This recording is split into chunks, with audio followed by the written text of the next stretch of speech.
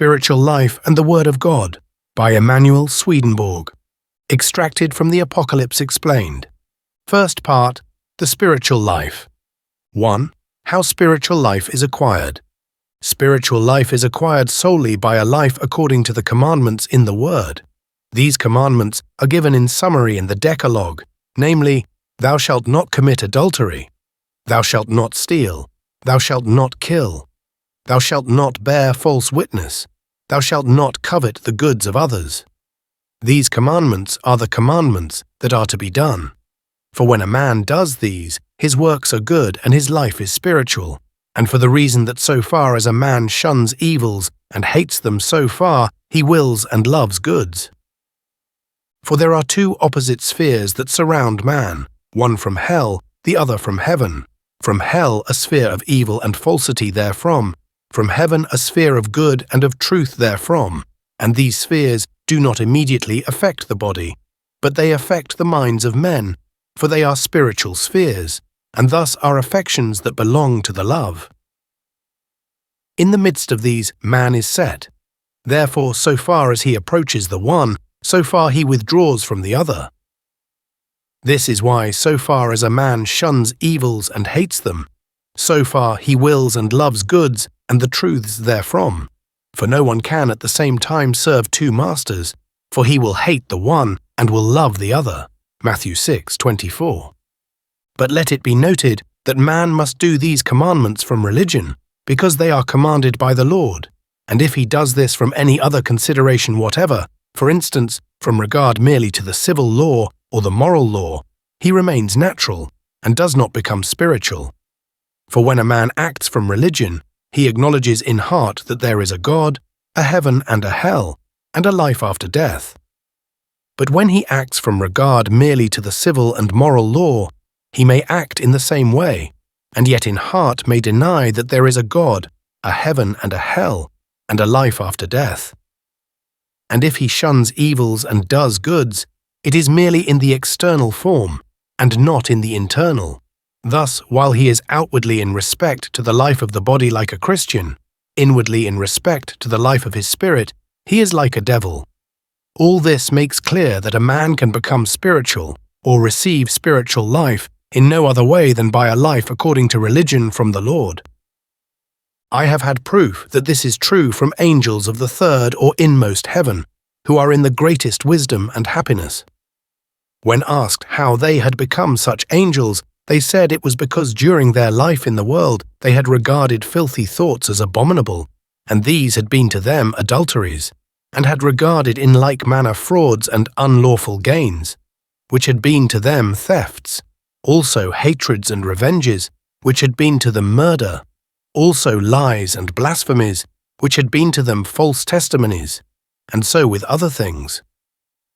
When asked again whether they had done good works, they said they loved chastity, in which they were, because they had regarded adulteries as abominable, that they loved sincerity and justice, in which they were, because they had regarded frauds and unlawful gains as abominable, that they loved the neighbor, because they had regarded hatreds and revenges as abominable, that they loved truth, because they had regarded lies and blasphemies as abominable, and so on, and that they perceived that when these evils have been put away, and they acted from chastity, sincerity, justice, charity and truth, it was not done from themselves, but from the Lord, and thus that all things whatsoever that they had done from these were good works, although they had done them as if from themselves, and that it was on this account that they had been raised up by the Lord after death into the third heaven. Thus it was made clear how spiritual life, which is the life of the angels of heaven, is acquired. It shall now be told how that life is destroyed by the faith of the present day.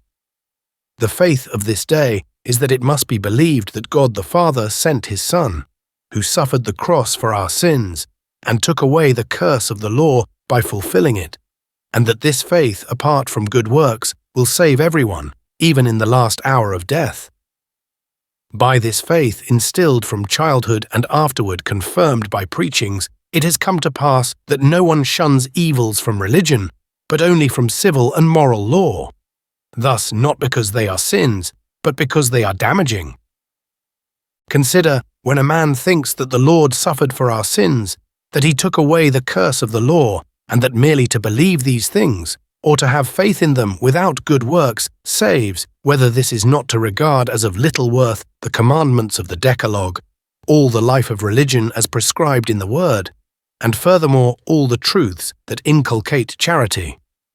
Separate these, therefore, and take them away from man, and is there any religion left in him? For religion does not consist in merely thinking this or that, but in willing and doing that which is thought, and there is no religion when willing and doing are separated from thinking. From this it follows that the faith of this day destroys spiritual life, which is the life of the angels of heaven, and is the Christian life itself. Consider further why the 10 commandments of the Decalogue were promulgated from Mount Sinai in so miraculous a way, why they were engraved on 2 tables of stone, and why these were placed in the ark, over which was placed the mercy seat with cherubs, and the place where those commandments were was called the Holy of Holies, within which Aaron was permitted to enter only once a year, and this with sacrifices and incense, and if he had entered without these, he would have fallen dead. Also why so many miracles were afterward performed by means of that ark. Have not all throughout the whole globe a knowledge of like commandments? Do not their civil laws prescribe the same? Who does not know from merely natural lumen that for the sake of order in every kingdom, adultery, theft, murder, false witness, and other things in the Decalogue are forbidden?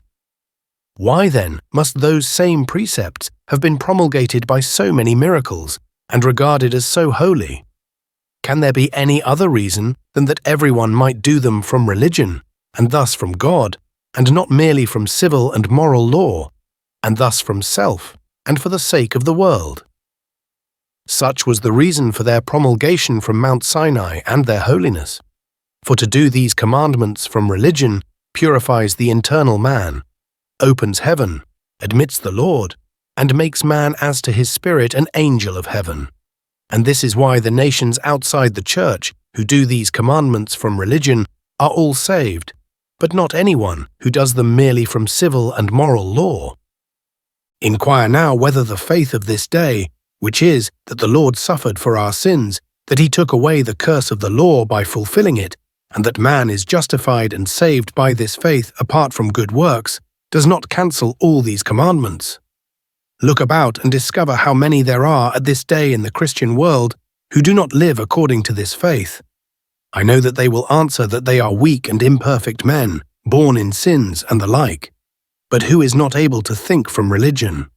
This the Lord gives to everyone, and in him who thinks these things from religion, the Lord works all things so far as he thinks. And be it known that he who thinks of these things from religion believes that there is a God, a heaven, a hell, and a life after death. But he who does not think of these things from religion does not, I affirm, believe them. Apocalypse Explained, number 902. 2. Goods of charity. What is meant by goods of charity or good works is at this day unknown to most in the Christian world, because of the prevalence of the religion of faith alone, which is a faith separated from goods of charity. For if only faith contributes to salvation and goods of charity contribute nothing, the idea that these goods may be left undone has place in the mind. But some who believe that good works should be done do not know what is meant by good works, thinking that good works are merely giving to the poor and doing good to the needy and to widows and orphans, since such things are mentioned and seemingly commanded in the Word. Some think that if good works must be done for the sake of eternal life, they must give to the poor all they possess, as was done in the primitive church. And as the Lord commanded the rich man to sell all that he had and give to the poor, and take up the cross and follow him. Matthew 19:21. Apocalypse Explained, number 932. It has just been said that at this day it is scarcely known what is meant by charity, and thus by good works, unless it be giving to the poor, enriching the needy, doing good to widows and orphans, and contributing to the building of churches and hospitals and lodging houses. And yet whether such works are done by man and for the sake of reward is not known. For if they are done by man, they are not good, and if for the sake of reward, they are not meritorious. and such works do not open heaven, and thus are not acknowledged as goods in heaven. In heaven, no works are regarded as good except such as are done by the Lord in man, and yet the works that are done by the Lord in man appear in outward form, like those done by the man himself, and cannot be distinguished even by the man who does them. For the works done by the Lord in man are done by man as if by himself, and unless they are done as if by himself, they do not conjoin man to the Lord, thus they do not reform him. Apocalypse explained, number 933. But for works to be done by the Lord and not by man, two things are necessary. First, there must be an acknowledgement of the Lord's divine, also that he is the God of heaven and earth, even in respect to the human, also that every good that is good is from him. And secondly, it is necessary that man live according to the commandments of the Decalogue by abstaining from those evils that are there forbidden, that is, from worshipping other gods, from profaning the name of God, from thefts, from adulteries, from murders, from false witness, from coveting the possessions and property of others. These two things are requisite that the works done by man may be good. The reason is that every good comes from the Lord alone, and the Lord cannot enter into man and lead him so long as these evils are not set aside as sins, for they are infernal, and in fact are hell with man, and unless hell is set aside, the Lord cannot enter and open heaven. This is what is meant by the Lord's words to the rich man, who asked him about eternal life and said that he had kept the commandments of the Decalogue from his youth, whom the Lord is said to have loved, and to have taught that one thing was lacking to him, that he should sell all that he had and take up the cross. Matthew 19, 16, 22, Mark 10, 17, 22, Luke 18, 18, 23. To sell all that he had signifies that he should relinquish the things of his religion, which were traditions, for he was a Jew, and also should relinquish the things that were his own, which were loving self and the world more than God, and thus leading himself. And to follow the Lord signifies to acknowledge him only and to be led by him. Therefore the Lord also said, "Why callest thou me good? There is none good but God only." To take up his cross signifies to fight against evils and falsities, which are from what is one's own, proprium. Apocalypse explained, number 934. 3. Shunning evils. In the previous chapter, two things are said to be necessary that works may be good, namely, that the divine of the Lord be acknowledged, and that the evils forbidden in the Decalogue be shunned as sins. The evils enumerated in the Decalogue include all the evils that can ever exist. Therefore the Decalogue is called the 10 Commandments, because 10 signifies all. The first commandment, "Thou shalt not worship other gods," includes not loving self and the world. For he that loves self and the world above all things worships other gods, for everyone's God is that which he loves above all things. The second commandment, "Thou shalt not profane the name of God," includes not to despise the word and doctrine from the word, and thus the church, and not to reject these from the heart, for these are God's name. The fifth commandment, "Thou shalt not steal," included the shunning of frauds and unlawful gains, for these also are thefts. The sixth commandment, "Thou shalt not commit adultery," includes having delight in adulteries and having no delight in marriages, and in particular cherishing filthy thoughts respecting such things as pertain to marriage, for these are adulteries.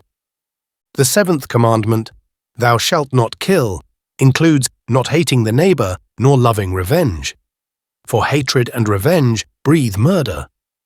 The eighth commandment, "Thou shalt not bear false witness," includes not to lie and blaspheme, for lies and blasphemies are false testimonies. The ninth commandment, "Thou shalt not covet thy neighbor's house," includes not wishing to possess or to divert to oneself the goods of others against their will. The 10th commandment, "Thou shalt not covet thy neighbor's wife, his manservants," and so on, includes not wishing to rule over others and to subject them to oneself, for the things here enumerated mean the things that are man's own. Anyone can see that these 8 commandments relate to evils that must be shunned, and not to goods that must be done. Apocalypse Explained, number 935. But many, I know, think in their heart that no one can of himself shun these evils enumerated in the Decalogue, because man is born in sins, and has therefore no power of himself to shun them. But let such know that anyone who thinks in his heart that there is a God, that the Lord is the God of heaven and earth, that the word is from him, and is therefore holy, that there is a heaven and a hell, and that there is a life after death, has the ability to shun these evils. But he who despises these truths and casts them out of his mind, and still more he who denies them, is not able. For how can one who never thinks about God think that anything is a sin against God? And how can one who never thinks about heaven, hell, and the life after death shun evils as sins? Such a man does not know what sin is.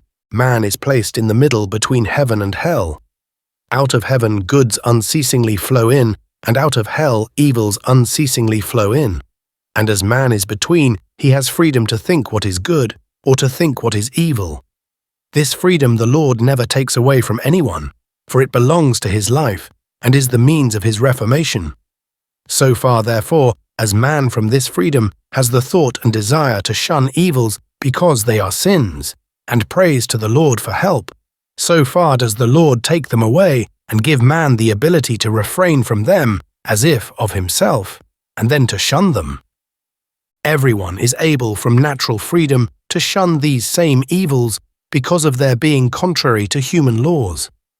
This every citizen of a kingdom does who fears the penalties of the civil law, or the loss of life, reputation, honor, wealth, and thus of office, gain, and pleasures. Even an evil man does this. And the life of such a man appears exactly the same in external form as the life of one who shuns these evils because they are contrary to the divine laws. But in internal form it is wholly unlike it. The one acts from natural freedom only, which is from man. The other acts from spiritual freedom, which is from the Lord, both acting from freedom. When a man is able to shun these same evils from natural freedom, why is he not able to shun them from spiritual freedom, in which he is constantly held by the Lord, provided he thinks to will this because there is a heaven, a hell, a life after death, punishment and reward, and prays to the Lord for help? Let it be noted that every man, when he is beginning the spiritual life because he wishes to be saved, fears sins on account of the punishments of hell, but afterward on account of the sin itself, because it is in itself abominable, and finally on account of the truth and good that he loves. Thus, for the Lord's sake. For so far as anyone loves truth and good, thus the Lord, he so far turns away from what is contrary to these, which is evil. All this makes clear that he that believes in the Lord shuns evils as sins, and conversely, he that shuns evils as sins believes. Consequently, to shun evils as sins is the sign of faith. Apocalypse Explained, number 936. But as all the evils into which man is born derive their roots from a love of ruling over others, and from a love of possessing the goods of others, and all the delights of man's own life flow forth from these two loves, and all evils are from them, so the loves and delights of these evils belong to man's own life. And since evils belong to the life of man, it follows that man from himself can by no means refrain from them, for this would be from his own life, to refrain from his own life. An ability to refrain from them of the Lord is therefore provided, and that he may have this ability, the freedom to think that which he wills, and to pray to the Lord for help, is granted him. He has this freedom because he is in the middle between heaven and hell, consequently between good and evil. And being in the middle, he is in equilibrium. And he who is in equilibrium is able easily and as of his own accord to turn himself the one way or the other, and the more so because the Lord continually resists evils and repels them, and raises man up and draws him to himself. And yet there is combat because the evils which belong to man's life are stirred up by the evils that unceasingly rise up from hell, and then man must fight against them, and indeed as if of himself. If he does not fight as if of himself, The evils are not set aside. Apocalypse explained, number 938. 4. Cleansing the inside. It is acknowledged that man's interior must be purified before the good that he does is good. For the Lord says, "Thou blind Pharisee, cleanse first the inside of the cup and of the platter, that the outside may be clean also." Matthew 23:26. Man's interior is purified only as he refrains from evils in accordance with the commandments of the Decalogue. So long as man does not refrain from these evils and does not shun and turn away from them as sins, they constitute his interior and are like an interposed veil or covering, and in heaven this appears like an eclipse by which the sun is obscured and light is intercepted, also like a fountain of pitch or of black water, from which nothing emanates but what is impure. That which emanates therefrom and that appears before the world as good is not good, because it is defiled by evils from within, for it is Pharisaic and hypocritical good. This good is good from man and is meritorious good. It is otherwise when evils have been removed by a life according to the commandments of the Decalogue. Now, since evils must be removed before goods can become good, the 10 Commandments were the first of the Word, being promulgated from Mount Sinai before the Word was written by Moses and the prophets. And these do not set forth goods that must be done, but evils that must be shunned. For the same reason, these commandments are the first things to be taught in the churches. For they are taught to boys and girls in order that man may begin his Christian life with them, and by no means forget them as he grows up, although he does so. The same is meant by these words in Isaiah, "What is the multitude of sacrifices to me? Your meat offering, your incense, your new moons, and your appointed feasts, my soul hateth. And when you multiply prayer, I will not hear. Wash you, make you clean. Put away the evil of your doings from before mine eyes. Cease to do evil. Then though your sins were as scarlet, they shall be white as snow. Though they were red as purple, they shall be as wool." Isaiah 11:19. Sacrifices, meat offerings, incense, new moons and feasts, also prayer, mean all things of worship. That these are wholly evil and even abominable unless the interior is purified from evils is meant by "wash you, make you clean, put away the evil of your doings, and cease to do evil." That afterward they are all goods is meant by words that follow. Apocalypse explained, number 939. When man's interior is purified from evils by his refraining from them and shunning them because they are sins, the internal which is above it, and which is called the spiritual internal, is opened. This communicates with heaven. Consequently, man is then admitted into heaven and is conjoined to the Lord. There are 2 internals in man, one beneath and the other above. While man lives in the world, he is in the internal which is beneath and from which he thinks, for it is natural. This may be called for the sake of distinction the interior. But the internal that is above is that into which man comes after death when he enters heaven.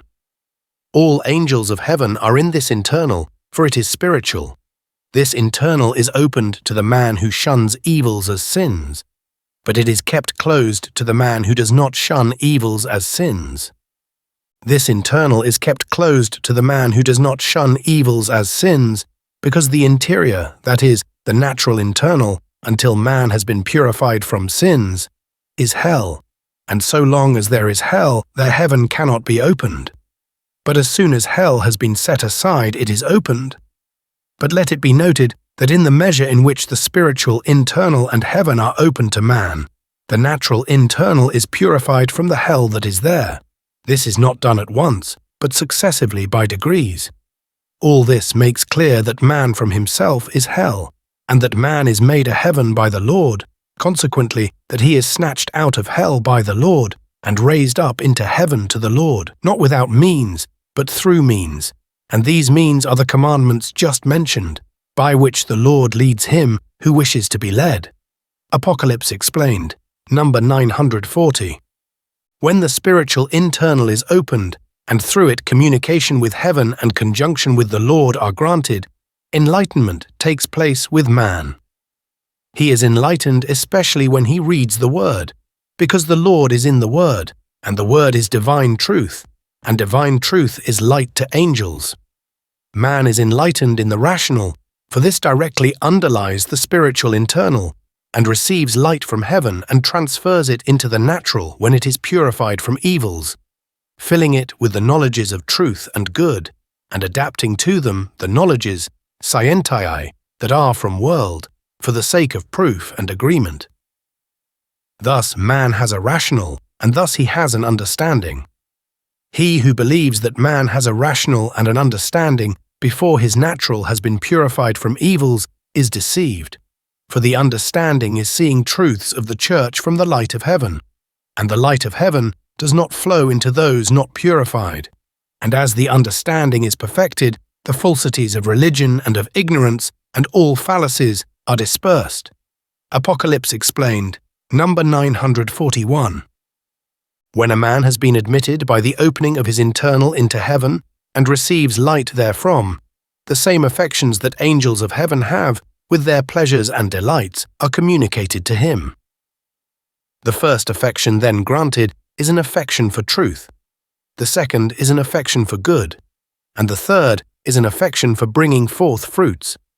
For when a man has been admitted into heaven and into its light and heat, he is like a tree growing from its seed.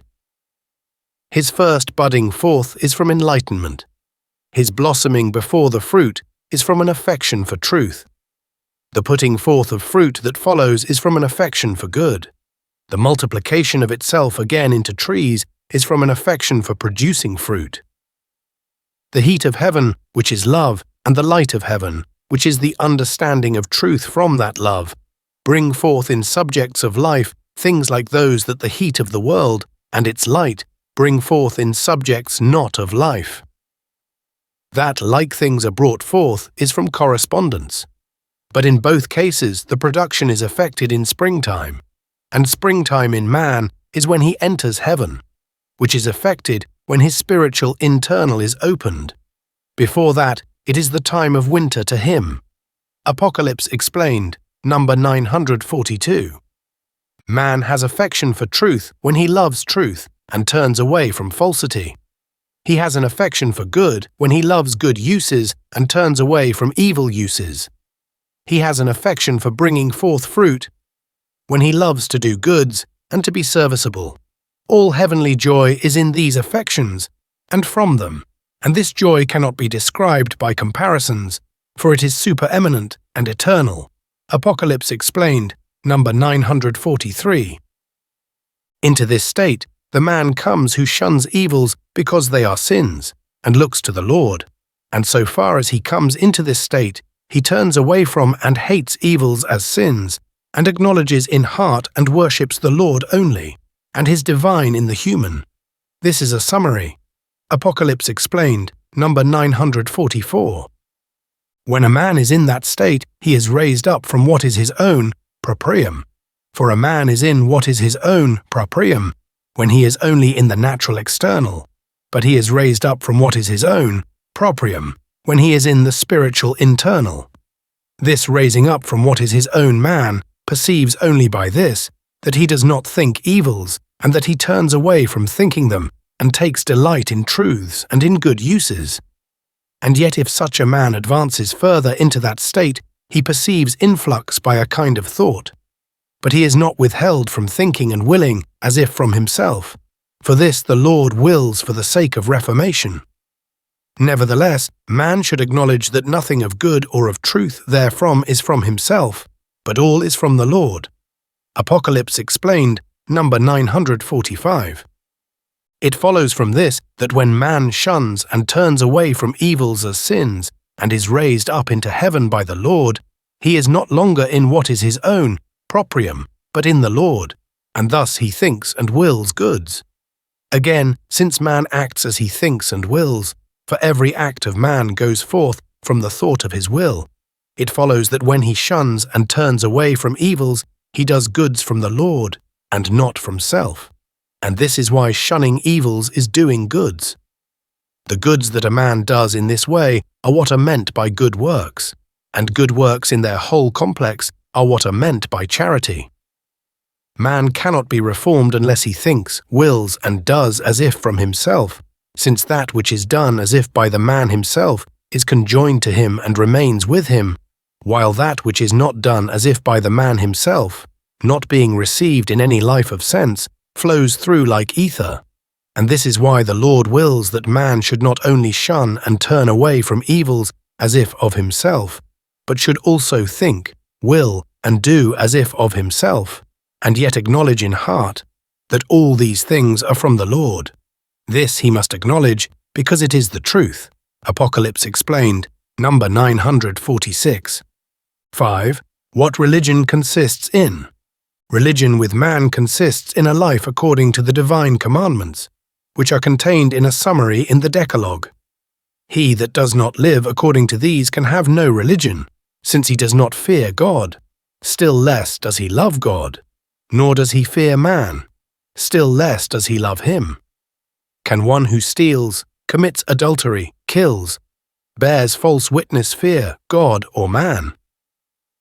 Nevertheless, everyone is able to live according to these commandments, and he who is wise does so live as a civil man, as a moral man, and as a natural man, and yet he who does not live according to them as a spiritual man cannot be saved, since to live according to them as a spiritual man means to live so for the sake of the divine that is in them, while to live according to them as a civil man means for the sake of justice and to escape punishments in the world, and to live according to them as a moral man means for the sake of honesty and to escape the loss of reputation and honor, while to live according to them as a natural man means for the sake of what is human and to escape the repute of having an unsound mind. All laws, civil, moral, and natural, prescribe that one must not steal, must not commit adultery, must not kill, must not bear false witness, and yet a man is saved not by shunning these evils from these laws alone, but by shunning them also from spiritual law, thus shunning them as sins. For with such a man there is religion and a belief that there is a God, a heaven and a hell, and a life after death. With such a man there is a civil life, a moral life, and a natural life. A civil life because there is justice, a moral life because there is honesty, and a natural life because there is manhood. But he who does not live according to these commandments as a spiritual man is neither a civil man, nor a moral man, nor a natural man, for he is destitute of justice, of honesty, and even of manhood, since the divine is not in these. For there can be nothing good in and from itself, but only from God. So there can be nothing just, nothing truly honest or truly human in itself and from itself, but only from God, and only when the divine is in it. Consider whether anyone who has hell in him, or who is a devil, can do what is just from justice, or for the sake of justice. In like manner, what is honest, or what is truly human. The truly human is what is from order and according to order, and what is from sound reason, and God is order, and sound reason is from God.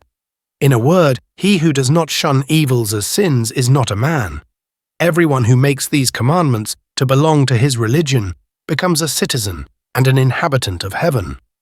But he who does not make them to belong to his religion, although in externals he may live according to them from natural, moral, and civil law, becomes a citizen and an inhabitant of the world, but not of heaven.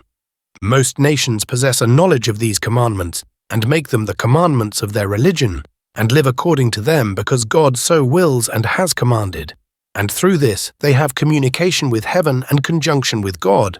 Consequently, they are saved. But most in the Christian world at this day do not make them the commandments of their religion, but only of their civil and moral life, and they do this that they may not appear in external form to act fraudulently and make unlawful gains, commit adulteries, manifestly pursue others from deadly hatred and revenge, and bear false witness, and do not refrain from these things because they are sins and against God, but because they have fears for their life, their reputation, their office, their business, their possessions, their honor and gain, and their pleasure.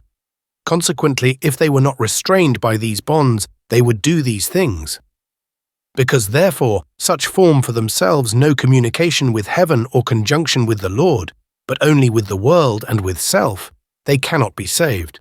Consider is respect to yourself, when these external bonds have been taken away, as is done with every man after death, if there are no internal bonds, which are from fear and love of God, thus from religion, to restrain and hold you back. Whether you would not rush like a devil into thefts, adulteries, murders, false witnesses, and lusts of every kind, from a love of these and a delight in them. That this is the case I have both seen and heard. Apocalypse Explained, number 948. So far as evils are set aside as sins, so far goods flow in, and so far does man afterward do goods, not from self, but from the Lord. As first, so far as one does not worship other gods, and thus does not love self and the world above all things, so far acknowledgement of God flows in from the Lord, and then he worships God, not from self, but from the Lord. Secondly, so far as one does not profane the name of God, that is, so far as he shuns the lusts arising from the loves of self and of the world, so far he loves the holy things of the Word and of the Church, for these are the name of God, and are profaned by the lusts arising from the loves of self and of the world. Thirdly, so far as one shuns thefts, and thus shuns frauds and unlawful gains, so far sincerity and justice enter, and he loves what is sincere and just from sincerity and justice, and thus does what is sincere and just, not from self, but from the Lord. Fourthly, so far as one shuns adulteries, and thus shuns unchaste and filthy thoughts, so far marriage love enters, which is the inmost love of heaven, and in which chastity itself has its seat. Fifthly, so far as one shuns murders, and thus shuns deadly hatreds and revenges that breathe murder, so far the Lord enters with mercy and love. Sixthly, so far as one shuns false testimonies, and thus shuns lies and blasphemies, so far truth from the Lord enters. Seventhly, so far as one shuns a covetousness for the house of others, and thus shuns the love and consequent lusts for possessing the goods of others, so far charity toward the neighbor enters from the Lord. Eighthly, so far as one shuns a covetousness for the wives of others, their servants, etc., and thus shuns the love and consequent lusts of ruling over others. For the things enumerated in this commandment are what belong to man. So far love to the Lord enters. These 8 commandments include the evils that must be shunned, but the 2 others, namely the 3rd and 4th, include certain things that must be done, namely that the Sabbath must be kept holy, and that parents must be honored. But how these 2 commandments should be understood, not by men of the Jewish church, but by men of the Christian church, will be told elsewhere. Apocalypse Explained, number 949. Second part, the commandments. 1. The first commandment. Thou shalt not make to thee other gods, includes not loving self and the world above all things, for that which one loves above all things is his God. There are 2 directly opposite loves, love of self and love to God, also love of the world and love of heaven. He who loves himself loves his own, proprium. And as a man's own, proprium, is nothing but evil, he also loves evil in its whole complex. And he who loves evil hates good, and thus hates God. He who loves himself above all things sinks his affections and thoughts in the body, and thus in his own, proprium. And from this he cannot be raised up by the Lord. And when one is sunk in the body and in his own, proprium, he is in corporeal ideas and in pleasures that pertain solely to the body, and thus in thick darkness in respect to higher things, while he who is raised up by the Lord is in light. He who is not in the light of heaven but in thick darkness, since he sees nothing of God, denies God and acknowledges as God either nature or some man or some idol, and even aspires to be himself worshipped as a god. From this it follows that he who loves self above all things worships other gods. The same is true, but in a less degree, of one who loves the world, for there cannot be so great a love of the world as of one's own, proprium. Therefore the world is loved because of one's own, and for the sake of one's own, because it is serviceable to it. Love of self means especially the love of ruling over others from a mere delight in ruling, and for the sake of eminence, and not from a delight in uses and for the sake of public good, while love of the world means especially a love of possessing goods in the world from a mere delight in possession and for the sake of riches, and not from a delight in uses from these and for the sake of the consequent good. These loves are both of them without limit, and rush on, so far as scope is given, to infinity. Apocalypse Explained, number 950. It is not believed in the world that the love of ruling from a mere delight in ruling, and the love of possessing goods from a mere delight in possession, and not from delight in uses, conceal in themselves all evils, and also a contempt for and rejection of all things pertaining to heaven and the church. And for the reason that man is stirred up by the love of self and love of the world to right doing, in respect to the church, to the country, to society, and to the neighbor, by making good deeds honorable and looking for reward. Therefore, this love is called by many the fire of life, and the incitement to great things. But it is to be noted that so far as these two loves give uses the first place and self the second, they are good, while so far as they give self the first place and uses the second, they are evil, since man then does all things for the sake of self, and consequently from self, and thus in every least thing he does there is self, and what is his own, proprium, which regarded in itself is nothing but evil. But to give uses the first place and self the second is to do good for the sake of the church, the country, society, and the neighbor. And the goods that man does to these, for the sake of these, are not from man, but from the Lord. The difference between these two is like the difference between heaven and hell. Man does not know that there is such a difference, because from birth and thus from nature he is in these loves, and because the delight of these loves continually flatters and pleases him. But let him consider that a love of ruling from delight in ruling, and not from a delight in uses, is wholly devilish, and such a man may be called an atheist, for so far as he is in that love, he does not in his heart believe in the existence of God, and to the same extent he derides in his heart all things of the church, and he even hates and pursues with hatred all who acknowledge God, and especially those who acknowledge the Lord. The very delight of the life of such is to do evil and to commit wicked and infamous deeds of every kind. In a word, they are very devils. This a man does not know so long as he lives in the world, but he will know that it is so when he comes into the spiritual world, as he does immediately after death. Hell is full of such, where instead of having dominion, they are in servitude. Moreover, when they are looked at in the light of heaven, they appear inverted, with the head downward and the feet upward, since they gave rule the first place and uses the second, and that which is in the first place is the head, and that which is in the second is the feet, and that which is the head is loved, but that which is the feet is despised. Apocalypse Explained, number 951. He who supposes that he acknowledges and believes that there is a God before he abstains from the evils forbidden in the Decalogue, especially from the love of ruling from a delight in ruling, and from the love of possessing the goods of the world from a delight in possession, and not from delight in uses, is mistaken. Let a man confirm himself as fully as he can, from the word, from preachings, from books, and from the light of reason, that there is a God, and thus be persuaded that he believes, yet he does not believe unless the evils that spring from love of self and of the world have been removed. The reason is that evils and their delights block up the way, and shut out and repel goods and their delights from heaven, and prevent their establishment. And until heaven is established, there is only a faith of the lips, which in itself is no faith, and there is no faith of the heart, which is real faith.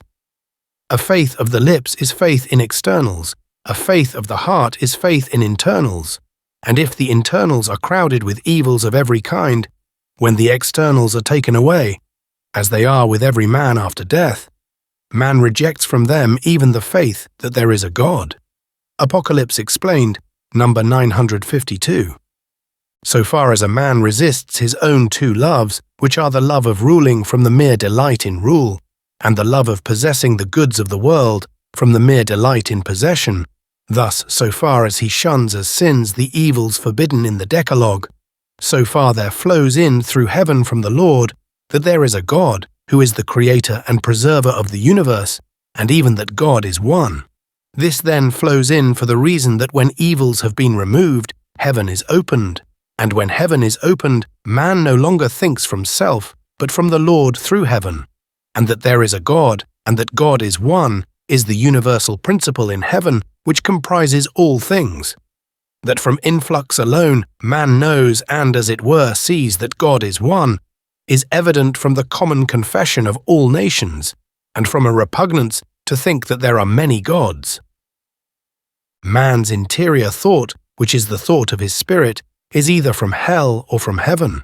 It is from hell before evils have been removed, but from heaven when they have been removed.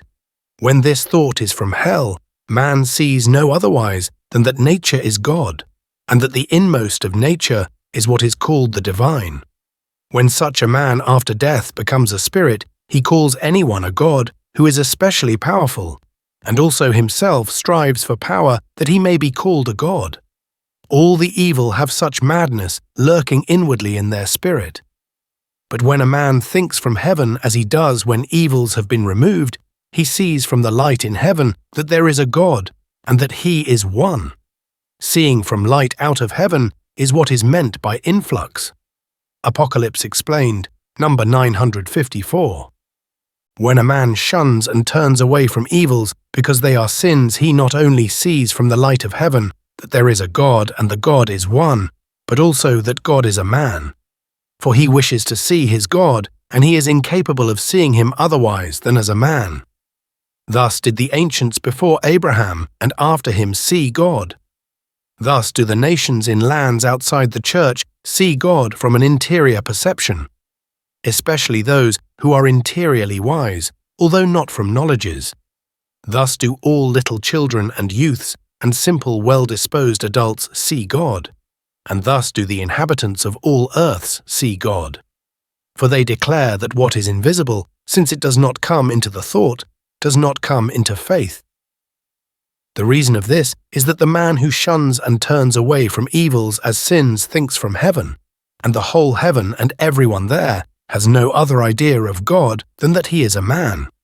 Nor can he have any other idea, since the whole heaven is a man in the largest form, and the divine that goes forth from the Lord is what makes heaven. Consequently, to think otherwise of God than according to that divine form, which is the human form, is impossible to angles, since angelic thoughts pervade heaven.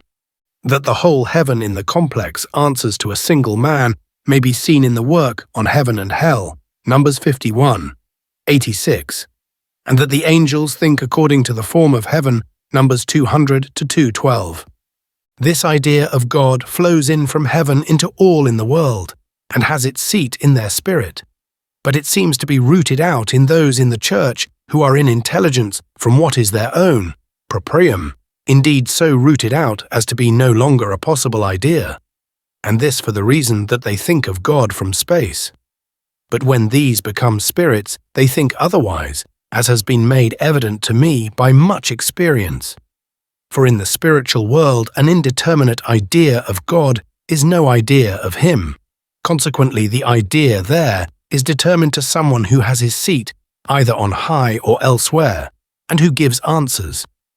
From a general influx which is from the spiritual world, men have received ideas of God as a man, variously according to the state of perception, and for this reason the triune God is with us called persons, and in paintings in churches God the Father is represented as a man, the Ancient of Days.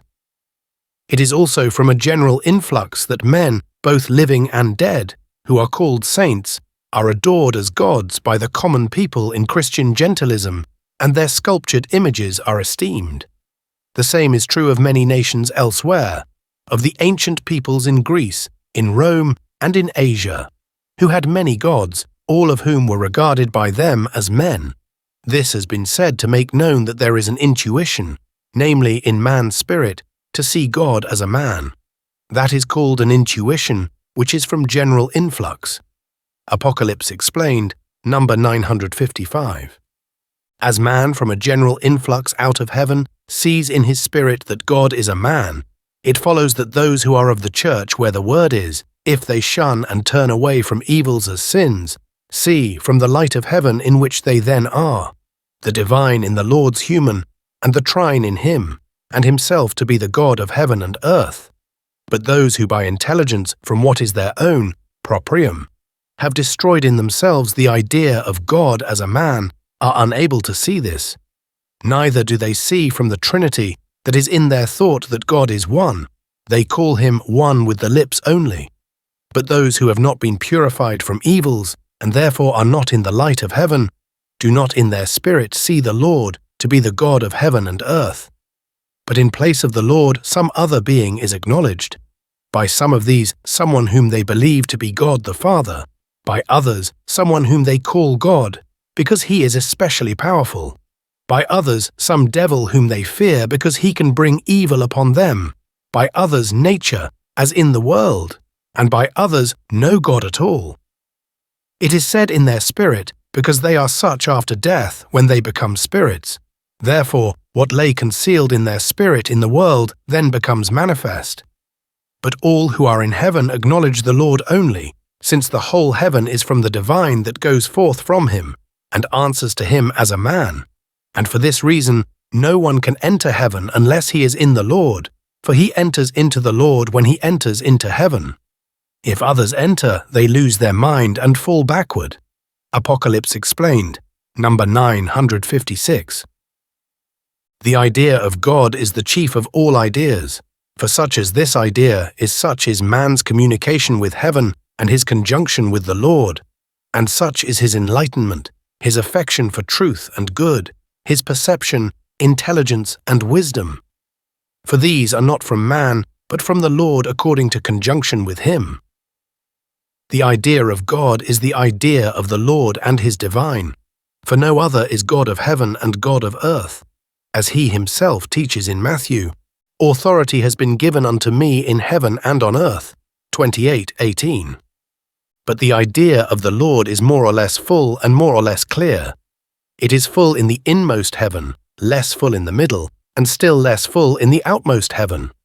Therefore those who are in the inmost heaven are in wisdom, those who are in the middle in intelligence, and those who are in the outmost in knowledge. The idea is clear in the angels who are at the center of the societies of heaven, and less clear in those who are round about, according to the degrees of distance from the center.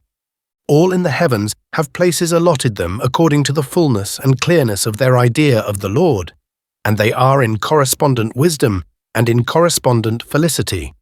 All those who have no idea of the Lord as divine, like the Socinians and Arians, are under the heavens and are unhappy. Those who have a twofold idea, namely of an invisible God and of a visible God in a human form, also have their place under the heavens, and are not received until they acknowledge one God, and him visible. Some in the place of a visible God see as it were something aerial, and this because God is called a spirit. If this idea is not changed in them into the idea of a man, thus of the Lord, they are not accepted. But those who have an idea of God as the inmost of nature are rejected, because they cannot help falling into the idea of nature as being God. All nations that have believed in one God and have had an idea of him as a man are received by the Lord. From all this it can be seen who those are that worship God himself, and who those are that worship other gods. Thus, who live according to the first commandment of the Decalogue, and who do not. Apocalypse Explained, number 957. 2. The second commandment. The second commandment is, Thou shalt not profane the name of God. In the first place, what is meant by the name of God shall be told, and afterward what is meant by profaning it. The name of God means every quality by which God is worshipped. For God is in his own quality, and is his own quality. His essence is divine love, and his quality is divine truth, therefrom united with divine good. Thus, with us on earth it is the Word. Consequently, it is said in John, The Word was with God, and the Word was God. 1:1. So too it is the doctrine of genuine truth and good from the Word. For worship is according to that. Now as his quality is manifold, for it comprises all things that are from him, so he has many names, and each name involves and expresses his quality in general and in particular. He is called Jehovah, Jehovah of hosts, Lord, Lord Jehovah, God, Messiah or Christ, Jesus, Saviour, Redeemer, Creator, Former, Maker, King, and the Holy One of Israel, the Rock, and the Stone of Israel, Shiloh, Almighty, David, Prophet, Son of God, and Son of Man, and so on. All these names are names of the one God, who is the Lord, and yet where they occur in the Word, they signify some universal divine attribute or quality distinct from other divine attributes or qualities. So too, where he is called Father, Son, and Holy Spirit, three are not meant, but one God. That is, there are not three divines, but one, and this trine, which is one, is the Lord. Since each name signifies some distinct attribute or quality, to profane the name of God does not mean to profane his name itself, but his quality. Name signifies quality for the reason that in heaven everyone is named according to his quality, and the quality of God or the Lord is everything that is from him by which he is worshipped. For this reason, since no divine quality of the Lord is acknowledged in hell, the Lord cannot be named there, and in the spiritual world his names cannot be uttered by anyone except so far as his divine is acknowledged. For there all speak from the heart, thus from love and consequent acknowledgement. Apocalypse explained, number 959. Since the name of God means that which is from God and which is God, and this is called divine truth, and with us the Word, this must not be profaned, because it is in itself divine and most holy, and it is profaned when its holiness is denied, which is done when it is despised, rejected, and treated contemptuously. When this is done, heaven is closed, and man is left to hell. For as the Word is the only medium of conjunction of heaven with the church, so when the Word is cast out of the heart, that conjunction is dissolved, and because man is then left to hell, he no longer acknowledges any truth of the church. There are two things by which heaven is closed to the men of the church. One is a denial of the Lord's divine, and the other is a denial of the holiness of the Word, and for this reason that the Lord's divine is the all of heaven, and divine truth, which is the Word in the spiritual sense, is what makes heaven, which makes clear that he who denies the one or the other denies that which is the all of heaven and from which heaven is and exists, and thus deprives himself of communication and consequent conjunction with heaven. To profane the Word is the same as blaspheming the Holy Spirit, which is not forgiven to anyone. Consequently, it is said in this commandment that he who profanes the name of God shall not be left unpunished. Apocalypse explained, number 960. As divine truth or the Word is meant by the name of God, and the profanation of it means a denial of its holiness, and thus contempt, rejection, and blasphemy, it follows that the name of God is interiorly profaned by a life contrary to the commandments of the Decalogue. For there can be a profanation that is inner and not outer, and there can be a profanation that is inner and at the same time outer. And there can be also a kind of profanation that is outer and not at the same time inner. Inner profanation is wrought by the life, outer by the speech. Inner profanation, which is wrought by the life, becomes outer also, or of the speech, after death. For then everyone thinks and wills, and so far as it can be permitted, speaks and acts according to his life. Thus not as he did in the world. In the world man is wont, accustomed, for the world's sake, and to gain reputation, to speak and act otherwise than as he thinks and wills from his life. This is why it has been said that there can be a profanation that is inner and not at the same time outer, that there can be also a kind of profanation that is outer and not at the same time inner is possible from the style of the Word, which is not at all the style of the world, and for this reason it may be to some extent despised from an ignorance of its interior sanctity. Apocalypse Explained, number 962. He who abstains from profaning the name of God, that is, the holiness of the word, by contempt, rejection, or any blasphemy, has religion, and such as his abstinence is such is his religion. For no one has religion except from revelation, and with us revelation is the word. Abstinence from profaning the holiness of the word must be from the heart, and not merely from the mouth. Those who abstain from the heart live from religion, but those who abstain merely from the mouth do not live from religion, for they abstain either for the sake of self or for the sake of the world, in that the word can be made to serve them as a means of acquiring honor and gain, or they abstain from some fear. But of these, many are hypocrites who have no religion. Apocalypse Explained, number 963. 3. The third commandment. The third commandment is to keep the Sabbath holy. The third and fourth commandments of the Decalogue contain things that must be done, namely that the Sabbath must be kept holy and that parents must be honored. The other commandments contain things that are not to be done, namely that other gods must not be worshipped, that the name of God must not be profaned, that one must not steal, must not commit adultery, must not bear false witness, must not covet the goods of others. These two commandments are commandments to be done because the sanctification of the rest of the commandments depends upon these, for the Sabbath signifies the union in the Lord of the divine itself, and the divine human, also his conjunction with heaven and the church, and thus the marriage of good and truth in the man who is being regenerated. This being the signification of the Sabbath, it was the chief representative of all things of worship in the Israelitish church, as is evident in Jeremiah 17:20, 27, and elsewhere. It was the chief representative of all things of worship, because the first thing in all things of worship is the acknowledgement of the divine in the Lord's human.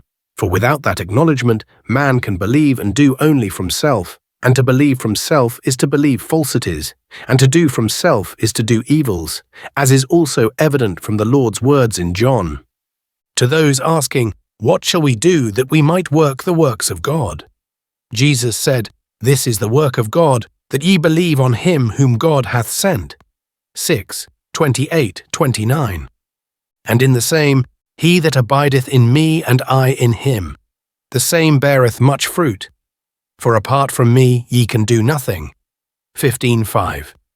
That the Sabbath represented that union and the holy acknowledgement of it has been fully shown in the Arcana Soelestia, namely that the Sabbath signified in the highest sense the union of the divine itself and the divine human in the Lord, in the internal sense the conjunction of the Lord's human with heaven and with the church, in general the conjunction of good and truth, thus the heavenly marriage, Numbers 8495, 10356, 10730.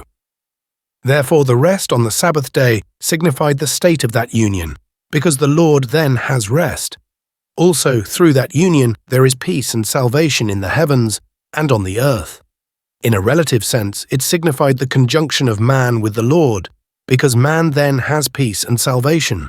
Numbers 8494, 8510, 10360, 10367, 10370, 10374, 10668, 10730. The 6 days preceding the Sabbath signified the labors and combats that precede union and conjunction. Numbers 8510, 8888, 9431, 10360, 10667. The man who is being regenerated is in two states. The first when he is in truths, and by means of truths is being led to good and into good, the other when he is in good. When man is in the first state, he is in combats or temptations, but when he is in the second state, he is in the tranquility of peace. The former state is signified by the 6 days of labor that precede the Sabbath, and the latter state is signified by the rest on the Sabbath day. Numbers 9274, 9431, 10360. The Lord also was in two states. The first when he was divine truth, and from it fought against the hells and subjugated them. The other when he was made divine good by union with the very divine in himself. The former state was signified in the highest sense by the 6 days of labor, and the latter by the Sabbath. Nen 10360. Because such things were represented by the Sabbath, it was the chief representative of worship, and the holiest of all. Numbers 10357, 10372.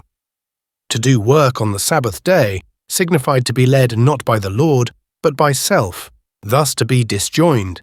Numbers 7893, 8495, 10360, 10362, 10365. The Sabbath day is not now representative, but is a day of instruction. Number 10360 at the end. Apocalypse explained. Number 965. 4. The fourth commandment. The fourth commandment of the Decalogue is that parents must be honored.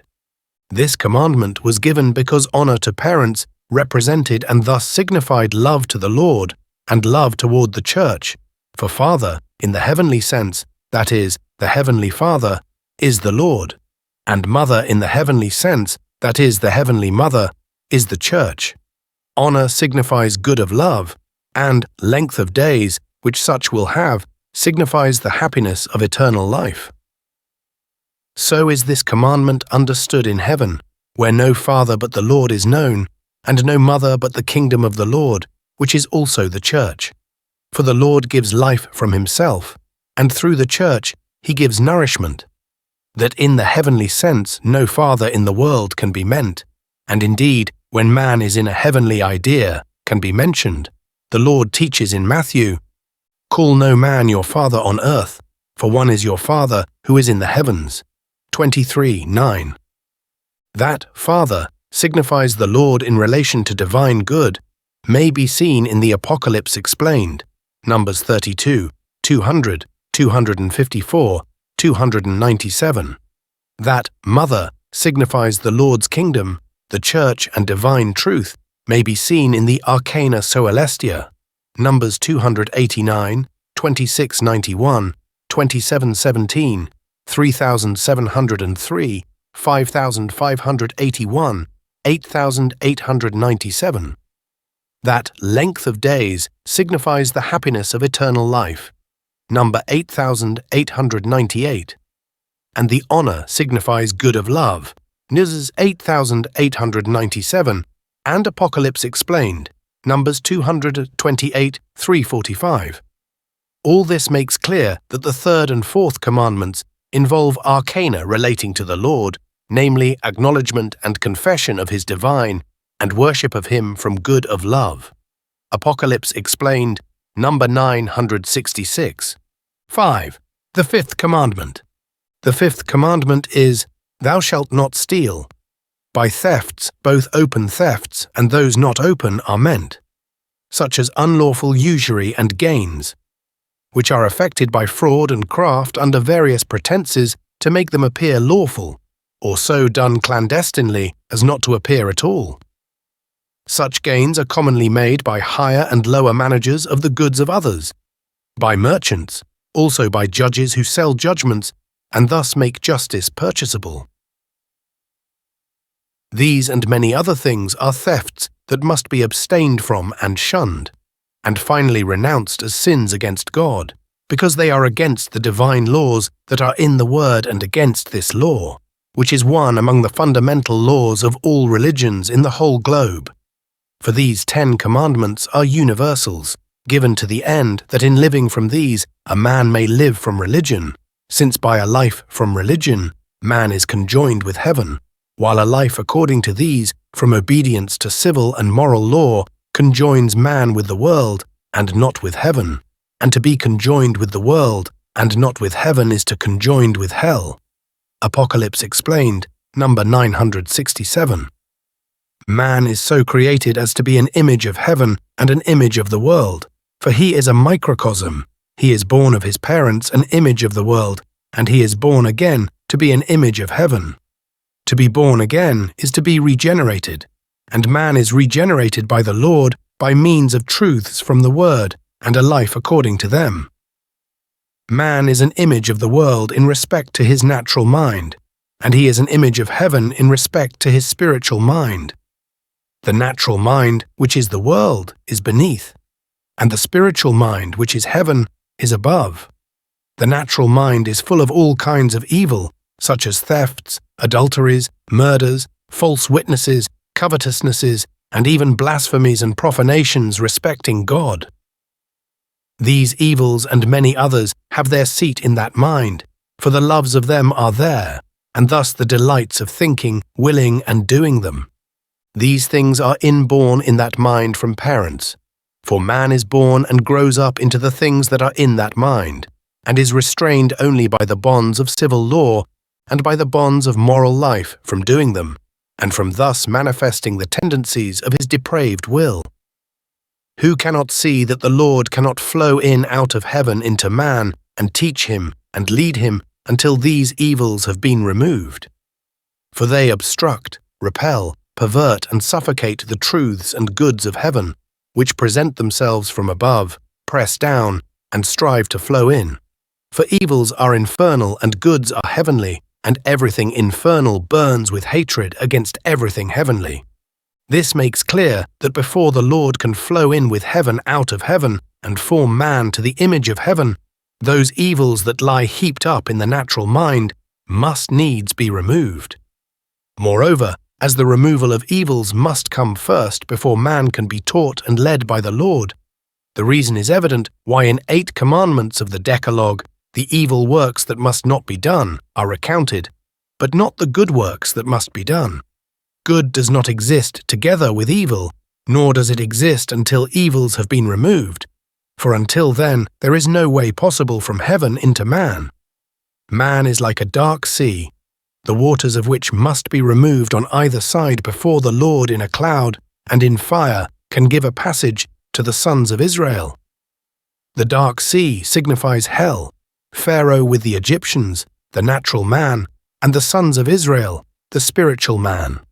Apocalypse Explained, number 969.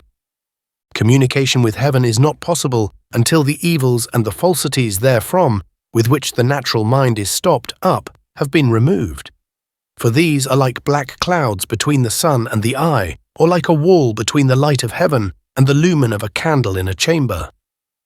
For so long as a man is in the lumen of the natural man, only he is like one shut up in a chamber where he sees by a candle. But as soon as the natural man has been purified from evils and falsities, therefrom he is as if he saw through windows in the wall the things of heaven from the light of heaven.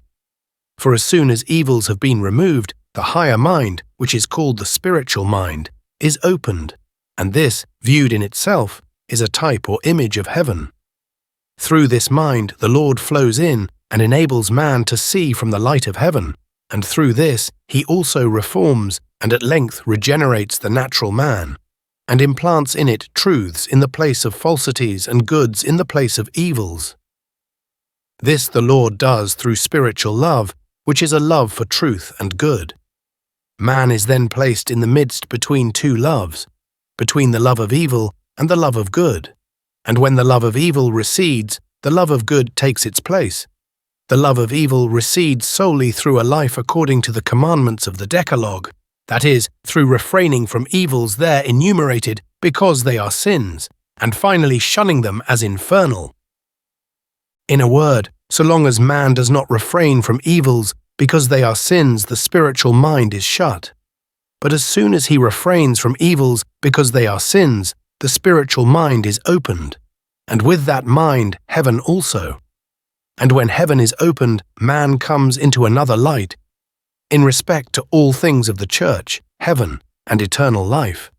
Although so long as man lives in this world, the difference between this and the former light is scarcely noticeable, and for the reason that in the world, man thinks naturally even about spiritual things, and until he passes from the natural into the spiritual world, spiritual things are enclosed in natural ideas, but in the spiritual world, spiritual things are disclosed, perceived, and made evident. Apocalypse explained, number 970. So far as man refrains from evils and shuns and turns away from them as sins, good flows in from the Lord. The good that flows in is an affection for knowing and understanding truths, and an affection for willing and doing goods.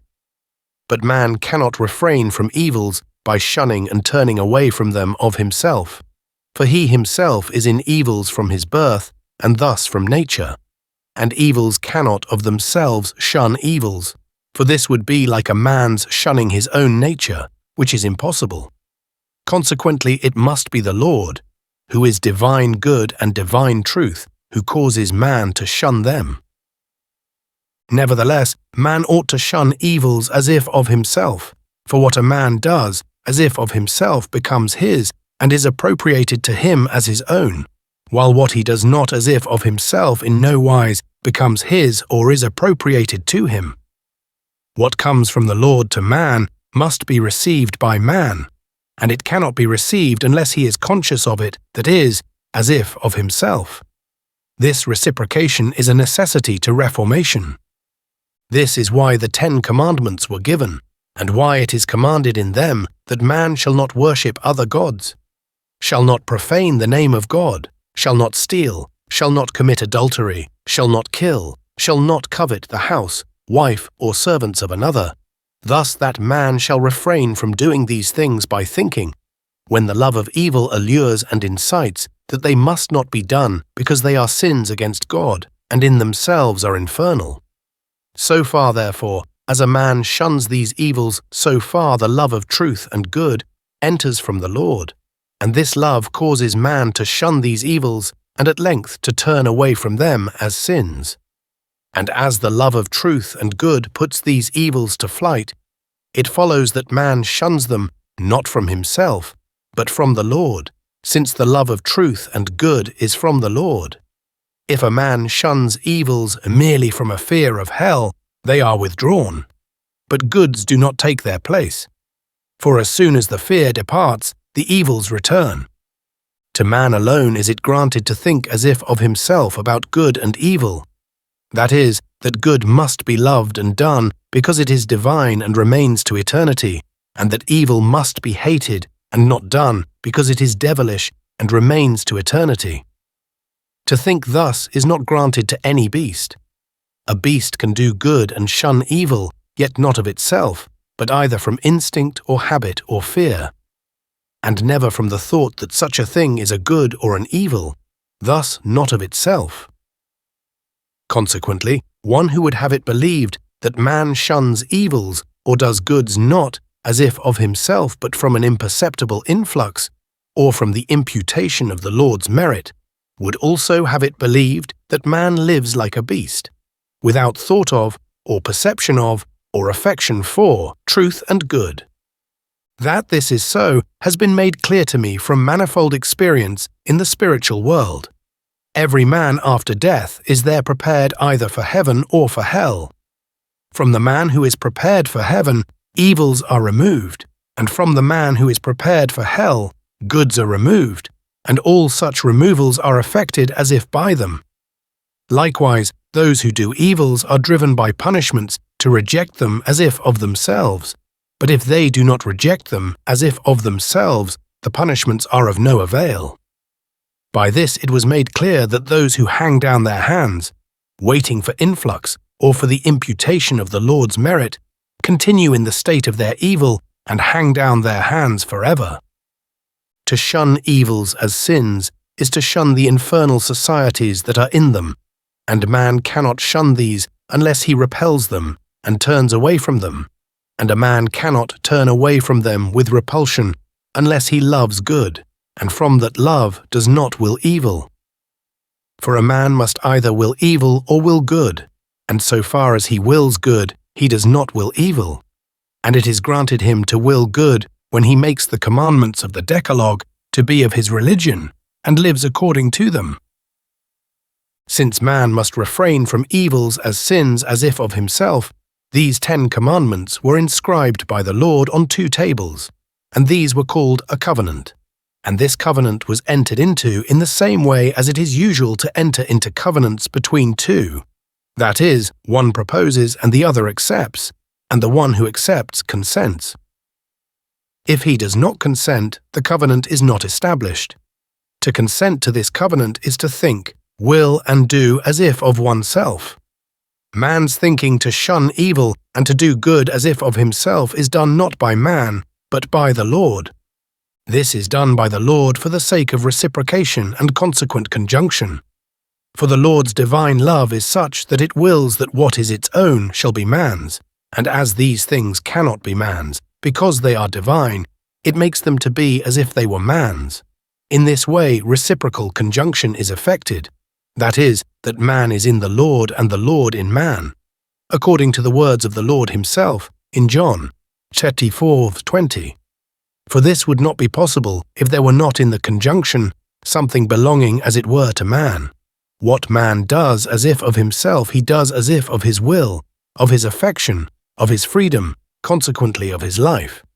Unless these were present on man's part as if they were his, there could be no receptivity, because nothing reactive, thus no covenant and no conjunction, in fact no ground whatever for the imputation that man had done evil or good, or had believed truth or falsity. Thus that there is from merit a hell for anyone because of evil works, or from grace a heaven for anyone because of good works. Apocalypse explained, number 971. He who refrains from thefts, understood in a broad sense, and even shuns them from any other cause than religion and for the sake of eternal life, is not cleansed of them, for only by such refraining is heaven opened. For it is through heaven that the Lord removes evils in man, as through heaven he removes the hells. For example, there are higher and lower managers of property, merchants, judges, officers of every kind, and workmen who refrain from thefts, that is, from unlawful modes of gain and usury, and who shun these, but only to secure reputation and thus honor and gain, and because of civil and moral laws, in a word, from some natural love or natural fear, thus from merely external constraints, and not from religion. But the interiors of such are full of thefts and robberies, and these burst forth when external constraints are removed from them, as takes place with everyone after death. Their sincerity and rectitude is nothing but a mask, a disguise, and a deceit. Apocalypse explained, number 972. So far then as the various kinds and species of theft are removed, and the more they are removed, the kinds and species of goods to which they by opposition correspond enter and occupy their place, and these have reference in general to what is sincere, right, and just. For when a man shuns and turns away from unlawful gains through fraud and craft, he so far wills what is sincere, right, and just, and at length begins to love what is sincere because it is sincere, what is right because it is right, and what is just because it is just. He begins to love these things because they are from the Lord, and the love of the Lord is in them. For to love the Lord is not to love the person, but to love the things that go forth from the Lord, for these are the Lord in man. Thus it is to love sincerity itself, right itself, and justice itself, and as these are the Lord, so far as a man loves these, and thus acts from them, so far he acts from the Lord, and so far the Lord removes insincerity and injustice in respect to the very intentions and volitions in which they have their roots, and always with less resistance and struggle, and therefore with less effort than in the first attempts. Thus it is that man thinks from conscience and acts from integrity, not the man of himself, but as if of himself, for he then acknowledges from faith and also from perception that it seems as if he thought and did these things from himself, and yet he does them not from himself, but from the Lord. Apocalypse explained, number 973. When a man begins to shun and turn away from evils because they are sins, all things that he does are good, and may be called good works, with a difference according to the excellence of the use. For what a man does before he shuns and turns away from evils as sins are works done by the man himself, and as the man's own, proprium, which is nothing but evil, is in these, and they are done for the sake of the world. So they are evil works. But the works that a man does after he shuns and turns away from evils as sins are works from the Lord. And because the Lord is in these, and heaven with him, they are good works. The difference between works done by man and works done by the Lord in man is not apparent to man's vision, but is clearly evident to the vision of angels. Works done by man are like sepulchres outwardly whitened, which within are full of dead men's bones. They are like platters and cups outwardly clean, but containing unclean things of every kind. They are like fruits inwardly rotten, but with the outer skin still shining, or like nuts and almonds eaten by worms within, while the shell remains untouched, or like a foul harlot with a fair face. Such are the good works done by man himself, since however good they appear on the outside, within they are full of impurities of every kind, for their interiors are infernal, while their exteriors appear heavenly. But as soon as man shuns and turns away from evils as sins, his works are good not only outwardly, but inwardly also. And the more interior they are, the more they are good, for the more interior they are, the nearer they are to the Lord. Then they are like fruits that have a fine flavoured pulp, in the centre of which are depositories with many seeds, from which new trees, even to whole gardens, may be produced. But everything and all things in his natural man are like eggs from which swarms of flying creatures may be produced, and gradually fill a great part of heaven. In a word, when man shuns and turns away from evils as sins, the works that he does are living works, while those that he did before were dead works. For what is from the Lord is living, but what is from man is dead. Apocalypse Explained, number 974. It has been said that so far as a man shuns and turns away from evils as sins, he does goods, and that the goods that he does are such good works as are described in the Word, for the reason that they are done in the Lord. Also that these works are good so far as man turns away from the evils opposed to them, because so far they are done by the Lord, and not by man. Nevertheless, works are more or less good according to the excellence of the use, for works must be uses. The best are those that are done for the sake of uses to the church. Next in point of goodness come those that are done as uses to one's country, and so on, the uses determining the goodness of the works. The goodness of works increases in man according to the fullness of truths from affection for which they are done, since the man who turns away from evils as sins wishes to know truths, because truths teach uses and the quality of their good. This is why good loves truth and truth loves good, and they wish to be conjoined. So far, therefore, as such a man learns truths from an affection for them, so far he does goods more wisely and more fully. More wisely because he knows how to distinguish uses and to do them with judgment and justice, and more fully because all truths are present in the performance of uses and form the spiritual sphere that the affection for them produces. Apocalypse Explained, number 975. Take judges for an example, all who make justice venal, purchasable. By loving the office of judging for the sake of gain from judgments, and not for the sake of uses to their country, are thieves, and their judgments are thefts. It is the same if judgments are given according to friendship or favour, for friendships and favours are also profits and gains. When these are the end and judgments are the means, all things that are done are evil, and are what are meant in the word by evil works, and not doing judgment and justice, perverting the right of the poor, of the needy, of the fatherless, of the widow, and of the innocent. And when such do justice, and yet regard profit as the end while they do a good work, to them it is not good, for justice, which is divine, is to them a means, and such gain is the end, and that which is made the end is everything, while that which is made the means is nothing, except so far as it is serviceable to the end. Consequently, after death, such judges continue to love what is unjust as well as what is just, and are condemned to hell as thieves. I say this from what I have seen. These are such as do not abstain from evils because they are sins, but only because they fear punishments of the civil law and the loss of reputation, honor, and office, and thus of gain. It is otherwise with judges who abstain from evils as sins and shun them because they are contrary to the divine laws, and thus contrary to God. Such make justice their end, and they venerate, cherish, and love it as divine. In justice they see God as it were, because everything just, like everything good and true, is from God.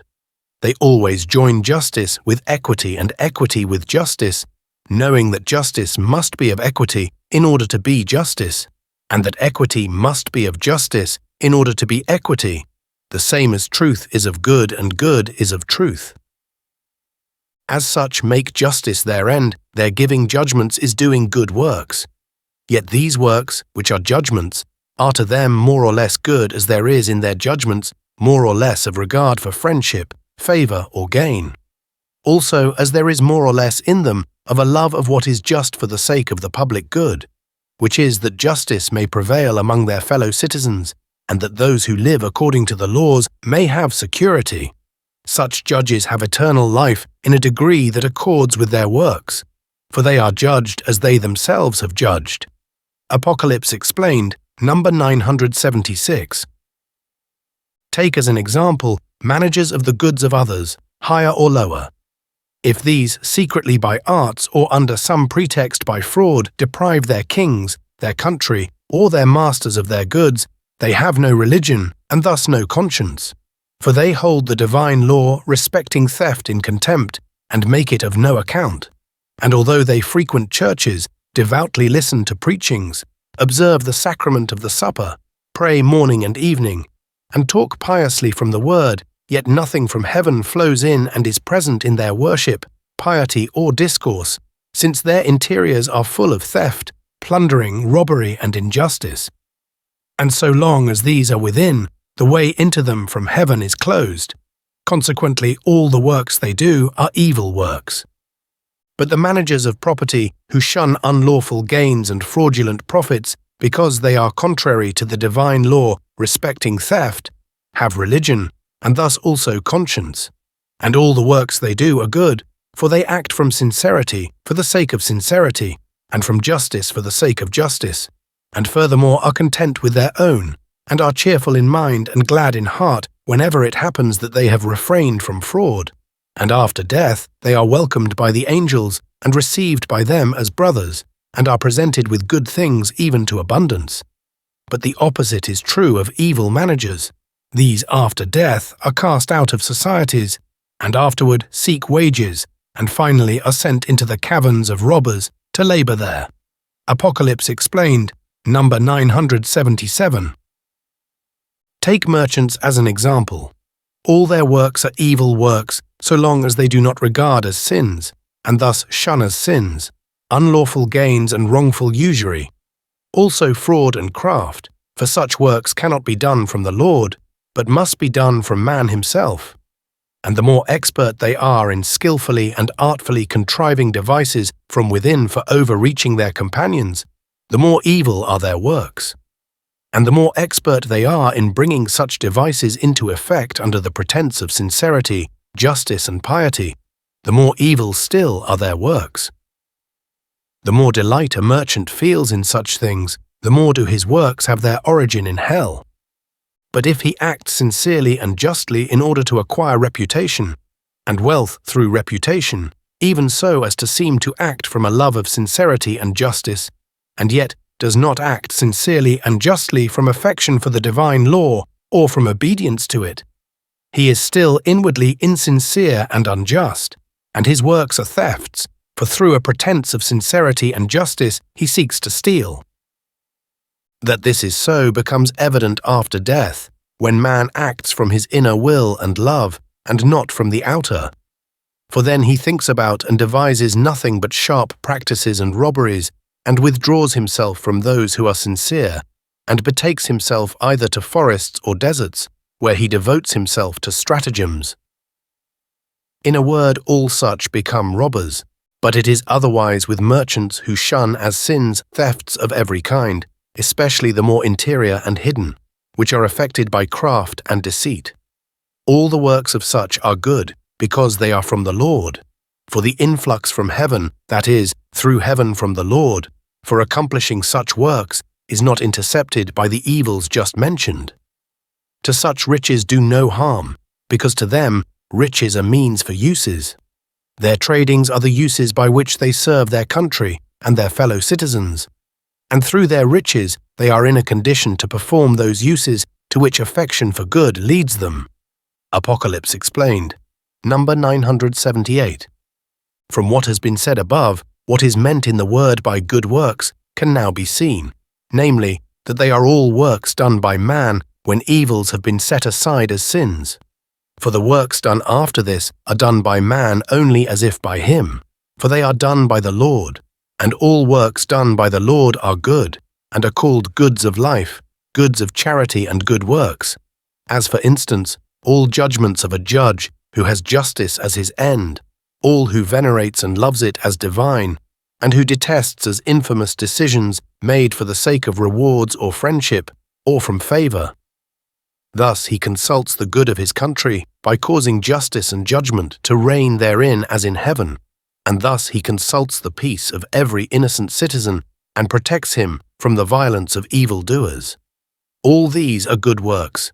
So all services of managers and dealings of merchants are good works when they shun unlawful gains as sins against the divine laws.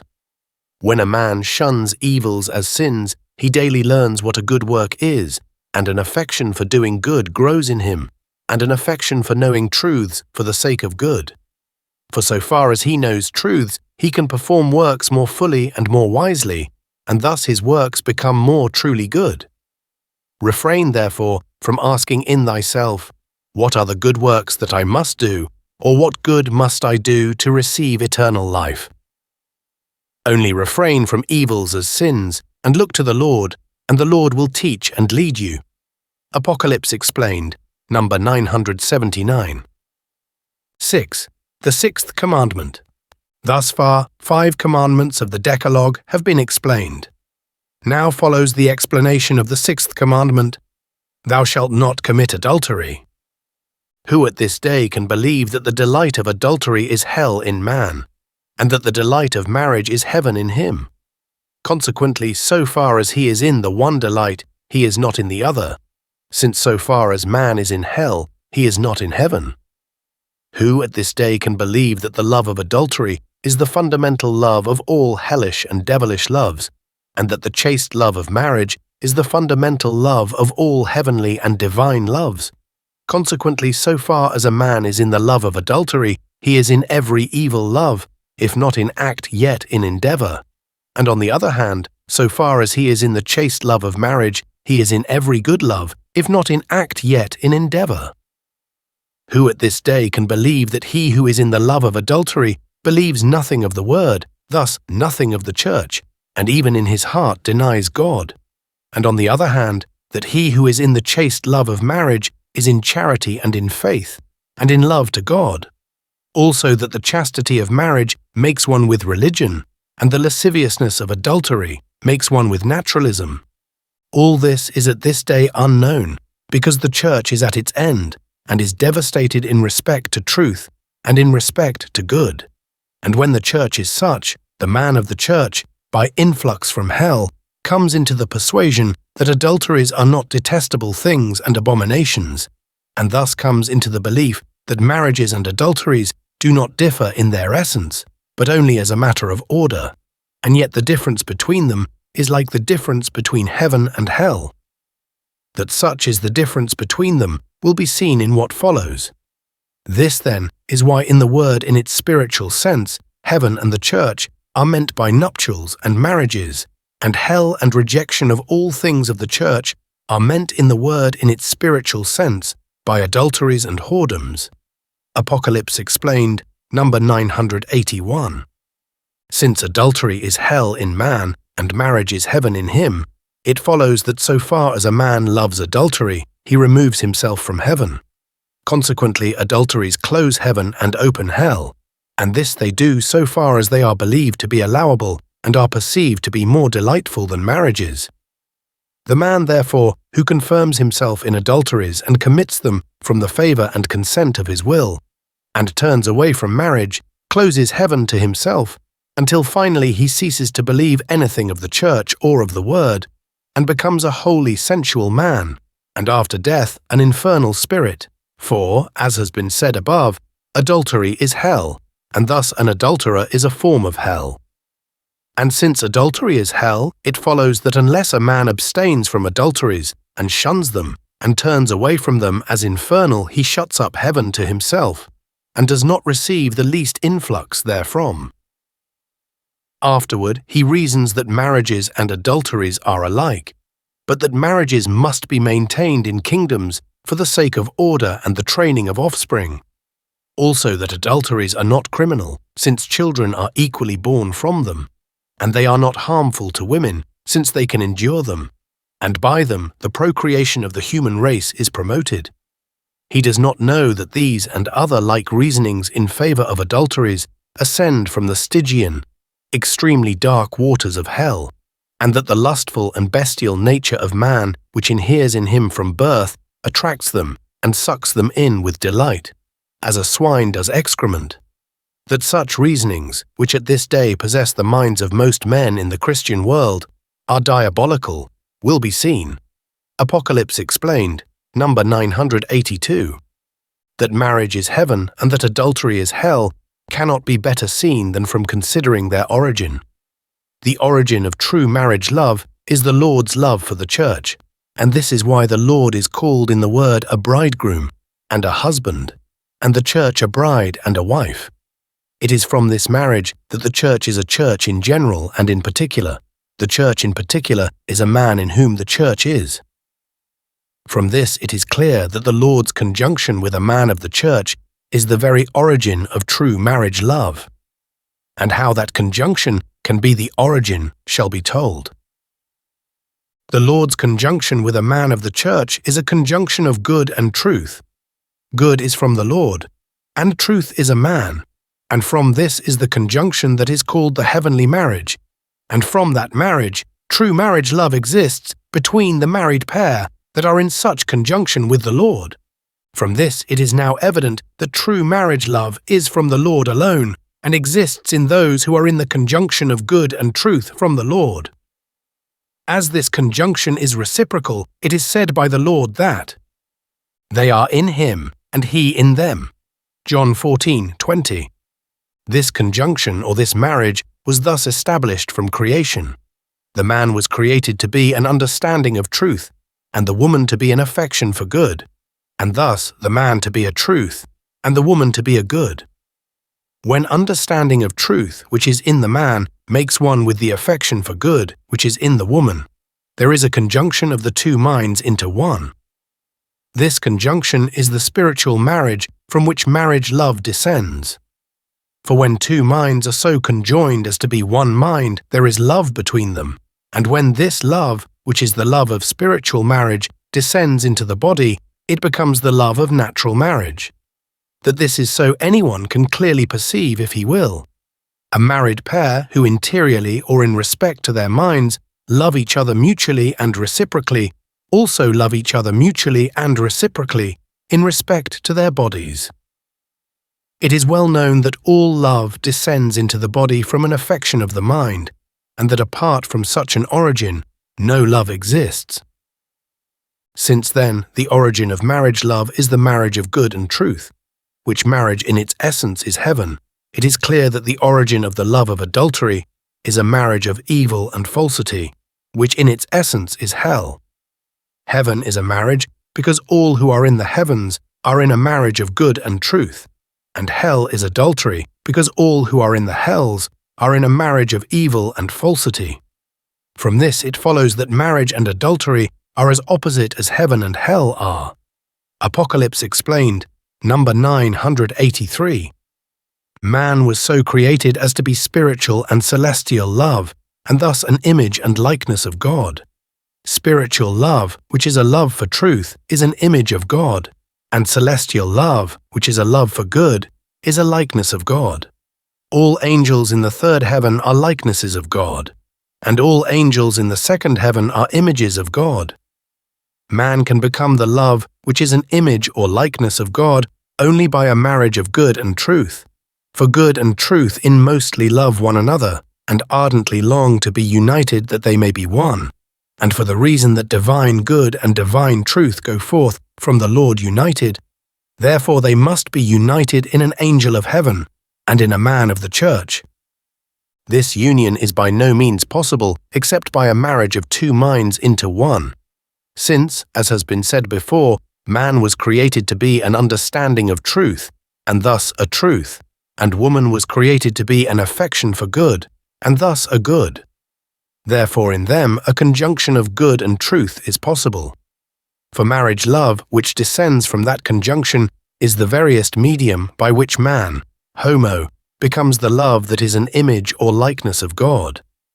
For the married pair who are in conjugal love from the Lord love one another mutually and reciprocally from the heart, thus from inmosts, and therefore although apparently two, they are actually one, two in respect to their bodies, but one in respect to life.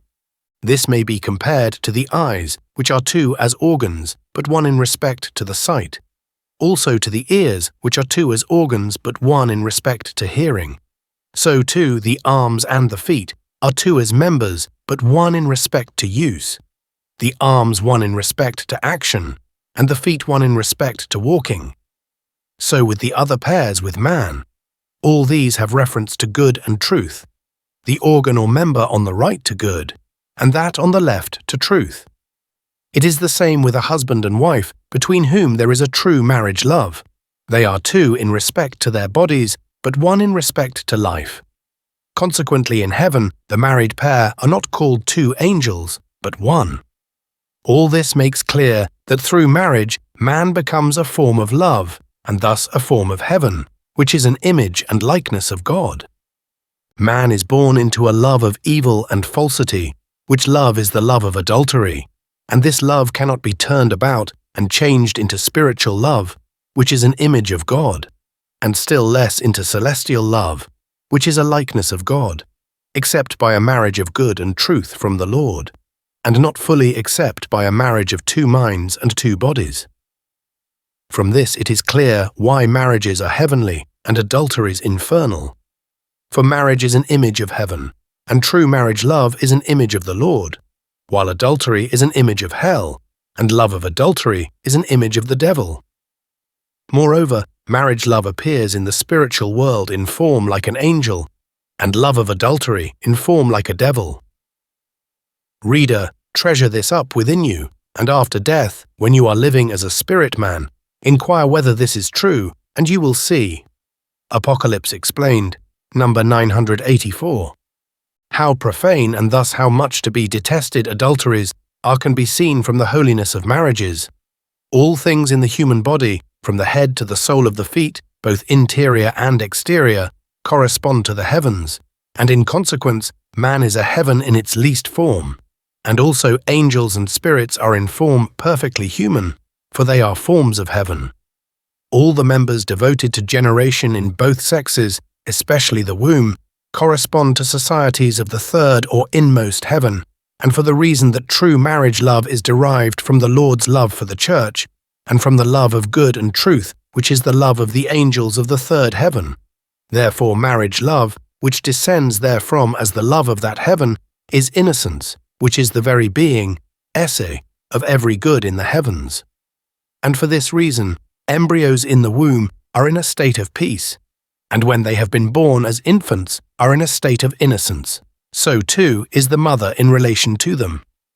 As this is the correspondence of the genital organs in the two sexes, it is evident that by creation they are holy, and therefore they are devoted solely to chaste and pure marriage love, and are not to be profaned by the unchaste and impure love of adultery, by which man converts the heaven in himself into hell. For as the love of marriage corresponds to the love of the highest heaven, which is love to the Lord from the Lord, so the love of adultery corresponds to the love of the lowest hell. The love of marriage is so holy and heavenly because it has its beginning in the inmosts of man from the Lord himself, and it descends according to order to the outmosts of the body, and thus fills the whole man with heavenly love and brings him into a form of the divine love, which is the form of heaven, and is an image of the Lord. But the love of adultery has its beginning in the outmosts of man, from an impure lascivious fire there, and thus, contrary to order, penetrates toward the interiors, always into the things that are man's own, which are nothing but evil, and brings these into a form of hell, which is an image of the devil. Therefore a man who loves adultery and turns away from marriage is in form a devil. As the organs of generation in the two sexes correspond to the societies of the third heaven, and the love of a married pair corresponds to the love of good and truth, so those organs and that love correspond to the Word. The reason is that the Word is divine truth united to divine good going forth from the Lord, and this is why the Lord is called the Word, also why in every particular of the Word there is a marriage of good and truth, or a heavenly marriage. That there is such a correspondence is a mystery not yet known in the world, but it has been made evident and proved to me by much experience. From this also it is clear how holy and heavenly marriages are in themselves, and how profane and diabolical adulteries are. And for this reason adulterers make no account of divine truths, and thus of the Word. And if they were to speak from the heart, they would even blaspheme the holy things that are in the Word. This they do when they have become spirits after death, for every spirit is compelled to speak from the heart, that his interior thoughts may be revealed. Apocalypse Explained, number 985. As all the delights that man has in the natural world are turned into correspondent delights in the spiritual world, so are the delights of the love of marriage and the delights of the love of adultery. The love of marriage is represented in the spiritual world as a virgin, whose beauty is such as to inspire the beholder with the charms of life, while the love of adultery is represented in the spiritual world by an old woman, whose deformity is such as to inspire in the beholder a coldness and death to every charm of life. Therefore in the heavens the angels are beautiful according to the quality of marriage love in them, and in the hells the spirits are deformed according to the quality of the love of adultery in them. In a word, the angels of heaven have life in their faces, in the movements of the body, and in their speech, in the measure of their marriage love, while the spirits of hell have death in their faces, in the measure of their love of adultery. In the spiritual world, the delights of marriage love are represented to the sense by odors from fruits and flowers of various kinds, while the delights of the love of adultery are there represented to the sense by the stenches from excrements and putridities of various kinds. Moreover, the delights of the love of adultery are actually turned into such things, since all things pertaining to adultery are spiritual filth. Therefore from the brothels in the hells stenches pour forth that excite vomiting. Apocalypse Explained, number 986. How holy in themselves, that is, from creation, marriages are can be seen from the fact that they are the nurseries of the human race, and as the angelic heaven is from the human race, they are also the nurseries of heaven. Consequently, by marriages not only the earths, but also the heavens, are filled with inhabitants, and as the end of the entire creation is the human race, and thus heaven, where the divine itself may dwell as in its own, and as it were in itself, and as the procreation of mankind according to divine order is accomplished through marriages, it is clear how holy marriages are in themselves, that is, from creation, and thus how holy they should be esteemed. It is true that the earth might be filled with inhabitants by fornications and adulteries, as well as by marriages, but not heaven, and for the reason that hell is from adulteries, but heaven from marriages. Hell is from adulteries because adultery is from the marriage of evil and falsity, from which hell in the whole complex is called adultery, while heaven is from marriages because marriage is from the marriage of good and truth, from which heaven in its whole complex is called a marriage. That is called adultery, where its love, which is called a love of adultery, reigns, whether it be within wedlock or apart from it, and that is called marriage, where its love, which is called marriage love, reigns. When procreations of the human race are affected by marriages in which the holy love of good and truth from the Lord reigns, then it is on earth as it is in the heavens, and the Lord's kingdom on earth corresponds to the Lord's kingdom in the heavens. For the heavens consist of societies arranged according to all the varieties of celestial and spiritual affections, from which arrangement the form of heaven springs, and this preeminently surpasses all other forms in the universe.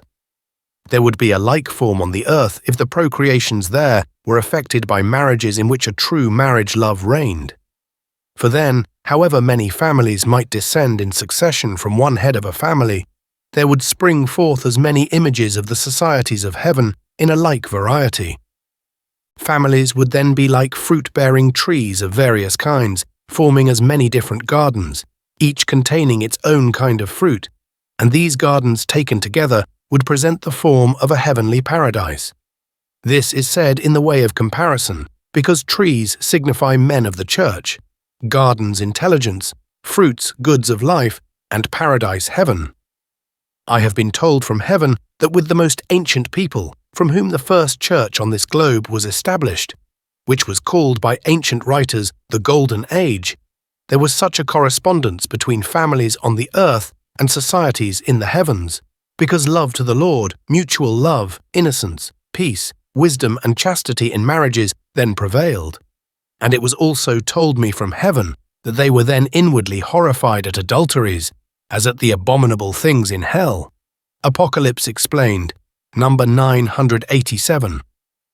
That heaven is from marriages and hell from adulteries has been shown above. What this means shall now be told.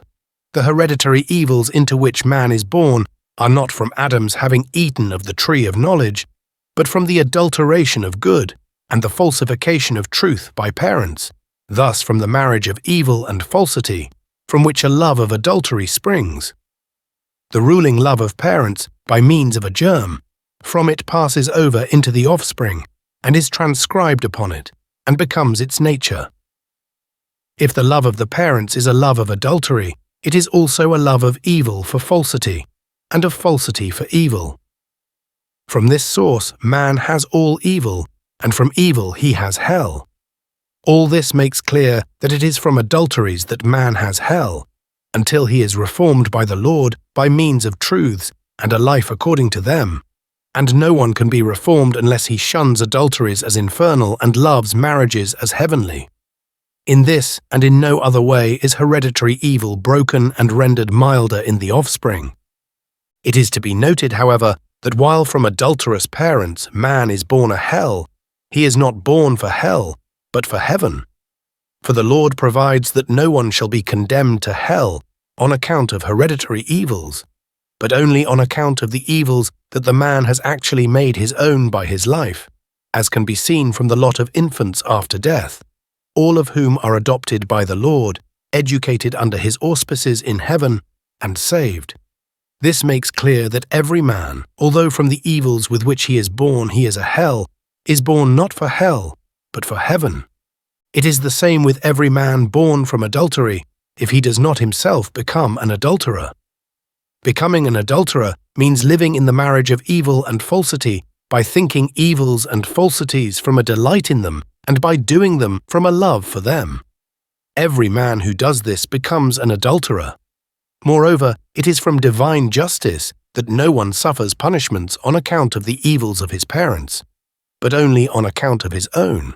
Therefore the Lord provides that hereditary evils shall not return after death, but only one's own evils, and it is only for those that return that a man is then punished. Apocalypse explained, number 989. It has been said that the difference between a love of marriage and a love of adultery is like that between heaven and hell. There is a like difference between the delights of these loves, for delights derive their all from the loves from which they spring. The delights of the love of adultery derive what they are from the delights of doing evil uses, thus of evil doing, and the delights of the love of marriage from the delights of doing good uses, thus of well-doing. Therefore, such as the delight of the evil is in doing evil, such is the delight of their love of adultery, because a love of adultery descends therefrom, that it descends from that scarcely anyone can believe, and yet such is its origin. From this it is evident that the delight of adultery ascends from the lowest hell. But the delight of the love of marriage since it is from the love of the conjunction of good and truth, and from the love of doing good, is a heavenly delight, and it comes down from the inmost or third heaven, where love to the Lord from the Lord reigns. From this it can be seen that the difference between these two delights is like that between heaven and hell. And yet, for a wonder, it is believed that the delight of marriage and the delight of adultery are similar. Nevertheless, the difference between them is such as has now been described. But the difference can be discerned and felt only by one who is in the delight of marriage love. One who is in that delight plainly feels that in the delight of marriage there is nothing impure or unchaste, thus nothing lascivious, and that in the delight of adultery there is nothing but what is impure, unchaste, and lascivious. He feels that unchastity comes up from beneath and that chastity comes down from above. But one who is in the delight of adultery is incapable of feeling this because he feels what is infernal as is heavenly. From all this it follows that the love of marriage, even in its outmost act, is purity itself and chastity itself, and that the love of adultery in its acts is impurity itself and unchastity itself. Since the delights of these two loves are alike in outward appearance, although inwardly they are wholly unlike because opposites, the Lord provides that the delights of adultery shall not ascend into heaven, and that the delight of marriage shall not descend into hell, and yet that there shall be some correspondence of heaven with prolification in adulteries, though none with the delight itself in them.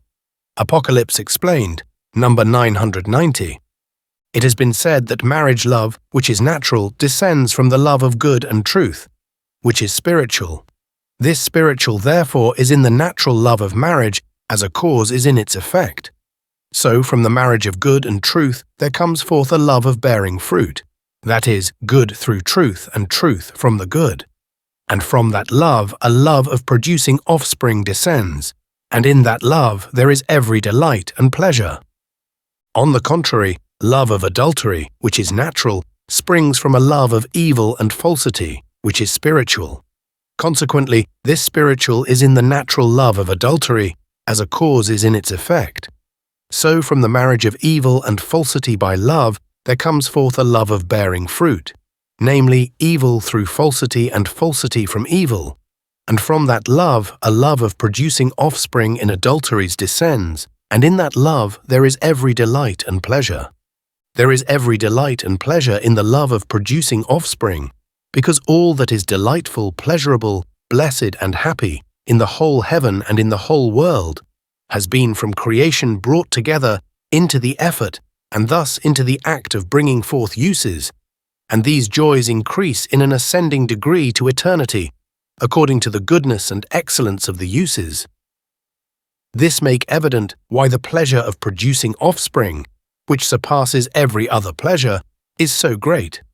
It surpasses every other because its use, which is the procreation of the human race, and thus of heaven, surpasses all other uses.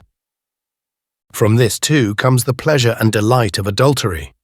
But as prolification by adulteries corresponds to the bringing forth of evil through falsity and of falsity from evil, that pleasure or delight decreases and becomes vile by degrees, until it is changed at last into aversion and disgust.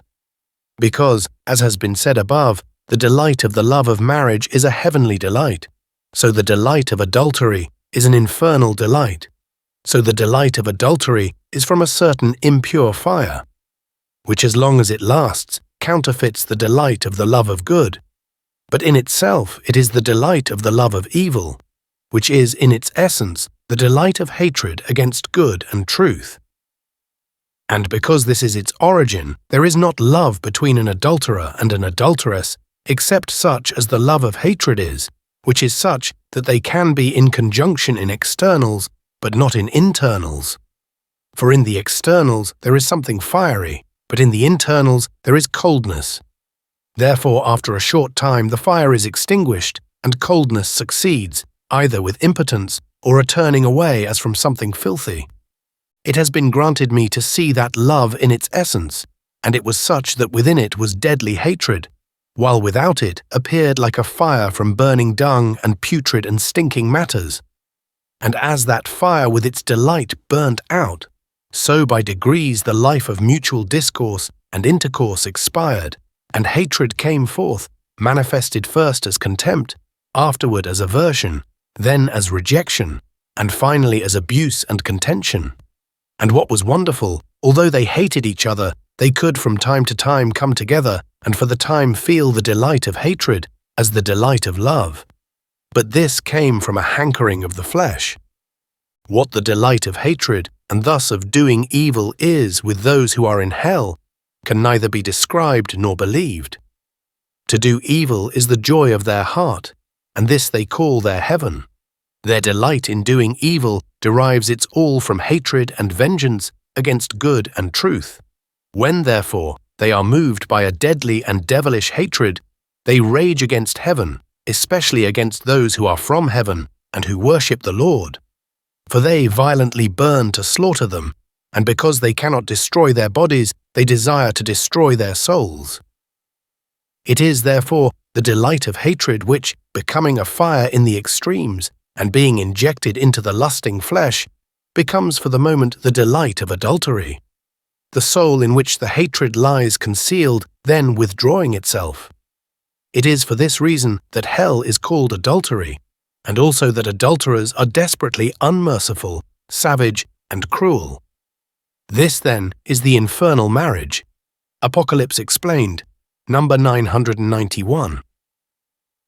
It has been said that the love of adultery is a fire enkindled from impurities that soon burns out and is turned into cold, and into an aversion corresponding to hatred. But the reverse is true of the love of marriage. This is a fire enkindled from a love of good and truth, and from a delight in well-doing, thus from love to the Lord, and from love toward the neighbor. This fire, which from its origin is heavenly, is full of innumerable delights, as many, in fact, as are the delights and blessednesses of heaven. It has been told me that the charms and pleasantnesses of that love, which are manifested from time to time, are so many and such that they cannot be numbered or described. Moreover, they are multiplied with continued increase to eternity. These delights have their origin in the fact that the married pair wish to be united into one in respect to their minds, and into such a union heaven breathes from the marriage of good and truth from the Lord in heaven. Apocalypse Explained, number 992. That true marriage love contains in itself ineffable delights that can neither be numbered nor described, can be seen from the fact that this is the fundamental love of all celestial and spiritual loves, since through that love man becomes love, for from it each of the married pair loves the other as good loves truth and truth loves good, thus representatively as the Lord loves heaven and the church. Such a love can come forth only through a marriage in which the man is truth and the wife is good. When a man through marriage has become such a love, he is also in love to the Lord and in love toward the neighbor, and thus in a love for all good and in a love for all truth. For from man as a love loves of every kind must proceed. Therefore marriage love is the fundamental love of all the loves of heaven. And as it is the fundamental love of all the loves of heaven, it is also the foundation of all the delights and joys of heaven, since every delight and joy is of love. From this it follows that heavenly joys, in their order and in their degrees, have their origins and their causes in marriage love. From the felicities of marriages a conclusion may be drawn respecting the infelicities of adulteries, namely, that the love of adultery is the fundamental love of all infernal loves, which are in themselves not loves, but hatreds. Consequently, from the love of adultery, hatreds of every kind gush forth, both against God and against the neighbor, and in general against every good and truth of heaven and the church. Therefore to it all, infelicities belong, for, as has been said before, from adulteries man becomes a form of hell, and from the love of adulteries he becomes an image of the devil. That from the marriages in which there is true marriage, love all delights and felicities increase, even till they become the delights and felicities of the inmost heaven, and that all that is undelightful and unhappy in the marriages in which love of adultery reigns, increases in direfulness even to the lowest hell, can be seen in the work on Heaven and Hell, number 386. Apocalypse Explained, number 993. True marriage love is from the Lord alone. It is from the Lord alone because it descends from the Lord's love for heaven and the church, and thus from the love of good and truth. For good is from the Lord, and truth is in heaven and the church. And from this it follows that true marriage love in its first essence is love to the Lord. And from this it is that no one can be in true marriage love and in its pleasantnesses, delights, blessings and joys, unless he acknowledges the Lord alone, that is, that the Trinity is in him.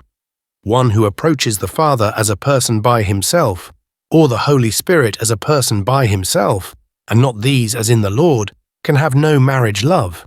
The genuine conjugal principle is given especially in the third heaven, because the angels there are in love to the Lord and acknowledge him alone as God, and do his commandments. To them doing the commandments is loving the Lord. To them the Lord's commandments are the truths in which they receive him. There is conjunction of the Lord with them, and of them with the Lord, for they are in the Lord because they are in good, and the Lord is in them because they are in truths. This is the heavenly marriage from which true marriage love descends. Apocalypse Explained, Nen 995. As true marriage love in its first essence is love to the Lord from the Lord, it is also innocence. Innocence is loving the Lord as one's Father by doing his commandments and wishing to be led by him and not by oneself, thus like a little child. As that love is innocence, it is the very being, esse, of all good, and therefore man has so much of heaven in himself, or he is so much in heaven as he is in marriage love because he is so far in innocence. It is because true marriage love is innocence that the playfulness between a married pair is like the play of little children, and this is so in the measure in which they love each other, as is evident in the case of all in the first days after the nuptials, when their love emulates true marriage love.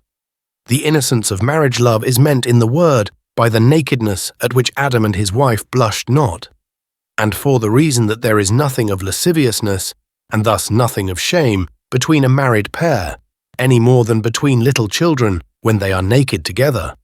Apocalypse Explained, number 996. Since marriage love in its first essence is love to the Lord from the Lord, and thus is innocence, marriage love is also peace, such as angels in the heavens have.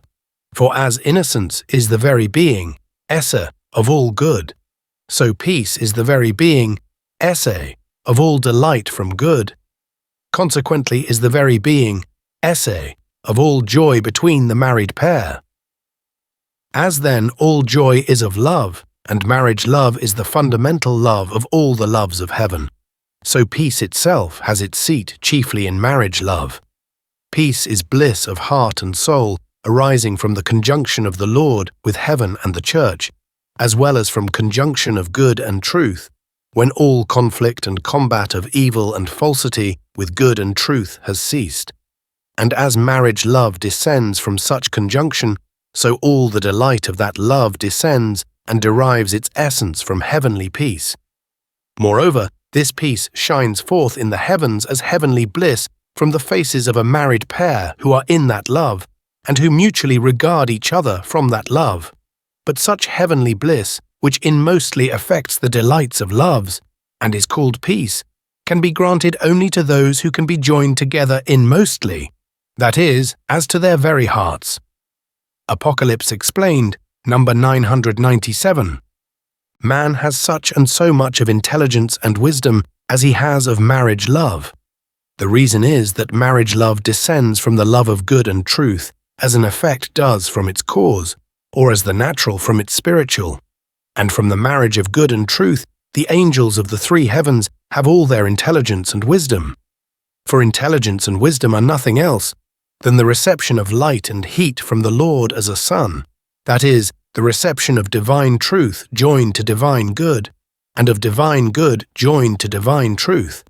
Thus it is a marriage of good and truth from the Lord. That it is such has been made clearly evident by angels in the heavens. When these are separated from their consorts, they are indeed in intelligence, but not in wisdom. But when they are with their consorts, they are also in wisdom.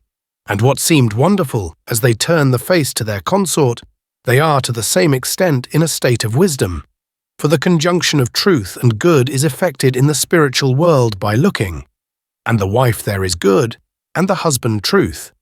Therefore, as truth turns itself to good, so truth becomes living. By intelligence and wisdom, ingenuity in reasoning about truths and goods is not meant, but a capacity to see and understand truths and goods. And this capacity man has from the Lord. Apocalypse Explained, number 998. True marriage love is a source of power and protection against the hells, as it is against the evils and falsities that ascend from the hells, and for the reason that through marriage, love man has conjunction with the Lord, and the Lord alone has power over all the hells. Also because through marriage, love man has heaven and the church. Consequently, as the Lord unceasingly protects heaven and the church from the evils and falsities that rise up from the hells, so he protects all who are in true marriage love, because such and no others have heaven and the church. For heaven and the church are a marriage of good and truth, from which is marriage love, as has been said above, and this is why through marriage love man has peace, which is inmost joy of heart, from a complete safety from the hells, and a protection from infestations of the evil and falsity therefrom. Apocalypse Explained, number 999. Those who are in true marriage love, when after death they become angels, return to their early manhood and to youth, the males, however spent with age, becoming young men, and the wives, however spent with age, becoming maidens. Each of the married pair returns to the flower and joy of the age, when marriage love begins to exalt the life with new delights, and to inspire playfulness for the sake of prolification.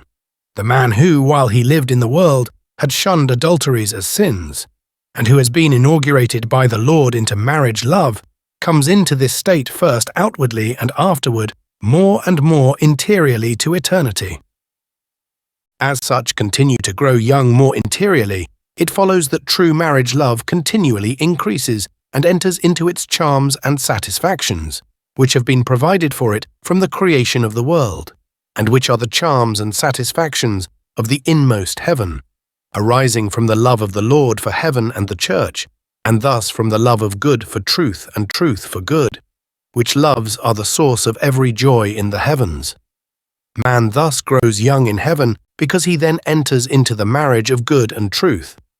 And in good there is the conatus, instinct, to love truth continually, and in truth there is the conatus, instinct, to love good continually, and then the wife is good in form, and the husband is truth in form. From that conatus instinct, man puts off all the austerity, sadness, and dryness of old age, and puts on the liveliness, gladness, and freshness of youth, from which the conatus instinct becomes living and a joy. I have been told from heaven that such then have the life of love, which cannot otherwise be described than as the life of joy itself. That the man who lives in a true marriage, love in the world, comes after death into the heavenly marriage, which is the marriage of good and truth springing from the marriage of the Lord with the church, is clearly evident from this, that from the marriages in the heavens, although the married pair have consociations there, like those on the earth, children are not born, but instead of children goods and truths, and thus wisdom, as has been said above. And this is why births, nativities, and generations mean in the word, in its spiritual sense, spiritual births, nativities, and generations, and sons and daughters mean the truths and goods of the church, and other like things are meant by daughters-in-law, mothers-in-law, and fathers-in-law. This also makes clear that marriages on the earth correspond to marriages in the heavens, and that after death man comes into the correspondence, that is, comes from natural bodily marriage into spiritual heavenly marriage, which is heaven itself, and the joy of heaven. Apocalypse Explained, number 1000. From marriage, love angels have all their beauty. Thus each angel has beauty in the measure of that love. For all angels are forms of their affections, for the reason that it is not permitted in heaven to counterfeit with the face things that do not belong to one's affection. Consequently, their faces are types of their minds. When, therefore, they have marriage love and love of wisdom, these loves in them give form to their faces and show themselves like vital fires in their eyes, to which innocence and peace add themselves, which complete their beauty. Such are the forms of the inmost angelic heaven, and they are truly human forms. Apocalypse Explained, number 1001. From what has been thus far presented, what the good is that results from chastity in marriage can be inferred. Consequently, what the good works of chastity are that a man does who shuns adulteries as sins against God. The good works of chastity concern either the married pair themselves, or their offspring and posterity, or the heavenly societies. The good works of chastity that concern the married pair themselves are spiritual and celestial loves, intelligence and wisdom, innocence and peace, power and protection against the hells and against the evils and the falsities therefrom, and manifold joys and felicities to eternity. Those who live in chaste marriages, as before described, have all these. The good works of chastity that concern the offspring and posterity are that so many and so great evils do not become innate in families. For the ruling love of parents is transmitted to the offspring and sometimes to remote posterity, and becomes their hereditary nature. This is broken and softened in parents who shun adulteries as infernal and love marriages as heavenly. The good works of chastity that concern the heavenly societies are that chaste marriages are the charms of heaven, that they are its nurseries, and that they are its supports. They supply charms to heaven by communications, they are nurseries to heaven by producing offspring, and they are supports to heaven by their power against the hells. For at the presence of conjugal love, devilish spirits become furious, insane, and mentally impotent, and cast themselves into the deep. Apocalypse Explained, number 1002. From the goods enumerated and described that result from chaste marriages, it may be concluded what the evils are that result from adulteries. For such evils are the opposites of such goods. That is, in place of the spiritual and celestial loves that those have who live in chaste marriages, there are the infernal and devilish loves that those have who are in adulteries. So in place of the intelligence and wisdom that those have who live chastely in marriages, there are the insanities and follies that those have who are in adulteries. In place of the innocence and peace that those have who live in chaste marriages, there are the deceit and no peace that those have who are in adulteries. In place of the power and protection against the hells that those have who live chastely in marriages, there are the very Asmodean demons, and the hells that those have who live in adulteries. In place of the beauty that those have who live chastely in marriages, there is the deformity that those have who live in adulteries, which is monstrous according to what they are. Their final lot is that from the extreme impotence to which they are at length reduced, they become emptied of all the fire and light of life, and dwell alone in deserts as images of the slothfulness and weariness of their own life. Apocalypse Explained, number 1003. True marriage love is impossible except between two. Like the Lord's love toward heaven, which is one from him and in him, or toward the church, which like heaven is one from him and in him.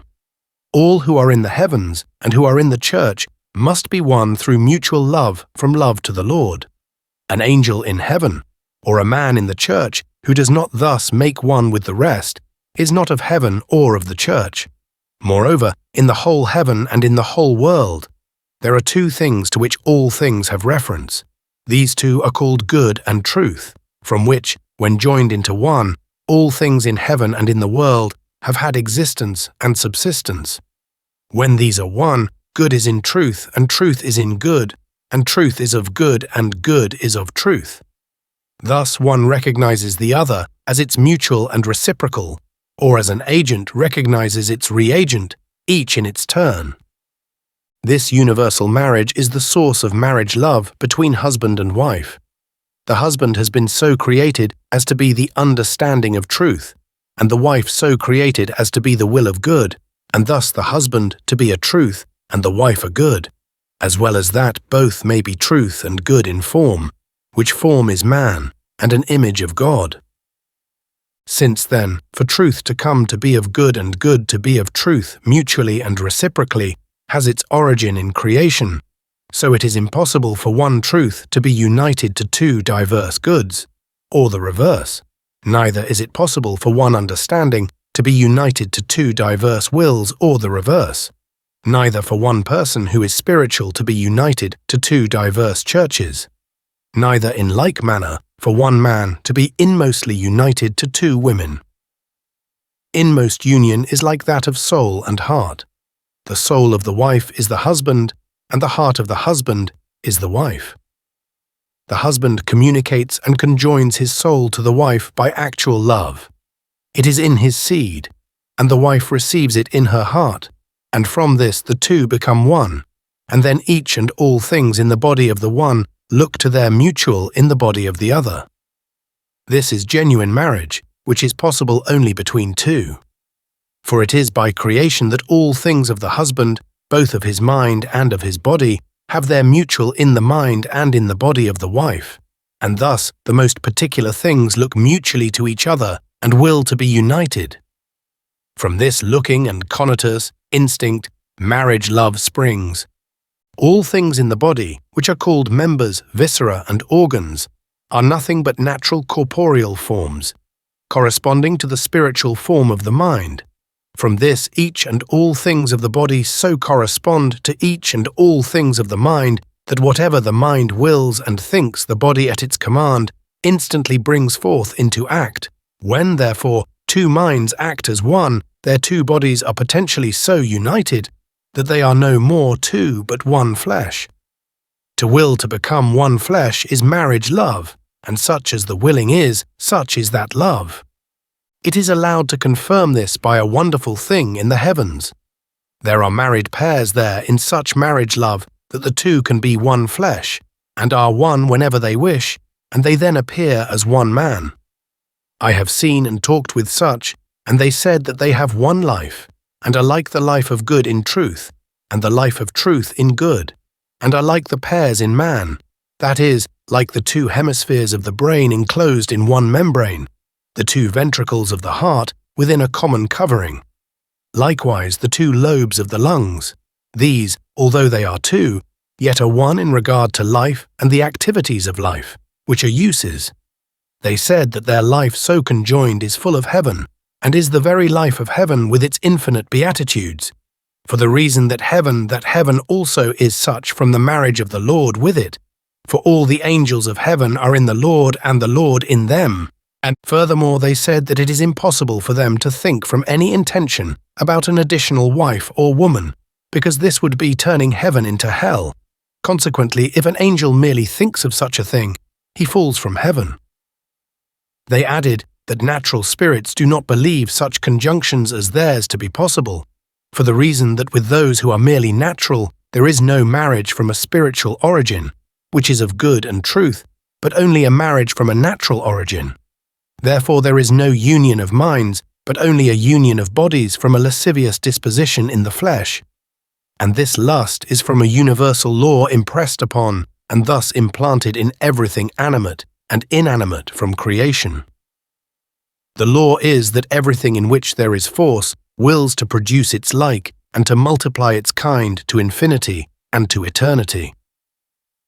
As the posterity of Jacob, who were called the sons of Israel, were merely natural men, and thus their marriages were not spiritual but carnal, so they were permitted on account of the hardness of their hearts to take more wives than one.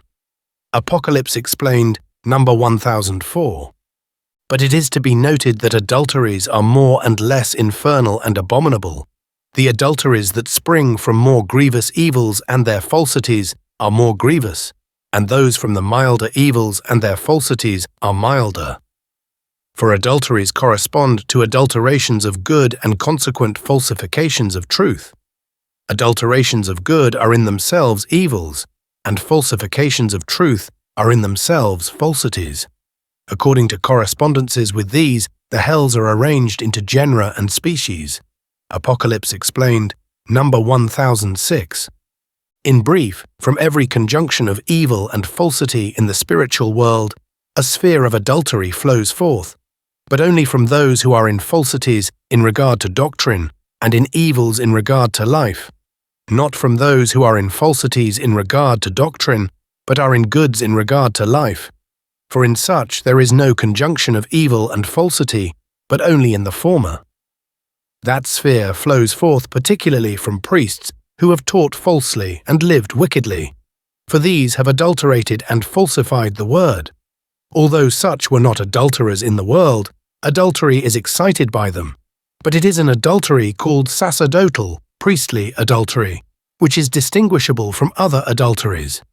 All this makes clear that the origin of adulteries is the love and consequent conjunction of evil and falsity. Apocalypse Explained, number 1007.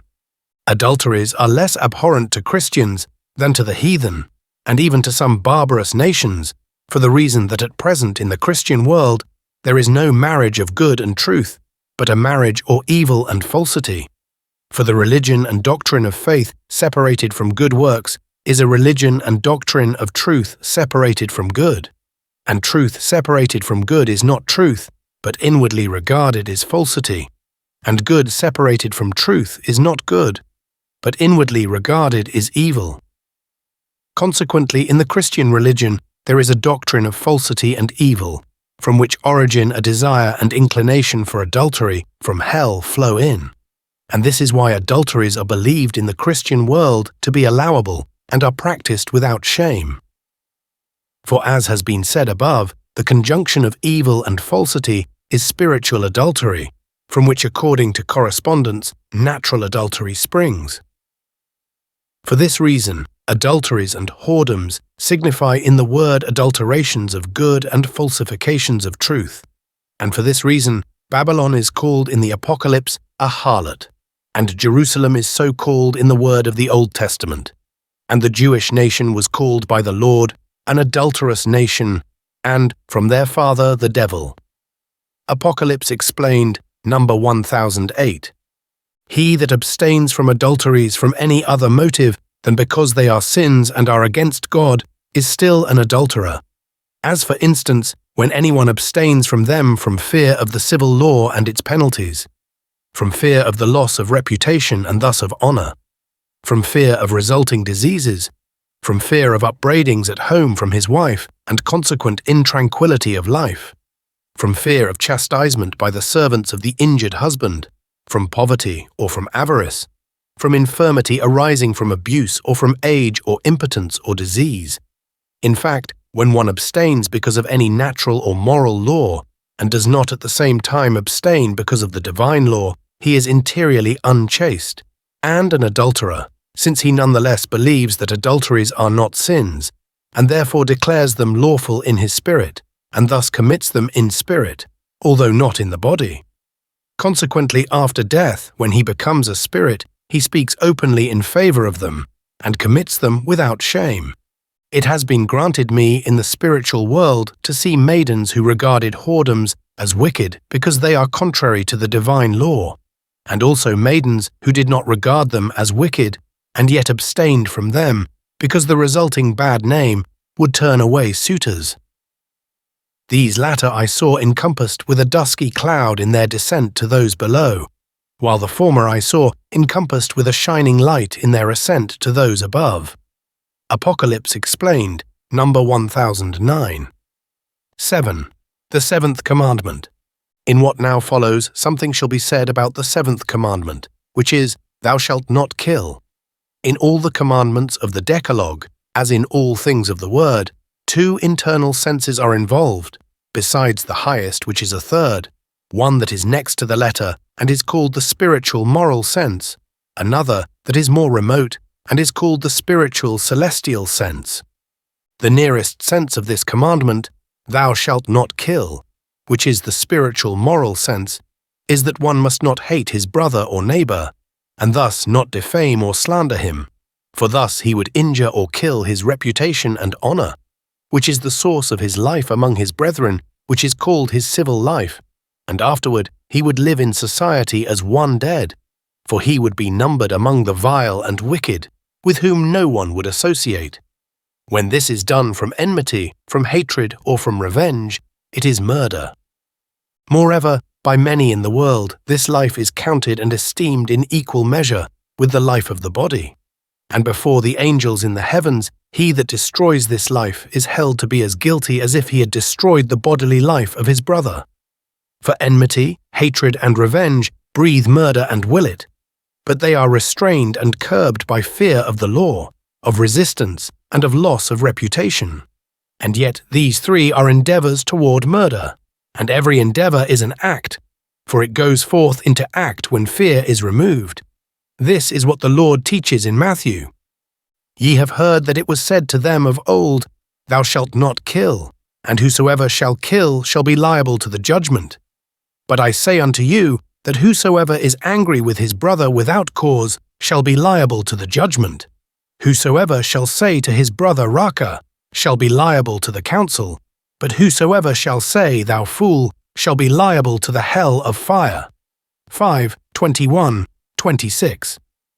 But the more remote sense of this commandment, Thou shalt not kill, which is called the celestial spiritual sense, is that one shall not take away from man the faith and love of God, and thus his spiritual life. This is murder itself, because from this life man is a man. The life of the body serving this life as the instrumental cause serves its principal cause. Moreover, from this spiritual murder, moral murder is derived. Consequently, he who is in the one is also in the other, for he who wills to take away a man's spiritual life is in hatred against him, if he cannot take it away, for he hates the faith and love in him, and thus the man himself.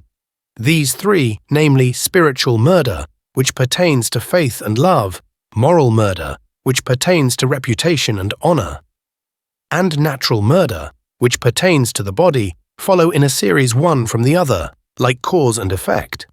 Apocalypse explained, number 10:12. As all who are in hell are in hatred against the Lord, and thus in hatred against heaven, for they are against goods and truths, so hell is the essential murderer or the source of essential murder. It is the source of essential murder because man is man from the Lord, through the reception of good and truth. Consequently, destruction of good and truth is destruction of the human itself, thus the killing of man. That those who are in hell are such has not yet been known in the world, because in those who belong to hell and therefore after death come into hell no hatred against good and truth, or against heaven, or still less against the Lord, is evident. For everyone while he lives in the world is in externals, and these externals are taught and trained from infancy to counterfeit such things as are honest and decorous, right and equitable, and good and true. Nevertheless, hatred lies concealed in their spirit, and this in equal degree with the evil of their life. And as hatred is in the spirit, it breaks forth when the externals are laid aside, as is the case after death. This infernal hatred against all who are in good is deadly hatred, because it is hatred against the Lord. This can be seen particularly in their delight in doing evil, which is such as to exceed in degree every other delight, for it is a fire that burns with a lust for destroying souls. Moreover, it has been ascertained that this delight is not from hatred against those whom they attempt to destroy, but from hatred against the Lord himself. And since man is a man from the Lord, and the human which is from the Lord is good and truth, and since those who are in hell are, from hatred against the Lord, eager to kill the human, which is good and truth, it follows that hell is the source of murder itself. Apocalypse explained, number 10:13. From what has been said above, it can be seen that all who are in evils in respect to life, and in the falsities therefrom, are murderers. For they are enemies and haters of good and truth, since evil hates good and falsity hates truth. The evil man does not know he is in such hatred until he becomes a spirit. Then hatred is the very delight of his life. Consequently, from hell, where all the evil are, there constantly breathes forth a delight in doing evil from hatred. While from heaven, where all the good are, there constantly breathes forth a delight in doing good from love. Therefore, two opposite spheres meet each other in the middle region, between heaven and hell and engage in reciprocal combat. While man lives in the world, he is in this middle region. If he is then in evil and in falsities, therefrom he passes over to the side of hell, and thus comes into a delight in doing evil from hatred. But if he is in good and in truths therefrom, he passes over to the side of heaven, and thus comes into a delight in doing good from love. The delight in doing evil from hatred, which breathes forth from hell, is a delight in killing. But as they cannot kill the body, they wish to kill the spirit, and to kill the spirit is to take away spiritual life, which is the life of heaven. This makes clear that the commandment, "Thou shalt not kill," involves also "Thou shalt not hate thy neighbor."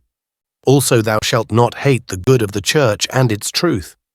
For if one hates good and truth, he hates the neighbor, and to hate is to wish to kill.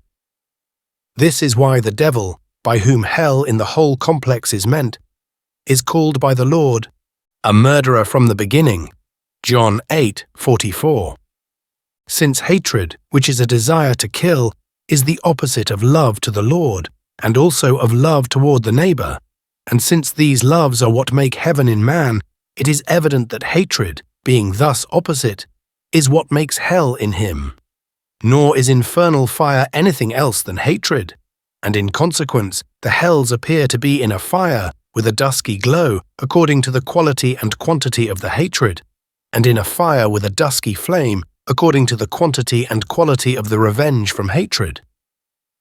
Since hatred and love are direct opposites, and since hatred in consequence constitutes hell in man, just as love constitutes heaven in him, so the Lord teaches, "If thou shalt offer thy gift upon the altar, and shalt there remember that thy brother hath aught against thee, leave there thy gift before the altar, and go, first be reconciled to thy brother, and then coming offer thy gift. Be well disposed toward thine adversary whiles thou art in the way with him, lest haply the adversary deliver thee to the judge, and the judge deliver thee to the officer, and thou be cast into prison. Verily I say unto thee, thou shalt not come out thence, till thou hast paid the uttermost farthing." Matthew 5:23, 26. To be delivered to the judge, and by the judge to the officer, and by him to be cast into prison, depicts the state of the man who is in hatred after death, from his having been in hatred against his brother in the world, prison, meaning hell, and paying the uttermost farthing, signifying the punishment that is called the fire everlasting. Apocalypse explained, number 10:15. Since hatred is infernal fire, it is clear that it must be put away before love, which is heavenly fire, can flow in, and by light from itself give life to man. And this infernal fire can in no wise be put away, unless man knows whence hatred is and what it is, and afterward turns away from it and shuns it. There is in every man by inheritance a hatred against the neighbor, for every man is born into a love of self and of the world, and in consequence conceives hatred, and from it is inflamed against all who do not make one with him, and favor his love, especially against those who oppose his lusts. For no one can love himself above all things and love the Lord at the same time. Neither can anyone love the world above all things and love the neighbor at the same time, since no one can serve two masters at the same time without despising and hating the one while he honors and loves the other. Hatred is especially in those who are in a love of ruling over all. With others, it is unfriendliness. It shall be told what hatred is. Hatred has in itself a fire which is an endeavor to kill man. That fire is manifested in anger. There is a seeming hatred and consequent anger in the good against evil. But this is not hatred, but an aversion to evil. Neither is it anger, but a zeal for good in which heavenly fire inwardly lies concealed. For the good turn away from what is evil and are seemingly angry at the neighbor, in order that they may remove the evil, and thus they have regard to the neighbor's good. Apocalypse explained, number 10:16. When a man abstains from hatred and turns away from it and shuns it as devilish, love, charity, mercy, clemency flow in through heaven from the Lord, and then for the first time, the works that he does are works of love and charity.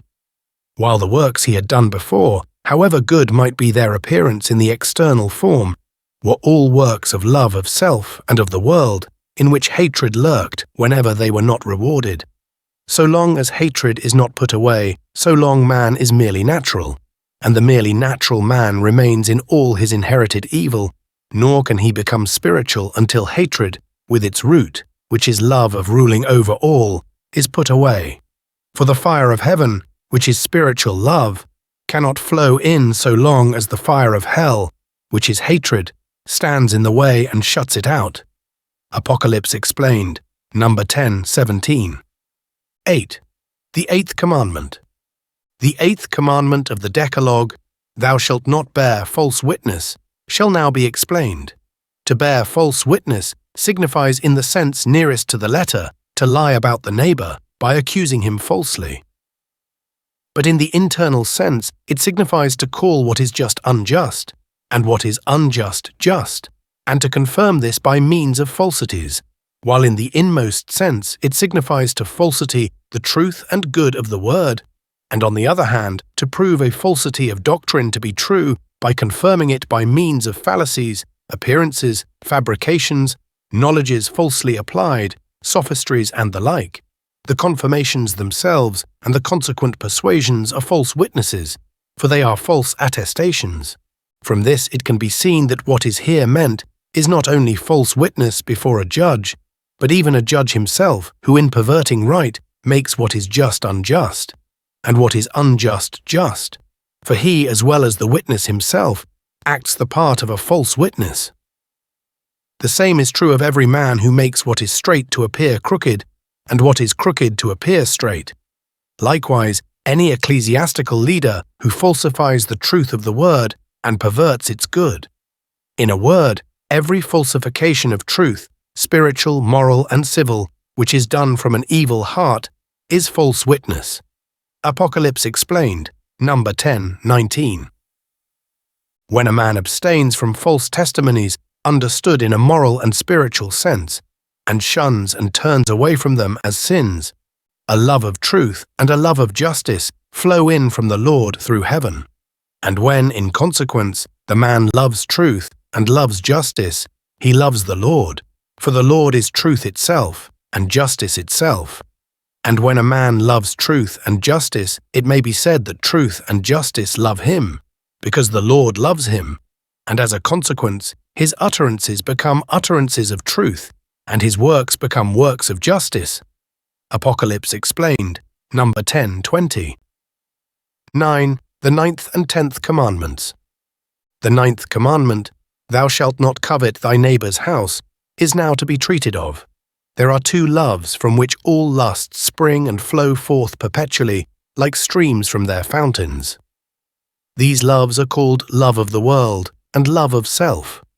Lust is a love continually desiring for what a man loves, that he continually longs for. But lusts belong to the love of evil, while desires and affections belong to the love of good. Now because love of the world and love of self are the fountains of all lusts, and all evil lusts are forbidden in these last two commandments, it follows that the ninth commandment forbids the lusts that flow from love of the world, and the 10th commandment the lusts that flow from love of self. Not to covet a neighbor's house means not to covet his goods, which in general are possessions of wealth, and not to appropriate them to oneself by evil arts. This lust belongs to love of the world. Apocalypse Explained, number 10:21.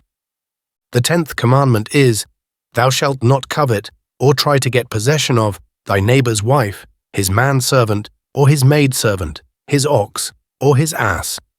These are lusts after what is man's own, because the wife, manservant, maidservant, ox, and ass are within his home, and the things within a man's home mean in the spiritual internal sense the things that are his own.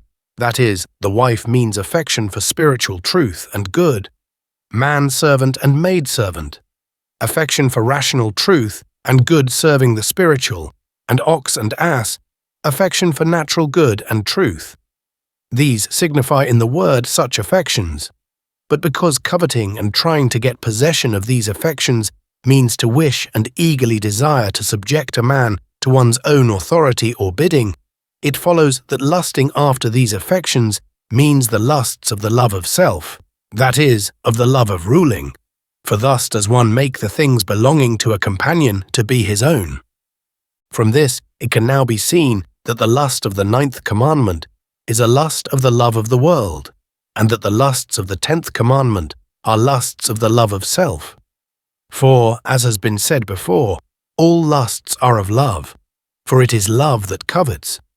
And as there are two evil loves to which all lusts have reference, namely love of the world and love of self, it follows that the lust of the 9th commandment has reference to love of the world, and the lust of this commandment to love of self, especially to the love of ruling.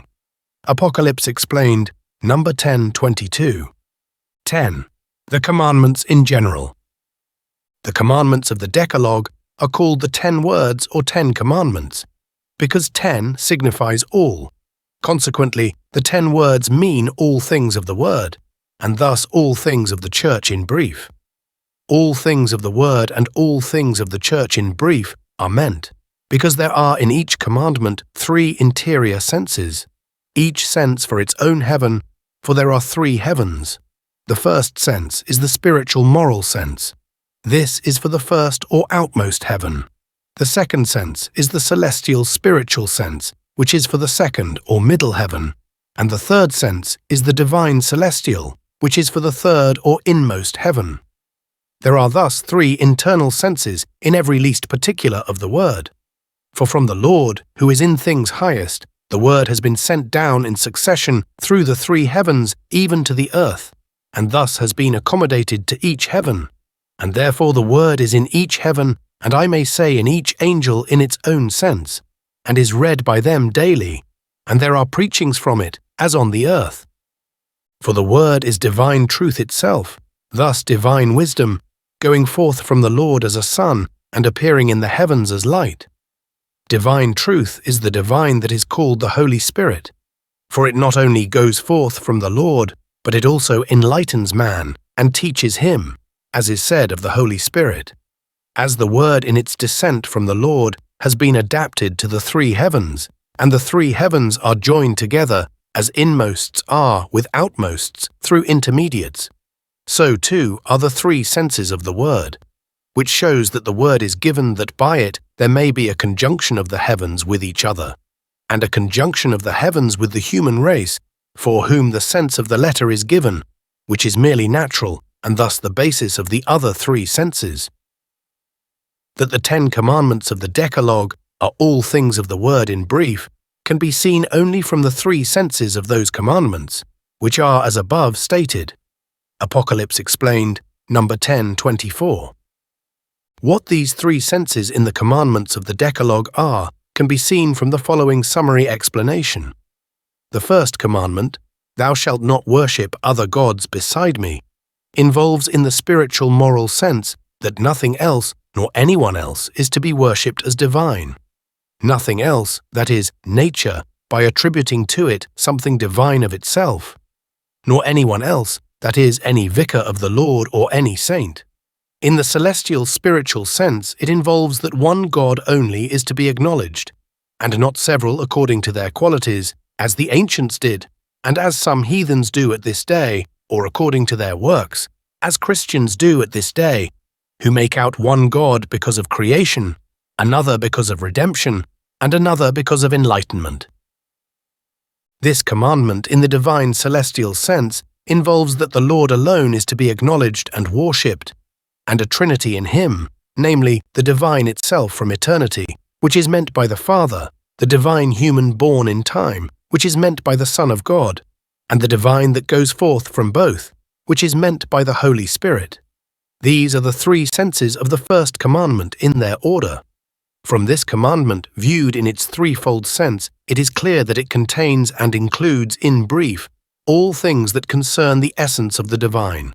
The second commandment, "Thou shalt not profane the name of God," contains and includes in its 3 senses all things that concern the quality of the divine, since the name of God signifies his quality, which in its first sense is the word, doctrine from the word, and worship of the lips and of the life from doctrine.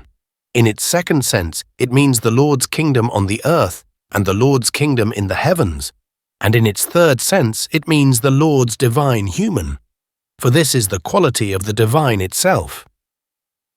In the other commandments, there are likewise 3 internal senses for the 3 heavens, but these, the Lord willing, will be considered elsewhere. Apocalypse explained, number 10:25. As the divine truth united to divine good goes forth from the Lord as a sun, and by this heaven and the world were made, John 1:1, 3:10. It follows that it is from this that all things in heaven and in the world have reference to good and to truth, and to their conjunction in bringing forth something. These 10 commandments contain all things of divine good and all things of divine truth, and there is also in them a conjunction of these. But this conjunction is hidden, for it is like the conjunction of love to the Lord and love toward the neighbor, divine good belonging to love to the Lord, and divine truth to love toward the neighbor. For when a man lives according to divine truth, that is, loves his neighbor, the Lord flows in with divine good and conjoins himself. For this reason there were 2 tables on which these 10 commandments were written, and they were called a covenant, which signifies conjunction, and afterward they were placed in the ark, not one beside the other, but one above the other, for a testimony of the conjunction between the Lord and man. Upon one table the commandments of love to the Lord were written, and upon the other table the commandments of love toward the neighbor. The commandments of love to the Lord are the first 3, and the commandments of love toward the neighbor are the last 6, and the 4th commandment, which is honor thy father and thy mother, is the mediating commandment, for in it father means the Father in the heavens, and mother means the church, which is the neighbor. Apocalypse explained, number 10:26. Something shall now be said about how conjunction is effected by means of the commandments of the Decalogue. Man does not conjoin himself to the Lord, but the Lord alone conjoins man to himself, and this he does by man's knowing, understanding, willing, and doing these commandments. And when man does them, there is conjunction, but if he does not do them, he ceases to will them, and when he ceases to will them, he ceases also to understand and know them. For what does willing amount to if man, when he is able, does not do? Is it not a figment of reason? From this it follows that conjunction is effected when a man does the commandments of the Decalogue. But it has been said that man does not conjoin himself to the Lord, but that the Lord alone conjoins man to himself, and that conjunction is effected by doing, and from this it follows that it is the Lord in man that does these commandments. But anyone can see that a covenant cannot be entered into and conjunction be effected by it unless there is some return on man's part, not only in consent, but also in acceptance. To this end, the Lord has imparted to man a freedom to will and act as if of himself, and such a freedom that man does not know otherwise when he is thinking about truth and doing good, than that the freedom is in himself and thus from himself. There is this return on man's part in order that conjunction may be effected. But as this freedom is from the Lord and continually from him, man must by all means acknowledge that thinking about and understanding truth and willing and doing good are not from himself, but are from the Lord. Consequently, when man through the last 6 commandments conjoins himself to the Lord as if of himself, the Lord then conjoins himself to man through the first 3 commandments, which are that man must acknowledge God, must believe in the Lord, and must keep his name holy. These man does not believe, however much he may think that he does, unless the evils forbidden in the other table, that is, in the last 6 commandments, he abstains from as sins. These are the things pertaining to the covenant on the part of the Lord and on the part of man, through which there is reciprocal conjunction, which is that man may be in the Lord and the Lord in man. John 14:20. Apocalypse explained, number 10:27. It is said by some that he who sins against one commandment of the Decalogue sins also against the rest, thus that he who is guilty of one is guilty of all. it shall be told how far this is in harmony with the truth. When a man transgresses one commandment, assuring himself that it is not a sin, thus offending without fear of God, because he has thus rejected the fear of God, he does not fear to transgress the rest of the commandments, although he may not do this in act. For example, when one does not regard as sins frauds and illicit gains, which in themselves are thefts, neither does he regard as a sin adultery with the wife of another, hating a man even to murder, lying about him, coveting his house and other things belonging to him. For when he rejects from his heart in any one commandment the fear of God, he denies that anything is a sin.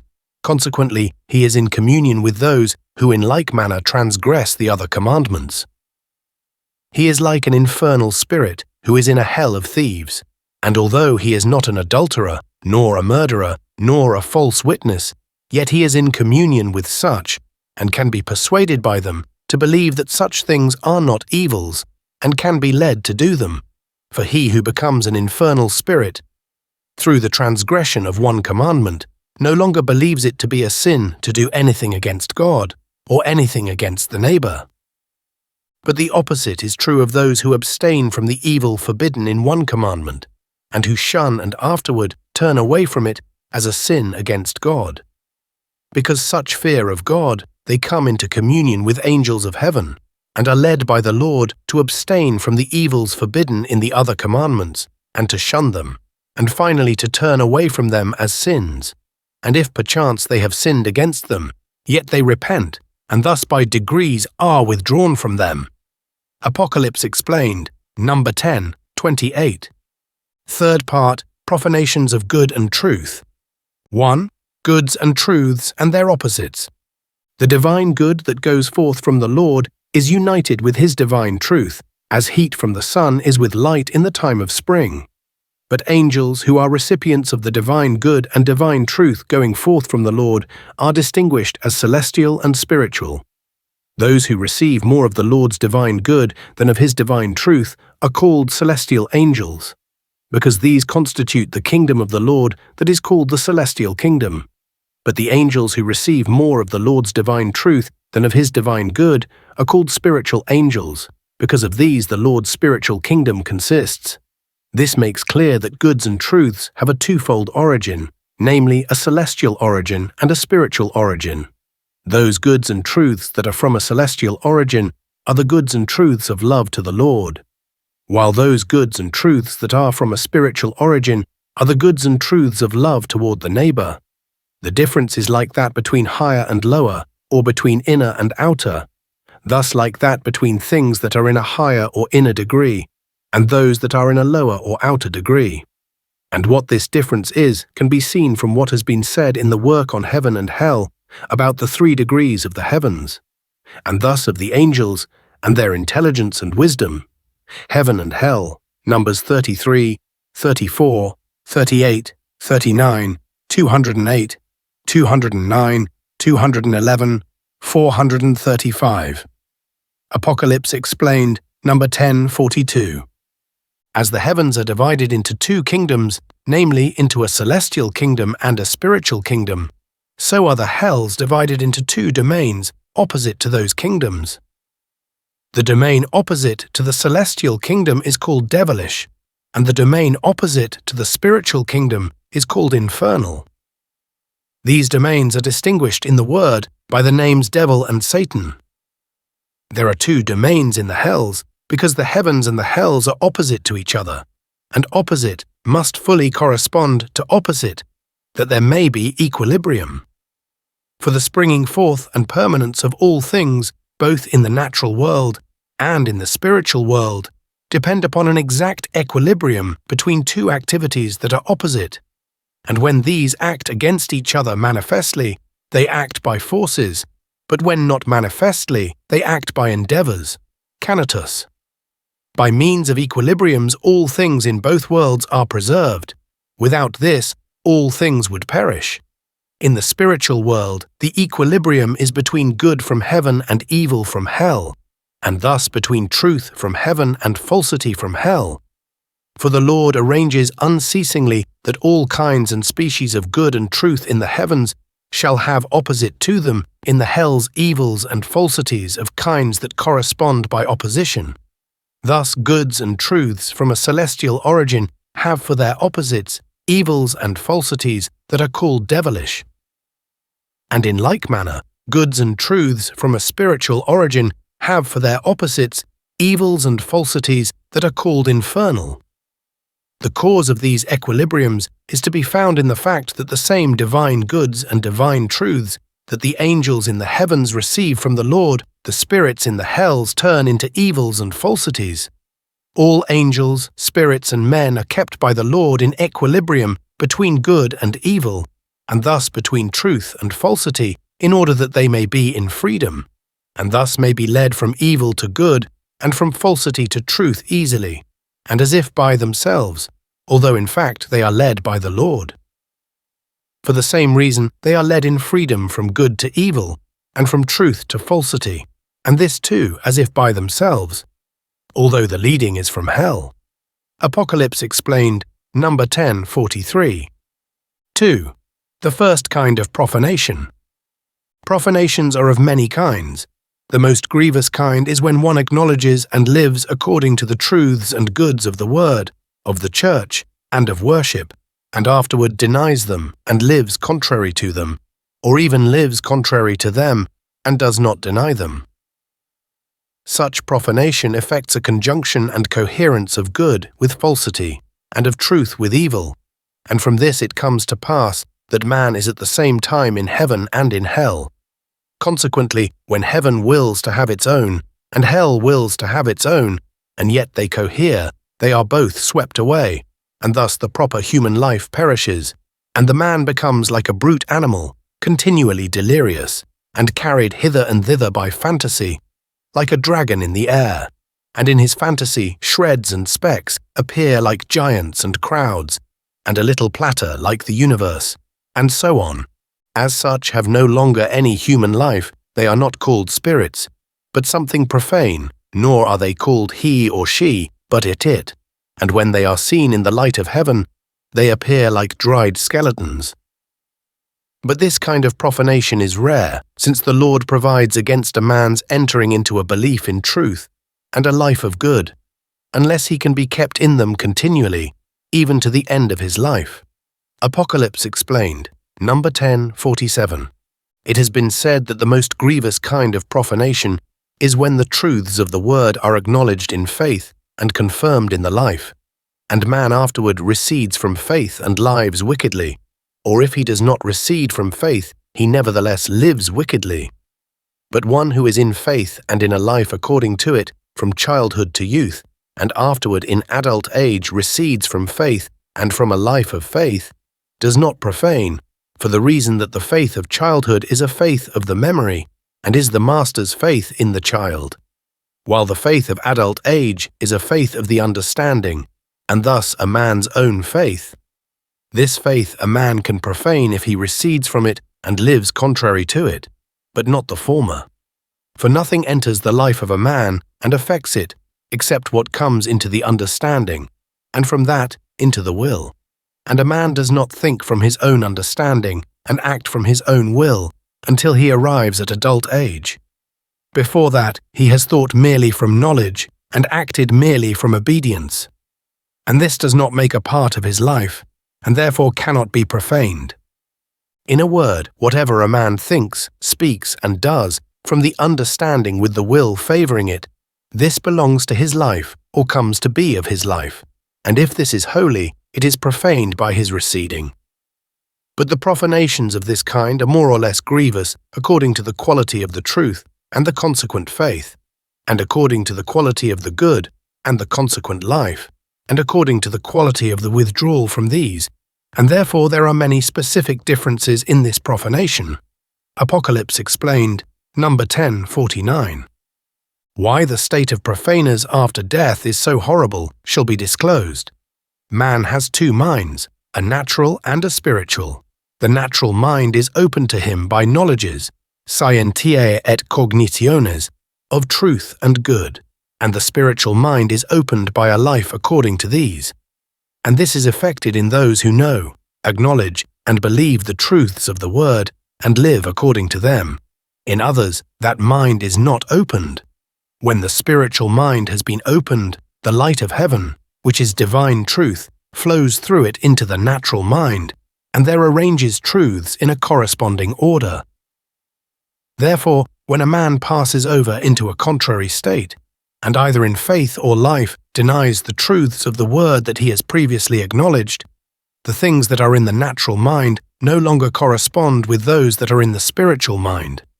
Consequently, heaven with its light flows in through the spiritual mind into non-corresponding things, or into things opposite to those that correspond in the natural man, and from this a fantasy arises that is so direful that they seem to themselves to fly in the air like dragons, while shreds and specks appear to them like giants and crowds, and a little ball like the whole globe, and other like things.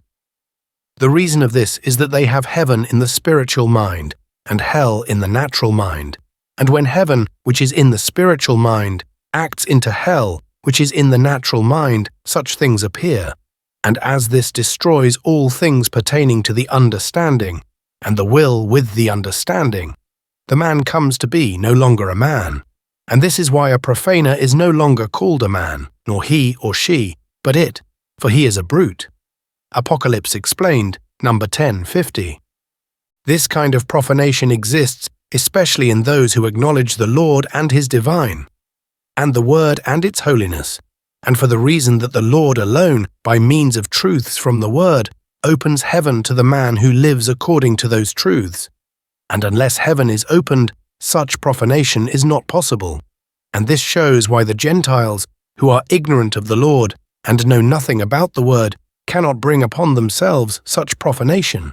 Neither can the Jews, for they deny the Lord from their infancy, and heaven is not opened to them by means of the Word. Neither can the impious, who have been such from childhood. For, as has been said, those only profane who believe rightly and live rightly, and afterward believe wrongly and live wrongly. Besides this kind of profanation, there are other kinds that shall be treated of. Apocalypse Explained, number 1051.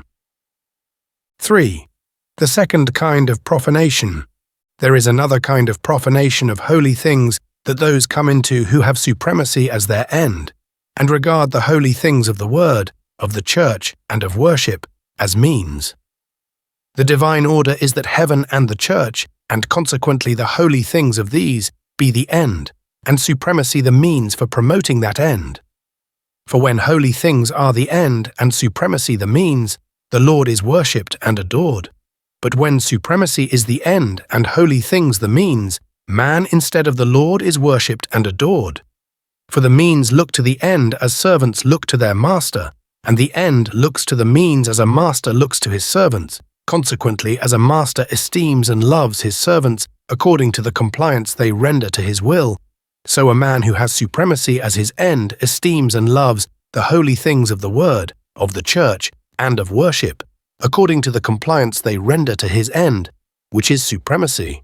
And on the other hand, as a lord despises and dismisses servants and takes others in their place, when they are not subservient to his will, so a man who has supremacy as his end despises and rejects the holy things of the Church, and takes other things in their place when they are not subservient to his end, which is supremacy.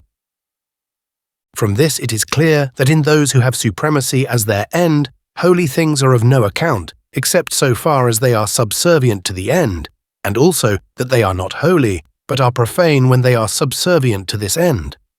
And for the reason that the end, when it is supremacy, is the man himself, and as this end is love of self, it is the man's own, proprium.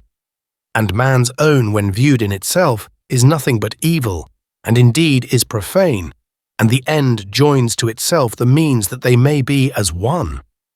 In this kind of profanation are all those who are in sacred ministries, and who are seeking by means of the holy things of the Church to gain honor and glory, and these, and not use, which is the salvation of souls, are what give them joy of heart. Apocalypse Explained, number 1053. Those who are in this kind of profanation cannot do otherwise than adulterate the goods of the Word and falsify its truths, and thus pervert the holy things of the Church. For these are not in accord with the end, which is the supremacy of man over them. For they are divine things that cannot be mere servants. Therefore, from necessity, that the means may be in accord with the end, goods are turned into evils, truths into falsities, and thus holy things into things profane, and this in an increasing degree as the supremacy, which is the end, is increased. That this is so can be clearly seen from the Babylon of the present day, to which the holy things of the Word, of the Church, and of worship are means, and supremacy is the end. So far as they have magnified supremacy, they have minimized the holiness of the Word, and have actually exalted above it the holiness of the Pope's decrees. They have claimed to themselves power over heaven, and even over the Lord himself, and they have instituted the idolatrous worship of men, both living and dead, and this until there is nothing left of divine good and divine truth. That the holy things of the Word, of the Church, and of worship have been so changed is of the Lord's divine providence, not of his providence that this should be done, but of his providence that when men wish to rule and do rule by means of the holy divine things, they should choose falsity in place of truth and evil in place of good, for otherwise they would defile holy things and render them abominable before angels. But when holy things no longer exist, this cannot be done. Take as an example what has been done with the Holy Supper instituted by the Lord. They have separated the bread and the wine, giving the bread to the people and drinking the wine themselves. For bread signifies good of love to the Lord, and wine the truth of faith in him. And good separated from truth is not good, nor is truth separated from good truth, for truth is truth from good, and good is good in truth. And so in other things. Apocalypse explained, number 1054. Those who are in the love of self, and from that in the love of ruling, and who covet, acquire, and afterward exercise supremacy by means of the holy things of the Word, of the Church, and of worship, are those who profane, for the delight of the love of ruling for self's sake, that is, for the sake of eminence, and consequent homage, and a kind of worship of self, is an infernal delight. Moreover, this prevails in hell, for in hell everyone wills to be the greatest, while in heaven everyone wills to be the least, and to rule over holy things from an infernal delight is to profane them. But this second kind of profanation of the holy things of the Church is not like the former kind of the profanation of them.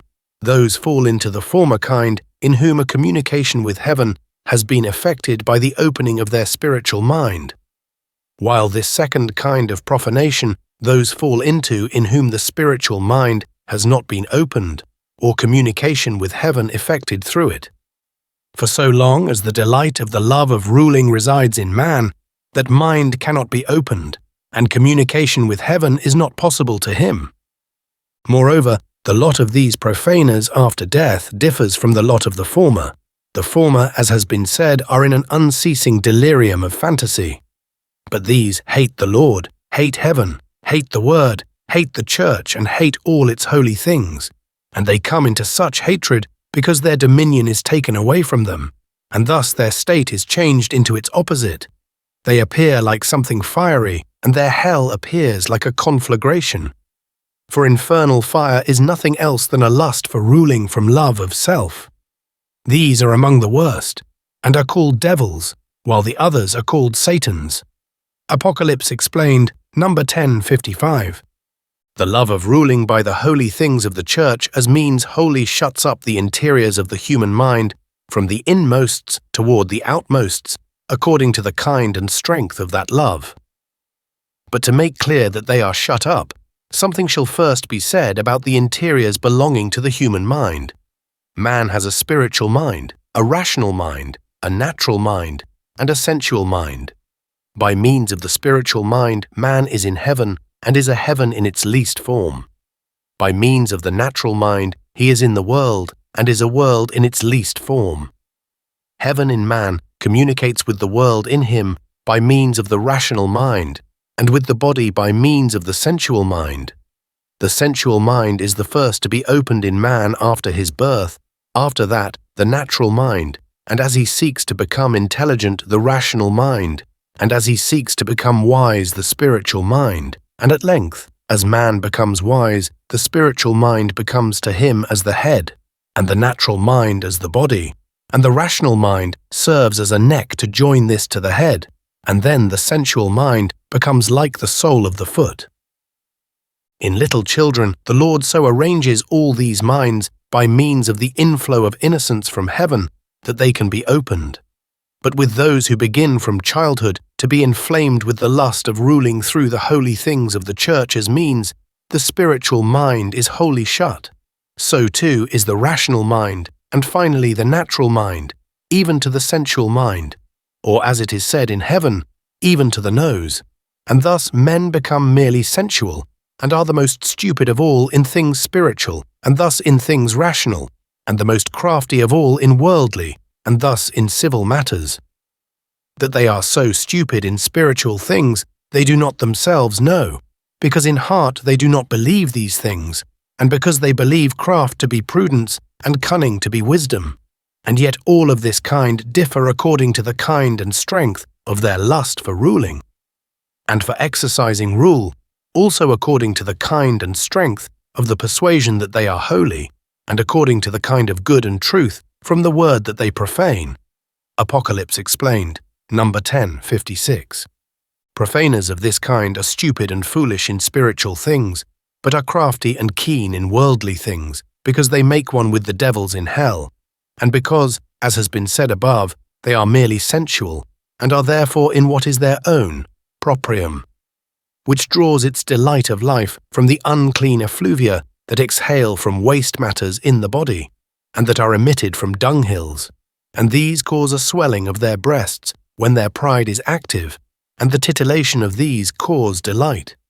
That such is the source of their delight is made evident by their delights after death, when they are living as spirits, for then more than the sweetest odours do they love the rank stenches arising from the gases of the belly and from outhouses, which to their smell are more fragrant than thyme.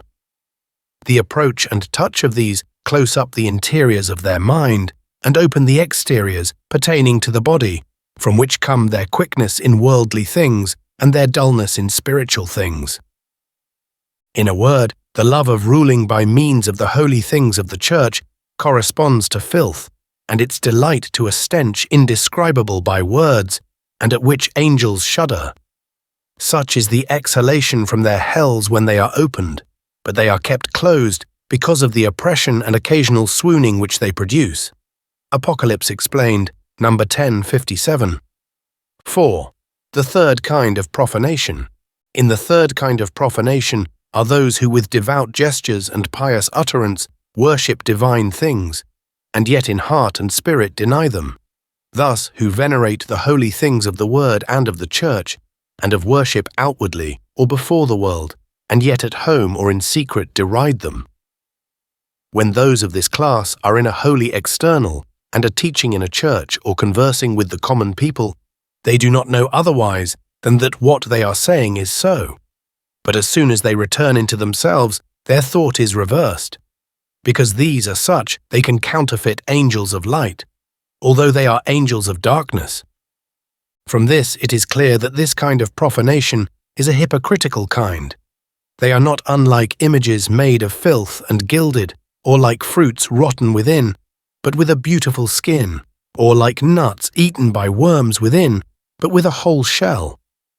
From all this it is evident that their internal is diabolical, and therefore that their holy external is profane. Such are some of the rulers in the Babylon of the present day, and many of a certain society in Babylon, as those of them know who claim to themselves dominion over the souls of men and over heaven. For to believe as they do, that power has been given them to save and to admit into heaven, is the very opposite of acknowledging in heart that there is a God, and for the reason that man, in order to be saved and admitted into heaven, must look to the Lord and pray to him, Sirat.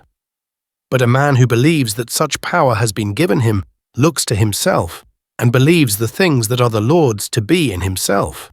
And to believe this, and at the same time to believe that there is a God, or that God is in him, is impossible.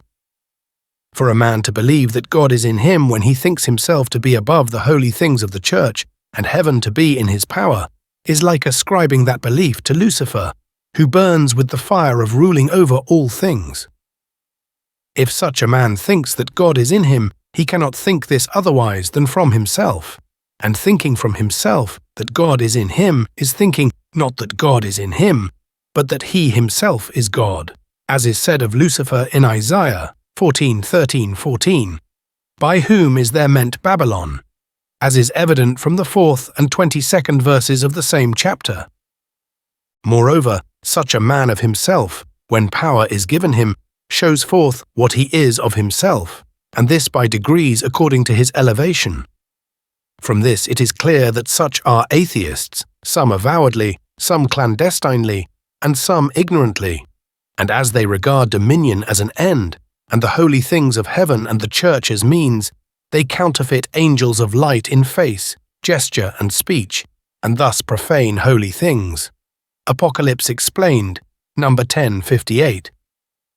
Those who are in this kind of profanation, which is hypocritical, differ in this respect, that there are those who have less ability, and those who have more ability to conceal the interiors of their mind, that they may not be disclosed, and to shape the exteriors, which pertain to face and mouth, into an expression of sanctity. When such after death become spirits, they appear encompassed with a cloud, in the midst of which is something black, like an Egyptian mummy. But as they are raised up, as it were, into the light of heaven, that bright cloud changes to a diabolical duskiness, not from any shining through it, but from a breathing through it, and the consequent disclosing. In hell, therefore, these are black devils. The differences in this kind of profanation are known from the blackness, as being more or less horrifying. Apocalypse Explained, number 1059. 5. The fourth and fifth kinds of profanation. A fourth kind of profanation is to live a life of piety. By frequenting churches, listening devoutly to preachings, observing the sacrament of the supper, and the other appointed forms of worship, reading the word at home, and sometimes books of devotion, and habitually praying morning and evening, and yet making the precepts of life that are in the word, particularly in the Decalogue, of no account, by acting dishonestly and unjustly in business, and in judgments for the sake of gain or influenced by friendship, committing whoredom and adultery when lust inflames and urges, burning with hate and revenge against those who do not favor their gain or honor, lying and speaking evil of the good, and good of the evil, and so on. When a man is in these evils, and has not been purified from them by turning away from them and hating them, and still worships God devoutly, as has been said above, then he profanes, for he mingles his internals which are impure with externals that are pious, and these he defiles. For there can be nothing external that does not proceed and have existence from internals. The actions and speech of man are his externals, and thoughts and volitions are his internals. Man can speak only from thought, and can act only from volition.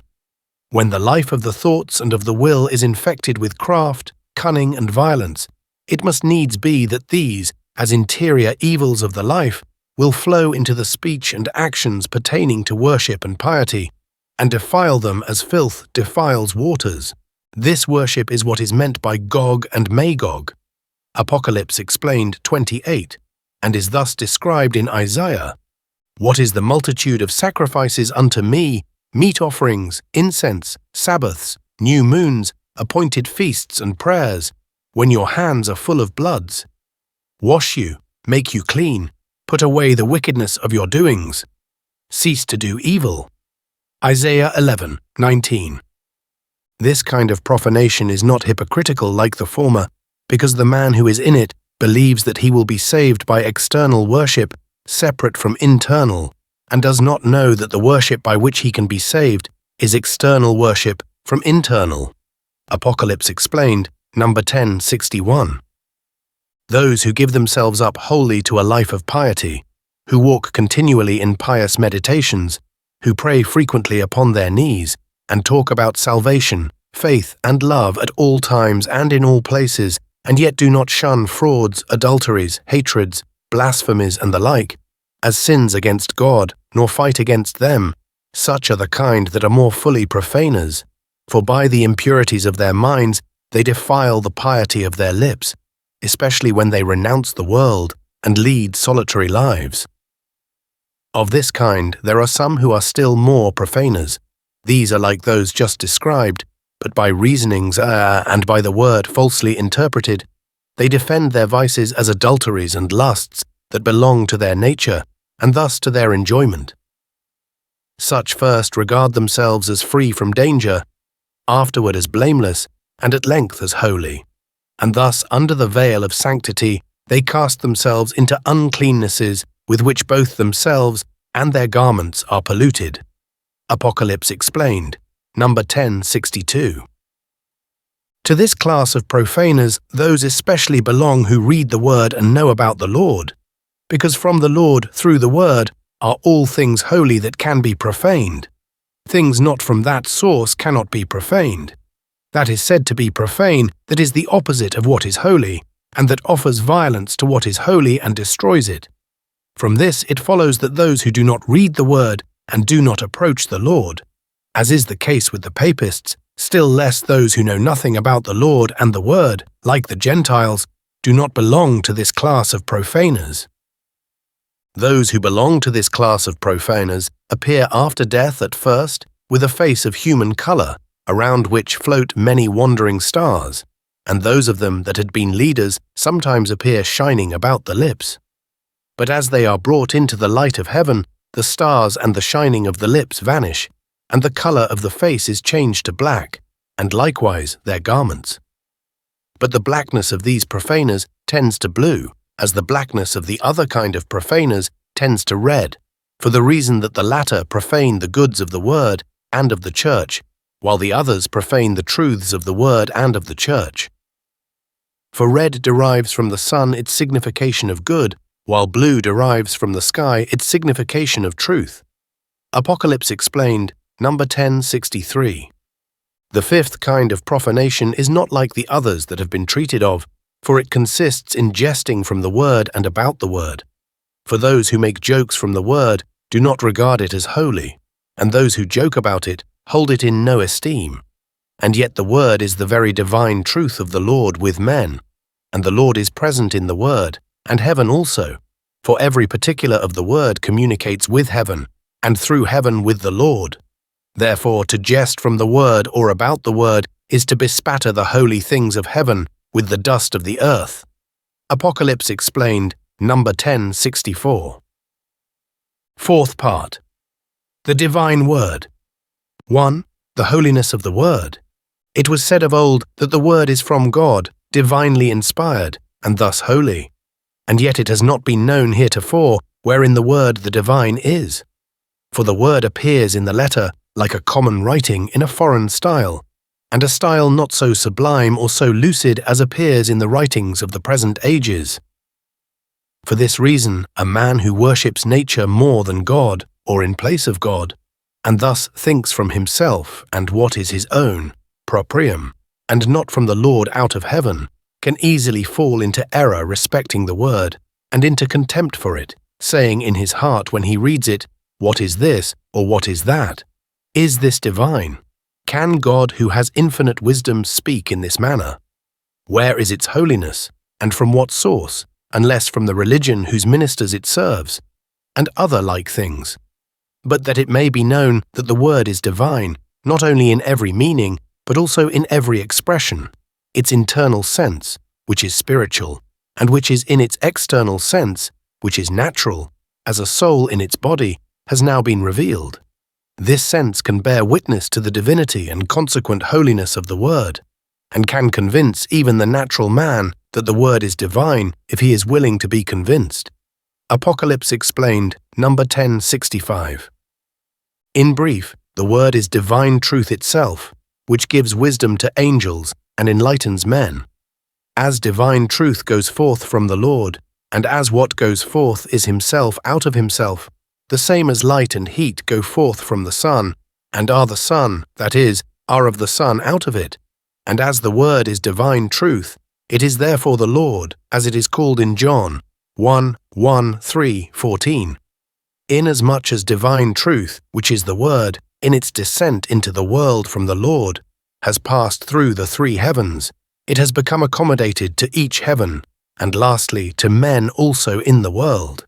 This is why there are in the Word 4 senses, one outside of the other, from the highest heaven down to the world, or one within the other, from the world up to the highest heaven. These 4 senses are called the celestial, the spiritual, the natural from the celestial and spiritual, and the merely natural.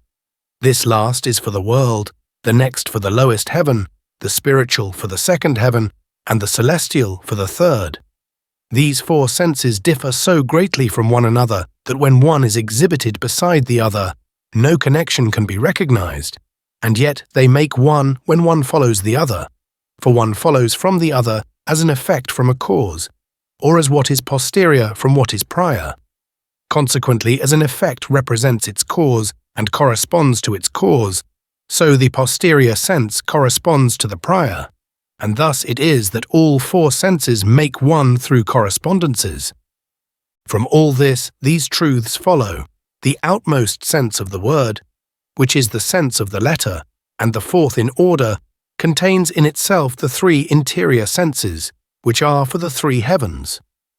These 3 senses are unfolded and exhibited in the heavens when a man on the earth is reverently reading the word.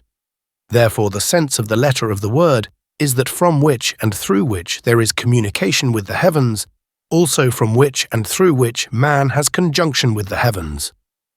The sense of the letter of the word is the basis of divine truth in the heavens, and without such a basis, divine truth would be like a house without a foundation, and without such a basis, the wisdom of the angels would be like a house in the air. It is the sense of the letter of the word in which the power of divine truth consists. It is the sense of the letter of the word, through which man is enlightened by the Lord, and through which he receives answers when he wishes to be enlightened. It is the sense of the letter of the word by which everything of doctrine on the earth must be established. In the sense of the letter of the word is divine truth in its fullness. In the sense of the letter of the word, divine truth is in its holiness. Apocalypse explained, number 1066. That the word is divine truth itself, which gives wisdom to angels and enlightens men, can be perceived or seen only by a man enlightened. For to a worldly man, whose mind has not been raised above the sensual sphere, the word in the sense of the letter appears so simple that scarcely anything could be more simple, and yet divine truth, such as it is in the heavens and from which angels have their wisdom, lies concealed in it as in its sanctuary. For the word in the letter is like the aditum, sanctum, in the midst of a temple covered with a veil, within which lie deposited mysteries of heavenly wisdom, such as no ear hath heard. For in the word and in every particular of it there is a spiritual sense, and in that sense a divine celestial sense, which regarded in itself is divine truth itself, which is in the heavens and which gives wisdom to angels and enlightenment to men. The divine truth that is in the heavens is light going forth from the Lord as a sun, which is divine love. And as the divine truth that goes forth from the Lord is the light of heaven, so it is the divine wisdom. It is this that illuminates both the minds and the eyes of angels, and it is this also that enlightens the minds of men, but not their eyes, and that enables them to understand truth and also to perceive good, when man reads the word from the Lord and not from self, for he is then a participator with the angels and has an inward perception like the spiritual perception of angels, and that spiritual perception which the angel man has flows into his natural perception, which is his own while in the world, and enlightens it. Consequently, the man who reads the word from an affection for truth has enlightenment through heaven from the Lord. Apocalypse explained, number 1067. 2. The Lord is the Word. Since the Word is divine truth, and this goes forth from the Lord's divine esse, being, as light from the sun, it follows that the Lord is the Word because he is divine truth. The Lord is the Word because he is divine truth, and this goes forth his divine esse, being, which is divine love, because the divine love was in him when in the world as a soul is in its body. And as divine truth goes forth from divine love, as light goes forth from the sun. As has been said, so the Lord's human in the world was divine truth going forth from the divine love that was in him, that the divine itself, which is called Jehovah and the Father, and which is the divine love, was in the Lord from conception, is evident in the Gospels of Matthew and Luke. In Matthew, from these words, "When Mary, the mother of Jesus, had been betrothed to Joseph, before they came together, she was found with child of the Holy Spirit. And the angel said to Joseph in a dream, Fear not to take unto thee Mary thy wife, for that which is conceived in her is of the Holy Spirit. This came to pass that it might be fulfilled, which was spoken of the Lord by the prophet. Behold, a virgin shall be with child, and shall bring forth a son. And Joseph knew her not until she had brought forth her firstborn son, and he called his name Jesus." Matthew 18:25. And in Luke, from these words, "The angel said to Mary, Behold, thou shalt conceive in thy womb, and bring forth a son, and shalt call his name Jesus.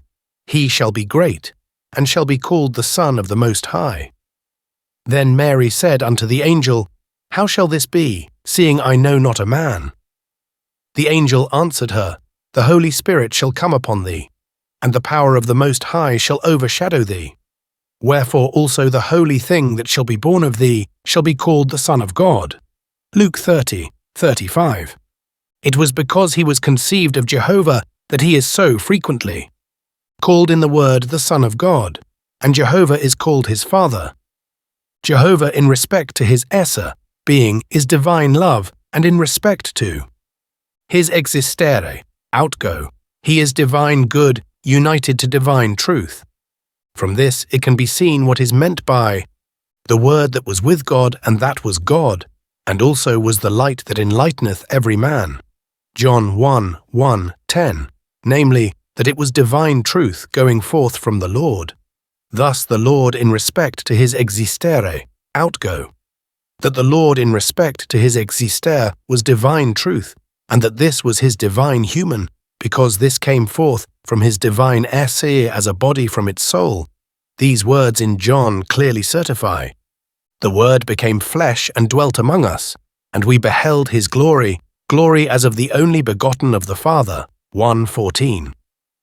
The Word is the divine truth, which also is glory. Flesh means the divine human. The only begotten of the Father means the springing forth or going forth from the divine S in him. Apocalypse explained, number 1069. But as the world does not know how the words in John 1:1-2:14, that the Lord is the Word, are to be understood, this shall be further explained. It is known in the Church that God is good itself and truth itself, and thus that all the good that an angel has and that a man has is from God, and likewise all truth. Now since the Lord is God, he is also divine good and divine truth. And this is what is meant by the Word that was with God and was God, and also was the light that enlighteneth every man, and that also became flesh, that is, man in the world. That when the Lord was in the world, he was the divine truth, which is the Word. He himself teaches in many passages where he calls himself the light, also where he calls himself the way, the truth, and the life, and where he says that the Spirit of truth goes forth from him. The Spirit of truth is the divine truth. When the Lord was transfigured, he represented the Word. His face that shone as the sun represented its divine good, and his garments, which were bright as the light and white as snow, represented its divine truth. Moses and Elijah, who then talked with the Lord, also signified the Word. Moses, the historical word, and Elijah, the prophetic word. Moreover, all things of the Lord's passion represented the kind of violence that the Jewish nation offered to the Word.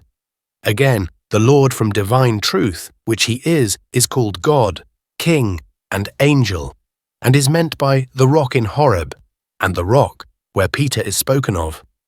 All this makes clear that the Lord is the Word, because he is divine truth. The Word in the letter, which is with us, is the divine truths in outmosts. Apocalypse Explained, number 1070. As it cannot but transcend the comprehension that the Lord in relation to his human in the world was the Word, that is, divine truth. According to these words in John, "And the Word became flesh and dwelt among us, and we saw his glory, the glory as of the only begotten of the Father." 1:14. It shall be explained as far as possible to the comprehension. It can be said of every regenerate man that he is his own truth and his own good, since the thought which belongs to his understanding is from truths, and the affection which belongs to his will is from goods. Whether you say, therefore, that a man is his own understanding and his own will, or that a man is his own truth and his own good, it amounts to the same thing. The body is mere obedience, for it speaks that which man thinks from the understanding, and does that which he wills from affection. Thus these things and the body mutually correspond and make one, like an effect and its affecting cause, and these taken together constitute the human.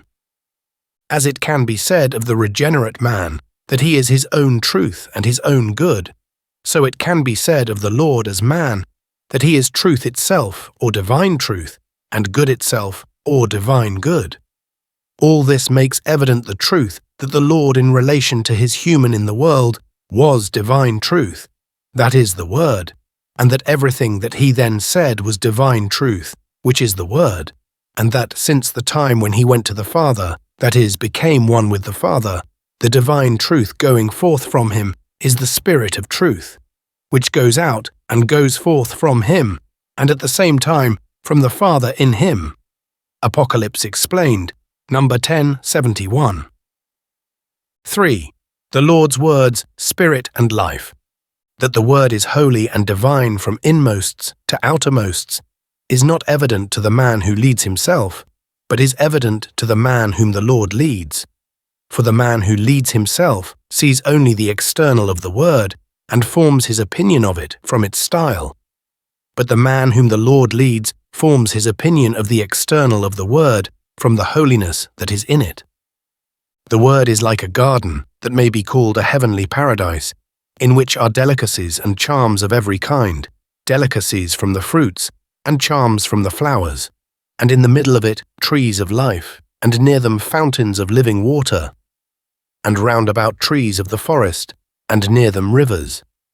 The man who leads himself forms his opinion of that paradise, which is the Word, from its circumference, where the trees of the forest are.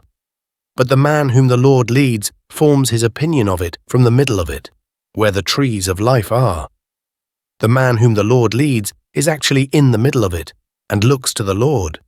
But the man who leads himself actually sits down at the circumference and looks away from it to the world. Again, the Word is like fruit within which there is a nutritious pulp, and in the middle of it seed vessels, in which inmostly is a living germ that germinates in good soil. Again, the Word is also like a most beautiful infant, about which, except the face, there are wrappings upon wrappings. The infant itself is in the inmost heaven, the wrappings are in the lower heavens, and the general covering of the wrappings is on the earth. As the Word is such, it is holy and divine from inmosts to outermosts. Apocalypse Explained, number 1072.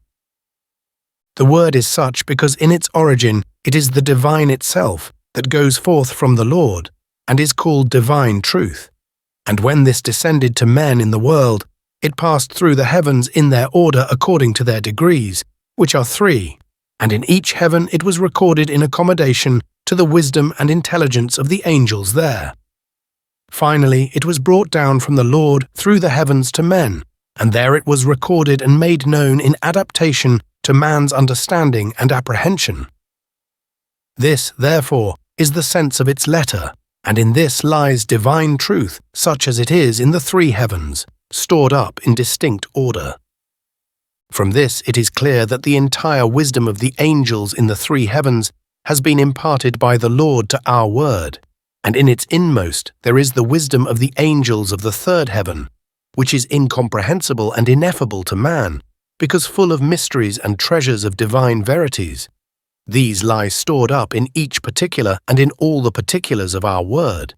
And as divine truth is the Lord in the heavens, so the Lord himself is present, and may be said to dwell in all the particulars and each particular of his word, as he does in his heavens, and in the same way as he has said of the Ark of the Covenant, in which were deposited only the 10 commandments, written on the 2 tables, the first fruits of the word. For he said that he would speak there with Moses and Aaron, that he would be present there, that he would dwell there, and that it was his Holy of Holies, and his dwelling place as in heaven. Apocalypse explained, number 1073. As the divine truth, in passing from the Lord himself through the 3 heavens down to men in the world, is recorded and becomes the Word in each heaven, so the Word is a bond of union of the heavens with each other, and a bond of union of the heavens with the church in the world. For the Word is the same everywhere, differing only in perfection of glory and wisdom, according to the degrees in which the heavens are. Consequently, the Holy Divine from the Lord flows in through the heavens into the man in the world, who acknowledges the Lord's divine and the holiness of the Word whenever he reads the Word. And so far as such a man loves wisdom, he can be instructed and can imbibe wisdom from the Word, as from the Lord himself, or from heaven itself, and can thus be nourished with the food with which the angels themselves are nourished, and in which there is life. According to these words of the Lord, the words that I speak unto you are spirit and are life.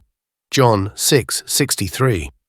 The water that I will give you shall become a fountain of water springing up unto eternal life. John 4:14. Man doth not live by bread alone, but by every word that proceedeth out of the mouth of God. Matthew 4:4. Work for the meat that abideth unto eternal life, which the Son of Man shall give unto you. John 6:27. Such is the word. Apocalypse explained, number 1074. It has been said that the divine truth goes forth from the Lord, and that the word is from that, and that through the word angels and men have wisdom.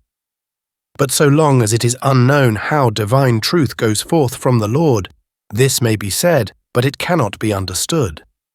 Divine truth, which is the same as divine wisdom, goes forth from the Lord as light and heat do from the sun. The Lord is divine love itself, and love appears in the heavens from Correspondences fire, and the Lord's divine love as a sun, glowing and resplendent like the sun of the world. From that sun, which is high above the heavens where the angels are, and which is divine love, heat and light go forth. The heat therefrom is divine good, and the light therefrom is divine truth. The heat is divine good, because all heat of life going forth from love is felt as good, for it is spiritual heat. And the light is divine truth, because all light going forth from love is felt as truth, for it is spiritual light. Consequently, it is from that light that the understanding sees truths, and it is from that heat that the will is sensible of goods. And this is why in the word love is meant by heavenly fire and wisdom by heavenly light. It is the same with a man and with an angel. Every angel and man is his own love, and a sphere flowing out from his love encompasses every man and angel. That sphere consists of the good of his love and of the truth of his love, for love gives forth both, as fire gives forth both heat and light. From the will of a man or angel, it gives forth good, and from his understanding, it gives forth truth. This sphere, when the man or angel is good, has an extension into the heavens in every direction according to the character and amount of the love, and into the hells in every direction when the man or angel is evil. But the sphere of the love of a man or an angel has a finite extension into a few societies only of heaven or hell, while the sphere of the Lord's love, being divine, has an infinite extension and creates the heavens themselves. Apocalypse explained, number 1076. The word of the Lord is wonderful in this respect, that in every particular of it there is a reciprocal union of good and truth, which testifies that the word is the divine that goes forth from the Lord, which is divine good and divine truth reciprocally united, and also testifies that in the word there is a marriage of the Lord with heaven and the church, which also is reciprocal. There is a marriage of good and truth, also of truth and good, in every particular of the word, in order that it may be a source of wisdom to angels and of intelligence to men. For from good alone no wisdom or intelligence is born, neither from truth alone, but from their marriage, when the love is reciprocal. This reciprocal love the Lord sets forth in John. He that eateth my flesh and drinketh my blood abideth in me, and I in him. 6:56. In the same, in that day ye shall know that ye are in me, and I in you. He that hath my commandments and doeth them, he it is that loveth me, and I will love him. 14:20-21.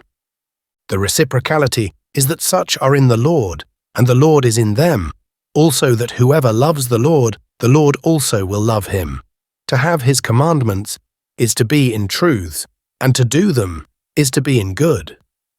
Reciprocality is also described by the Lord in his union with the E. Father in these words, Philip, how sayest thou, show us the Father? Believest thou not that I am in the Father, and the Father in me? Believe me that I am in the Father, and the Father in me. John 14:9-11. From this reciprocal union of the divine and the human in the Lord, the reciprocal union of divine good and divine truth goes forth. And this goes forth from the Lord's divine love, and the same is true of the Lord's reciprocal union with heaven and the church, and in general the reciprocal union of good and truth in an angel of heaven and in a man of the church. And as good is of charity and truth is of faith, and as charity and faith make the church, it follows that the church is in a man when there is a reciprocal union of charity and faith in him. Again, as good is of the will and truth is of the understanding, and as the will and understanding make man, it follows that a man is a man according to the union of the will and all things belonging to it, with the understanding and all things belonging to it, and this reciprocally. This union is what is called marriage, which from creation is in every particular of heaven and in every particular of the world, and from this is the production and the generation of all things. That in every particular of the word there is such a marriage that good loves truth and truth loves good, thus mutually and in turn is disclosed in the spiritual sense of the word, and it is from this marriage that good and truth are one and not two, and are one when good is of truth and truth is of good. Apocalypse Explained, number 1077. The word in the sense of the letter appears very simple, and yet there is stored up in it the wisdom of the three heavens. For each least particular of it contains interior and more interior senses. An interior sense such as exists in the first heaven, a still more interior sense such as exists in the second heaven, and an inmost sense such as exists in the third heaven. These senses are in the sense of the letter, one within the other, and are evolved therefrom one after the other, each from its own heaven, when the word is read by a man who is led by the Lord. These interior senses differ in a degree of light and wisdom according to the heavens, and yet they make one by influx, and thus by correspondences. How they thus make one shall be told in what follows. All this makes clear how the word was inspired by the divine, and that it was written from an inspiration to which nothing else in the world can in any wise be compared.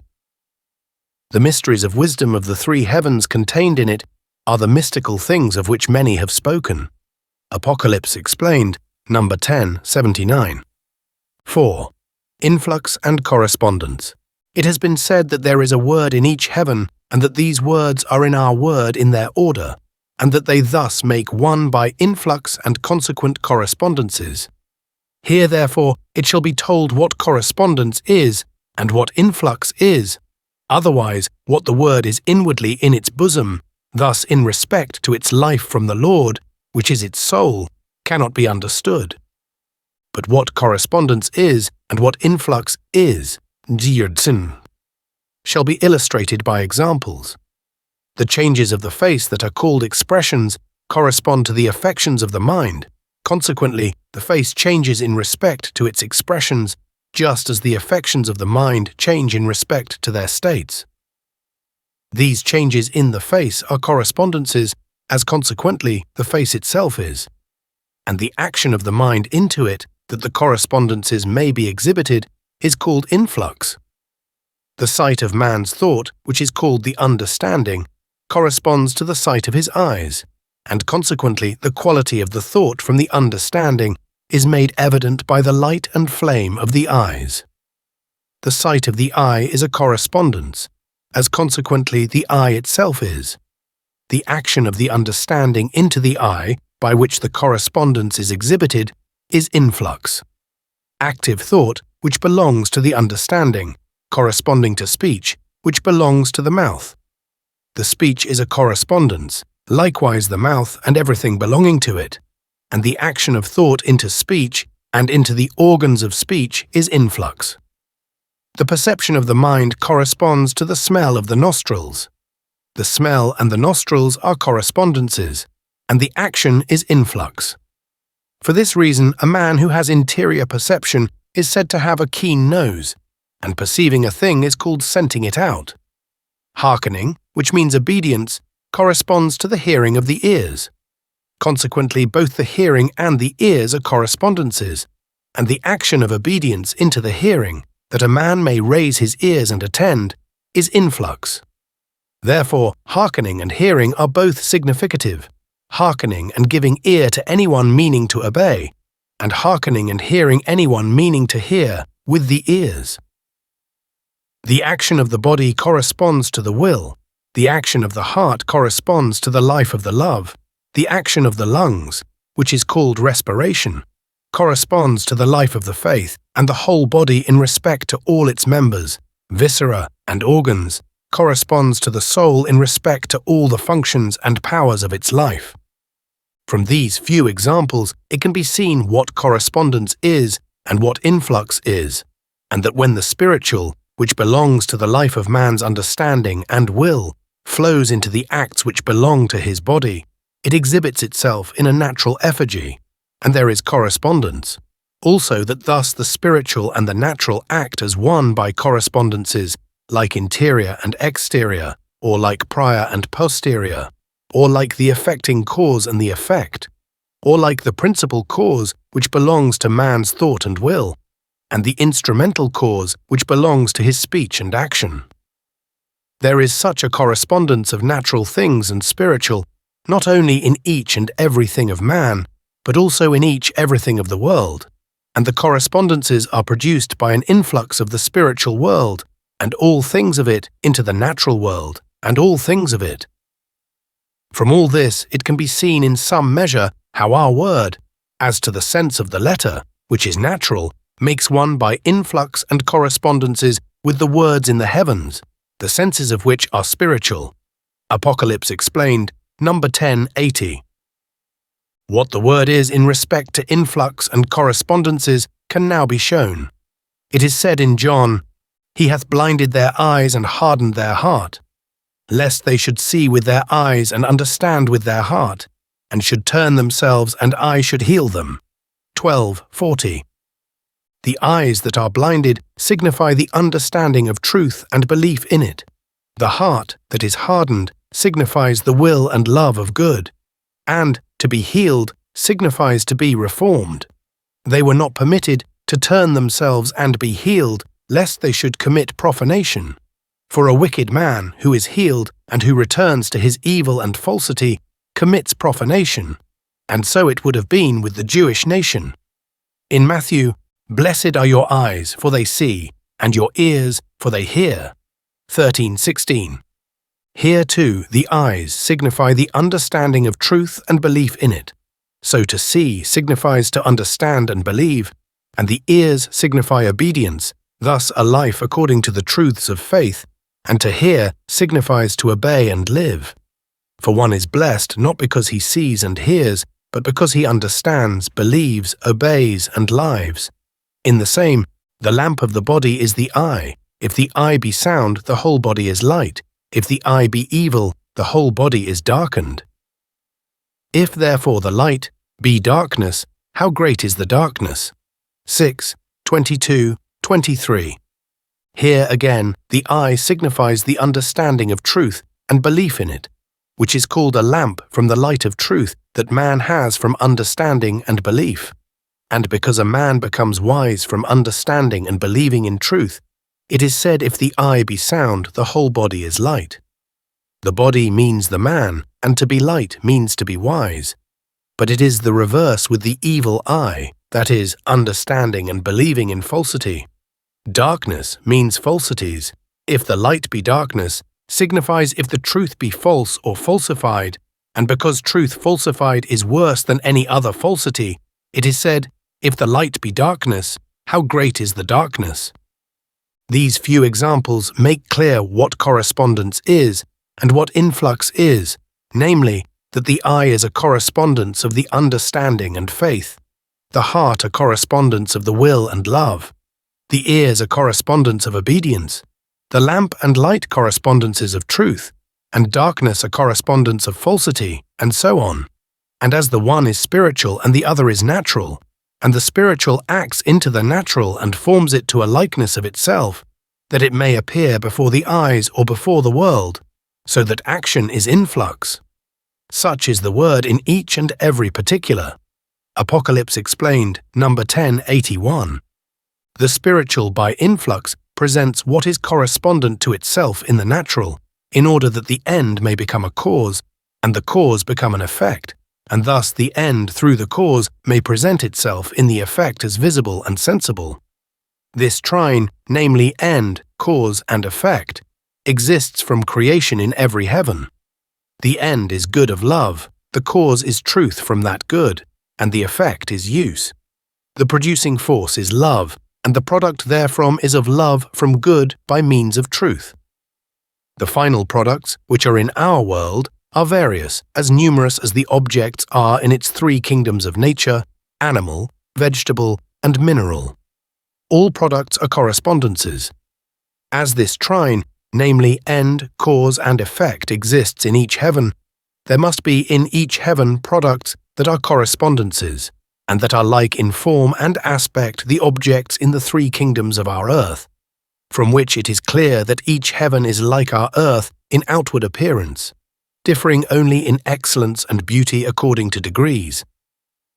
Now, in order that the word may be full, that is, may consist of effects in which are a cause and an end, or may consist of uses in which truth is the cause, and good is the end, and love is the producing force, it must needs consist of correspondences, and from this it follows that the word in each heaven is like the word in our world, differing only in excellence and beauty according to degrees.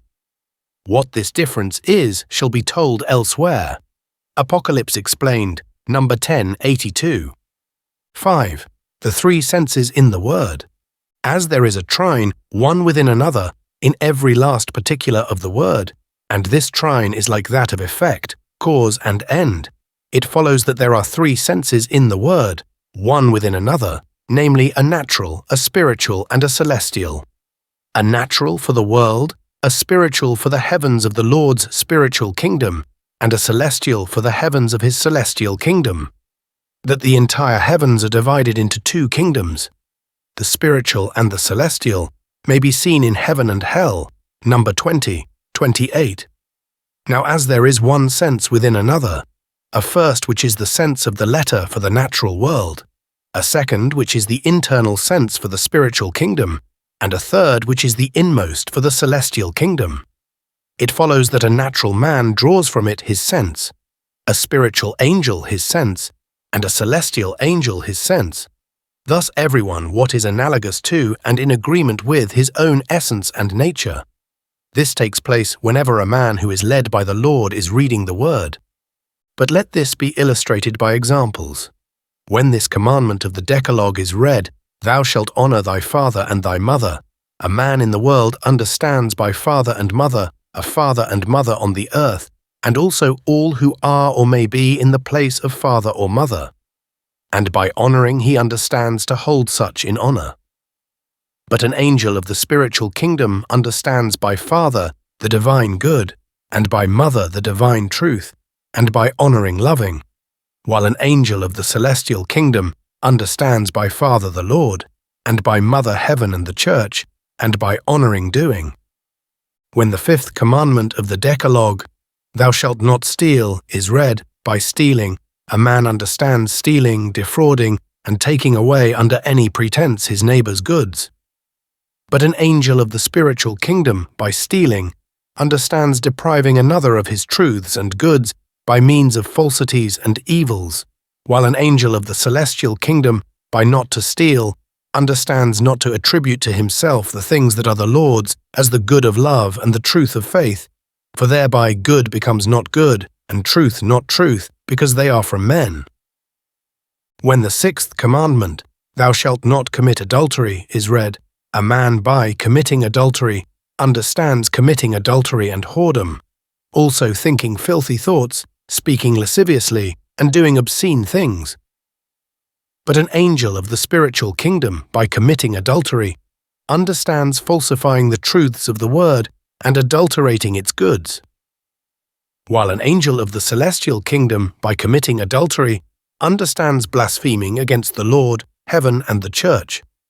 When the seventh commandment, "Thou shalt not kill," is read, by killing, a man understands hating and desiring revenge, even to murder. But an angel of the spiritual kingdom, by killing, understands the killing of a man's soul by stumbling blocks to the life and by reasonings, whereby a man is led into spiritual death, while an angel of the celestial kingdom, by killing, understands seducing a man into believing that there is no God and no heaven and no hell, for thus man's eternal life is destroyed. When the eighth commandment, "Thou shalt not bear false witness," is read, a man by false witness understands lying and defamation, but an angel of the spiritual kingdom, by false witness, understands asserting, proving, and persuading that falsity is truth and evil is good, or on the other hand, that truth is falsity and good is evil, while an angel of the celestial kingdom, by false witness, understands every falsity against the Lord and against heaven in favor of hell. All this makes clear how a man draws and calls forth from the word in the letter a natural sense, a spiritual angel a spiritual sense, and a celestial angel a celestial sense, much as the wood of a tree draws its sap, the leaf its sap, and the fruit its sap, from the same soil. And what is wonderful, this is done instantly, without the angels knowing what the man thinks, or the man what the angel thinks, and yet their thoughts are one by correspondences, as end, cause, and effect are one. Moreover, ends are actually in the celestial kingdom, causes in the spiritual kingdom, causes in the spiritual kingdom, and effects in the natural world. Apocalypse Explained, number 1083. 6. Conjunction by the word, since it is from creation that end, cause, and effect shall together make one. So it is from creation that the heavens shall make one with the church on the earth, but by means of the word, when it is read by man from a love of truth and good. For the word was given by the Lord to this end, that there might be a perpetual conjunction of the angels of heaven with men on the earth, and a perpetual communication according to conjunction. Without this medium, there would be no conjunction or communication with heaven on this earth.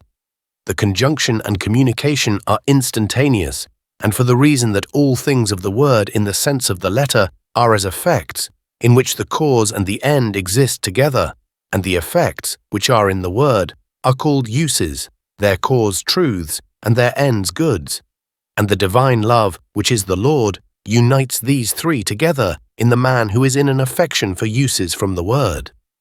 How a man draws and calls forth from the word in the letter the natural sense, a spiritual angel the spiritual sense, and a celestial angel the celestial sense, and this instantly, from which there is a communication and a conjunction, shall be illustrated by comparisons, first by something in the animal kingdom, afterward by something in the vegetable kingdom, and finally by something in the mineral kingdom.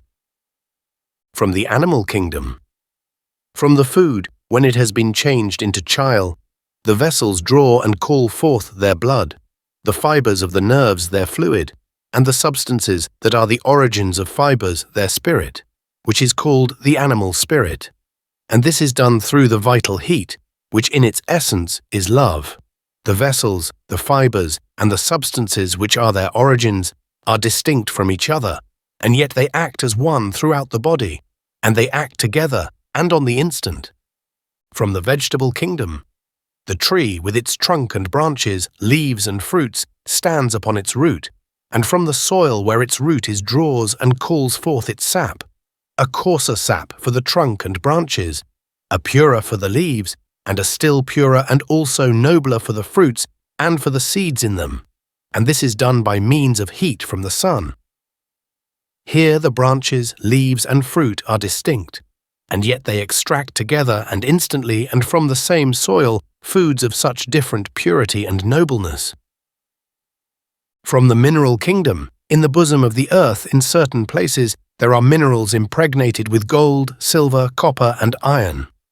From vapors stored up in the earth, the gold attracts its element, silver its element, copper and iron theirs, distinctly, together, and on the instant, and this by means of some power of unknown heat. As it is allowable to illustrate spiritual things by means of comparisons drawn from natural things, these will serve to illustrate how interior things, which are spiritual and celestial, and by which a man of the church has communication and conjunction with the heavens, can be drawn and called forth and extracted and eliminated from the word in its outmosts, that is, the sense of the letter. Comparisons can be made with these because all things in the three kingdoms of nature, animal, vegetable, and mineral, correspond to the spiritual things that are in the three heavens, as the food of the body with which a comparison has been made corresponds to the food of the soul, which is knowledge, intelligence, and wisdom. A tree with which also a comparison has been made corresponds to man, the tree to man himself, the wood to his good, the leaves to his truths, and the fruits to his uses. So, too, gold, silver, copper, and iron correspond to goods and truths, gold to celestial good, silver to spiritual truth, copper to natural good, and iron to natural truth. Moreover, these things have these significations in the word, and what is wonderful, the purer are contained in the grosser and are drawn from them, as the animal spirit and the nerve fluid are contained in blood from which the original substances and nerve fibers draw and extract their distinct portions. So again, fruits and leaves draw theirs from the gross fluid that is brought up from the soil by the wood and its bark, and so on. Thus, comparatively, as has been said, the purer senses of the word are drawn and called forth from the sense of the letter. Apocalypse explained, number 1084. 7. The sense of the letter. As there are three senses in the word, a natural, a spiritual, and a celestial, and as its natural sense, which is the sense of the letter, is a containment of the two senses, the spiritual and celestial, it follows that the sense of the letter of the word is the basis of those senses. And as the angels of the three heavens receive their wisdom from the Lord through the word that they have, and as their words make one with our word by correspondences, it also follows that the sense of the letter of our word is the basis, support, and foundation of the wisdom of the angels of heaven. For the heavens rest upon the human race as a house rests upon its foundation. So the wisdom of the angels of heaven rests in like manner upon the knowledge, intelligence, and wisdom of men from the sense of the letter of the word. For, as has been said above, communication and conjunction with the heavens are effected through the sense of the letter of the word. For this reason, as a result of the Lord's divine providence, there has been no mutilation of the sense of the letter of the word from its first revelation, not even in a word or letter in the original text. For each word, and in some measure each letter, is a support. From all this, it is clear what a profanation it is to falsify the truths and adulterate the goods of the word, and how infernal it is to deny or to weaken its holiness. As soon as that is done, for that man of the church heaven is closed. The blasphemy against the Holy Spirit, which cannot be forgiven, is the blasphemy of the word by those who deny its holiness. Since the word is the basis of the heavens, and since the word was wholly falsified and adulterated by the Jewish nation, by traditions and adaptation of the sense of the letter to favor their evil loves, lest the heavens should be endangered and the wisdom of the angels there should become foolishness, it pleased the Lord to come down from heaven and to put on the human and to become the Word. as is evident from John 1:14, and thus to restore the state of heaven. Apocalypse Explained, number 1085. There is a successive order and there is a simultaneous order. In successive order, things pure and perfect appear above, and those less pure and perfect appear below. The three heavens are in successive order, one above another, and in the higher heavens all things are pure and perfect, while in the lower they are less pure and perfect. Simultaneous order exists in lower things, and fully in the lowest, for higher things let themselves down and place themselves in the order that is called simultaneous, in which the pure and perfect things, which were the higher, are in the middle or center, and the less pure and perfect, which were the lower, are in the circumferences. Therefore, all things that have come forth in successive order are together in outmosts in their order. As all higher things place themselves in what is lowest in simultaneous order, it follows that in the outmosts of the word, which constitute the sense of its letter, are all things of divine truth and of divine good, even from their firsts. And as all things of divine truth and divine good are together in their outmost, which is the sense of the letter of the word, there evidently is the power of divine truth, yea, the omnipotence of the Lord in saving man. For when the Lord operates, he operates not from first things through mediates into outmosts, but from first things through outmosts, and thus intermediates. This is why the Lord is called in the word the first and the last, and this is why the Lord assumed the human, which in the world was divine truth or the word, and glorified it even to outmosts, which are the bones and flesh, in order that he might operate from first things through outmosts, and not as before from man, but from himself. This power in outmosts was represented by the hair with the Nazirites, as with Samson, for the hair with the Nazirites, as with Samson, for the hair corresponds to the outmosts of divine truth. And for this reason, to produce baldness was regarded in ancient times as disgraceful. The boys who called Elisha bald head were torn in pieces by bears because Elisha and Elijah represented the word, and the word without the sense of the letter, which is like a head without hair, is destitute of all power, and thus is no longer the word. Bears signify those that have strength from the outmost of truth. The power of the word in the sense of the letter is the power to open heaven, whereby communication and conjunction are effected, and also the power to fight against falsities and evils, thus against the hells. A man who is in genuine truths from the sense of the letter of the word can disperse and scatter the whole diabolical crew and their devices in which they place their power, which are innumerable, and this in a moment, merely by careful thought and an effort of the will. In brief, in the spiritual world, nothing can resist genuine truths confirmed by the sense of the letter of the word.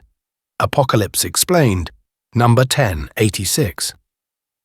Now since all interior things, that is, the spiritual and celestial things that are in the words of the three heavens, are together in the outmost sense of the word, which is called the sense of the letter. For in its inmosts there are the things that are in the word that the angels of the third heaven have, and in its middle parts the things that are in the words belonging to the angels of the lower heavens, and these are encompassed by such things as exist in the nature of our world, and are included in these. So the sense of the letter of our word is from all these. From this it can be seen that divine truth is in its fullness in the sense of the letter of our word. That is said to be full which contains in itself all things prior, even from the first, or all things higher even from the highest. The last is what includes these. The fullness of the word is like a general vessel of marble, in which are countless lesser vessels of crystal, and in these still more numerous vessels of precious stones, in and about which are the most delightful things of heaven, which are for those who perform noble uses according to the word. That the word is such is not evident to man while he is in the world, but it is evident to him when he becomes an angel. Because the word is such in outmosts, it follows that it is not the word until it is in that outmost, that is, until it is in the sense of the letter. The word not in that outmost would be like a temple in the air and not on the earth, or like a man having flesh but without bones. As divine truth is in its fullness and also in its power in its outmost, for when it is in that it is in all things at once, so the Lord never works except from first things through outmosts, and thus in fullness. For he reforms and regenerates man only through truths in outmosts, which are natural, and this is why a man remains after his departure out of the world to eternity such as he has been in the world. For the same reason, heaven and hell are from the human race, and angels are not created immediately such. For in the world a man is in his fullness, consequently he can there be conceived and born, and afterward be imbued with knowledge, intelligence, and wisdom, and become an angel. To create angels in any other way is impossible, because the Lord works all things from things first through outmosts, and is in his power and in his fullness in outmosts. So it pleased the Lord to take upon him the human and to become divine truth, that is, the Word, and thus from himself to reduce to order all things of heaven and all things of hell, that is, to execute a last judgment. This the Lord could accomplish from the divine in himself, which was in things first, through his human, which was in outmosts, and not as before from his presence or abode in the men of the church, for these had wholly forsaken the truths and goods of the Word, in which the Lord had previously had his dwelling place with men. This was the chief reason for the Lord's coming into the world, also for making his human divine, for he thus put himself into possession of a power to hold all things of heaven and all things of hell, in order forever. This is meant by sitting at the right hand of God. Mark 16:19. The right hand of God means divine omnipotence, and to sit at the right hand of God means to be in that omnipotence through the human, that the Lord ascended into heaven with his human, glorified even to outmosts. He testifies in Luke, Jesus said to the disciples, "See my hands and my feet, that it is I myself. Handle me and see, for a spirit hath not flesh and bones, as ye behold me having." 24:39. This the Lord said just after his resurrection. Flesh and bones are the outmosts of the human body, on which its strength depends. Apocalypse explained, number 1087. Divine truth is what is called holy, but only when it is in its outmost, and its outmost is the word in the sense of the letter.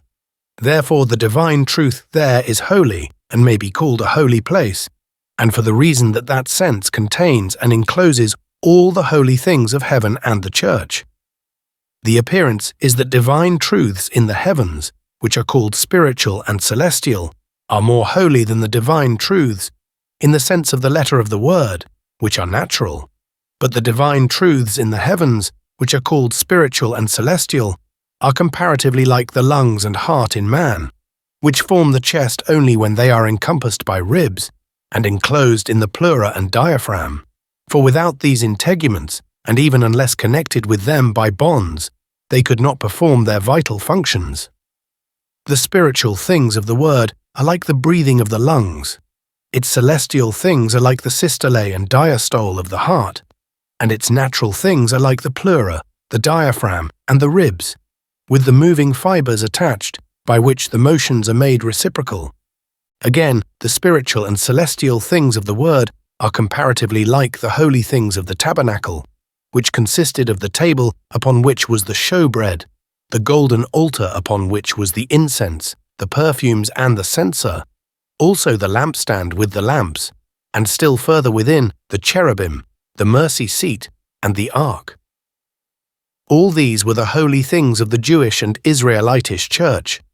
Nevertheless, they could not be called holy and a sanctuary until they had been covered by curtains and veils, for without those coverings they would have stood under the naked sky, exposed to showers and storms, to the birds of heaven and the wild beasts of the earth, and also to robbers that would violate, plunder and scatter them.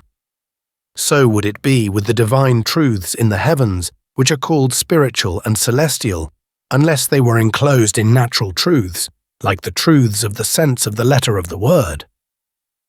Natural truths, which are the truths of the sense of the letter of the word, are not the very truths of heaven, but are appearances of them, and appearances of truth encompass, enclose and contain the truths of heaven, which are genuine truths, and cause them to be in connection and order and to act together, like the cardiac and pulmonary organs, with their coverings and ribs, as has been said above.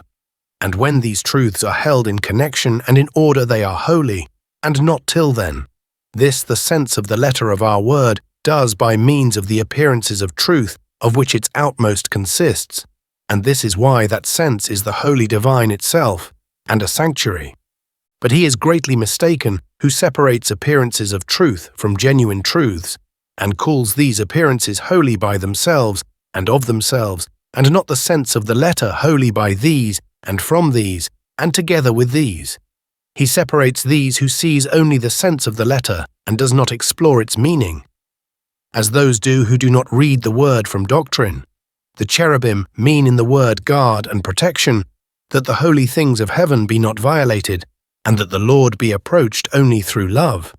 Consequently, these signify the sense of the letter of the word, because that is what guards and protects. It guards and protects in this manner that man can think and speak according to appearances of truth, so long as he is well disposed, simple, and as it were a child. But he must take heed not to so confirm appearances as to destroy the genuine truths in the heavens. Apocalypse explained, number 1088.